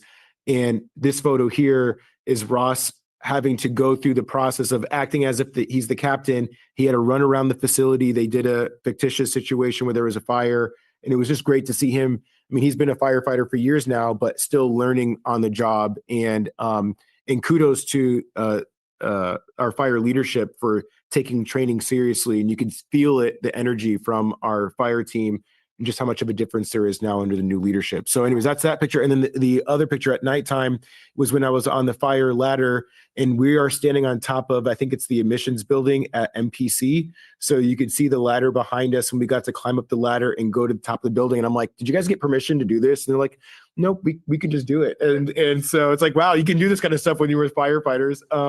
And so it was just really cool. Again, all of them very gracious. And then at the end of the night, we took that group shot at the end, the last picture. So just want to give a lot of appreciation. Oh, and I started the day by doing a workout session with them, which was also kind of intimidating, but it ended up being fun and a good time. And just truly grateful for that experience. So thank you publicly to the fire team and Shift C that allowed me to join them for the day and cook me breakfast and had a lot of good conversations and good laughs. And I just encourage the rest of the council, if they haven't had an opportunity to do so, to jump in and check that out, because it gives a different level of appreciation for what they do. So that's it. I'm going to end my comments there. And with that, I'll pass it to Hans for his last city manager report. Yes, and it's on a napkin. Very official. because I forgot my notebook in my office when I ran over. Reminder: tomorrow is the boards and commission reception, and if you have returned in your 12 bottles, please. Are you looking at me? Yeah, I know who you are. Call it out that most of us met the deadline.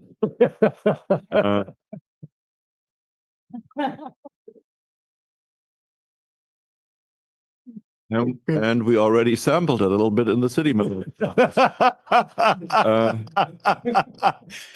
So tree lighting is on Friday at 5. Please appear at 4:45 so we can arrange everything up on the balcony. On Sunday we have the yacht club is organizing again the boat parade on the bay in the time between 5 to 7 p.m. Forgot on Saturday, this week Saturday, from 9 to 12:30 at Fire Station 13, that is in Montecito Park, next to Montecito Park. We have donuts with Santa and photo shoot with Santa as well. 9 to 12:30, Fire Station 13. And then the following weekend is Christmas in the Adobe, organized by State Parks on the 12th and then on 13th. Oh, somebody's in the Christmas spirit. Yep. Yes. There will be swearing in the council chamber, and it will be on Friday at 4 o'clock, and it will be the promotion of one police officer to Sergeant Mike Garcia, and I think there will be one or two others. Yeah, but I think there's about 6 or 7 others. If we're swearing in. Yeah, this Friday at 4. Yeah, this Friday at 4, and it would be really awesome to have council present for this. We'll be done with that in time to go to the tree light. And then you have a council meeting on Saturday morning, as you all know. Which we're going to have Red's Donuts, I think. It's a busy week. 'Tis the season.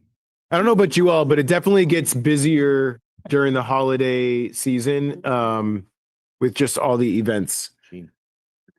You're all set, Hans? Yes, thank you. Perfect. Thank you for that.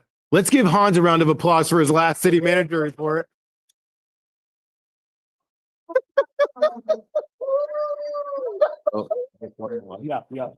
Thank you so much. Thank you. Okay, and then before we adjourn, I want us to adjourn in memory of Kay Russo. We would like to adjourn this meeting in memory of former Parks and Recreation Director Kay Russo, who passed away on November 23rd. Born in Monterey in 1942 to a Sicilian American fishing family, Kay was deeply connected to her community, developing an early talent for organization and engagement within our city. Inspired by her work as a playground leader and mentored by Peter J. Aldretti, she pursued a degree in Parks and Recreation Administration, setting the stage for a career in public service. Kay significantly shaped Monterey's recreational opportunities by implementing numerous programs for all ages and abilities. She first began working on a part-time basis as a playground leader in 1958 while she was a junior in high school. Her leadership skills led to appointments as recreation superintendent in 1966 and director of recreation and community services in 1988. Kay was involved in developing many facilities, including Hilltop Park Center, Archer Park Center, Via Paraiso Park, Cypress Park, Senior Citizen Center renovation, Casanova Oak Knoll Park, the Monterey Sports Center, Window on the Bay, Bike Path, Rec Trail, Tennis Center, Skateboard Park, and ball fields at the Presidio. She officially retired in 2005. However, Kay stayed on part-time as the director for an additional 6 years. A key achievement and essential part of Kay's legacy was her pioneering work in mainstreaming children with special needs at Whispering Pines Day Camp, expanding participation and demonstrating that with the support, these children could fully integrate into camp activities. This innovative approach earned her national recognition, including the Joseph P. Kennedy Jr. Foundation Award. Kay expressed pride in mentoring thousands of young people she hired, many of whom continued her legacy in community service. Her memory lives on in the programs and people she inspired in the community she worked so hard for. Kay will be missed by so many of us who had the honor and privilege of working with her. Now, please let's conclude this council meeting in honor and remembrance of Kay Russo.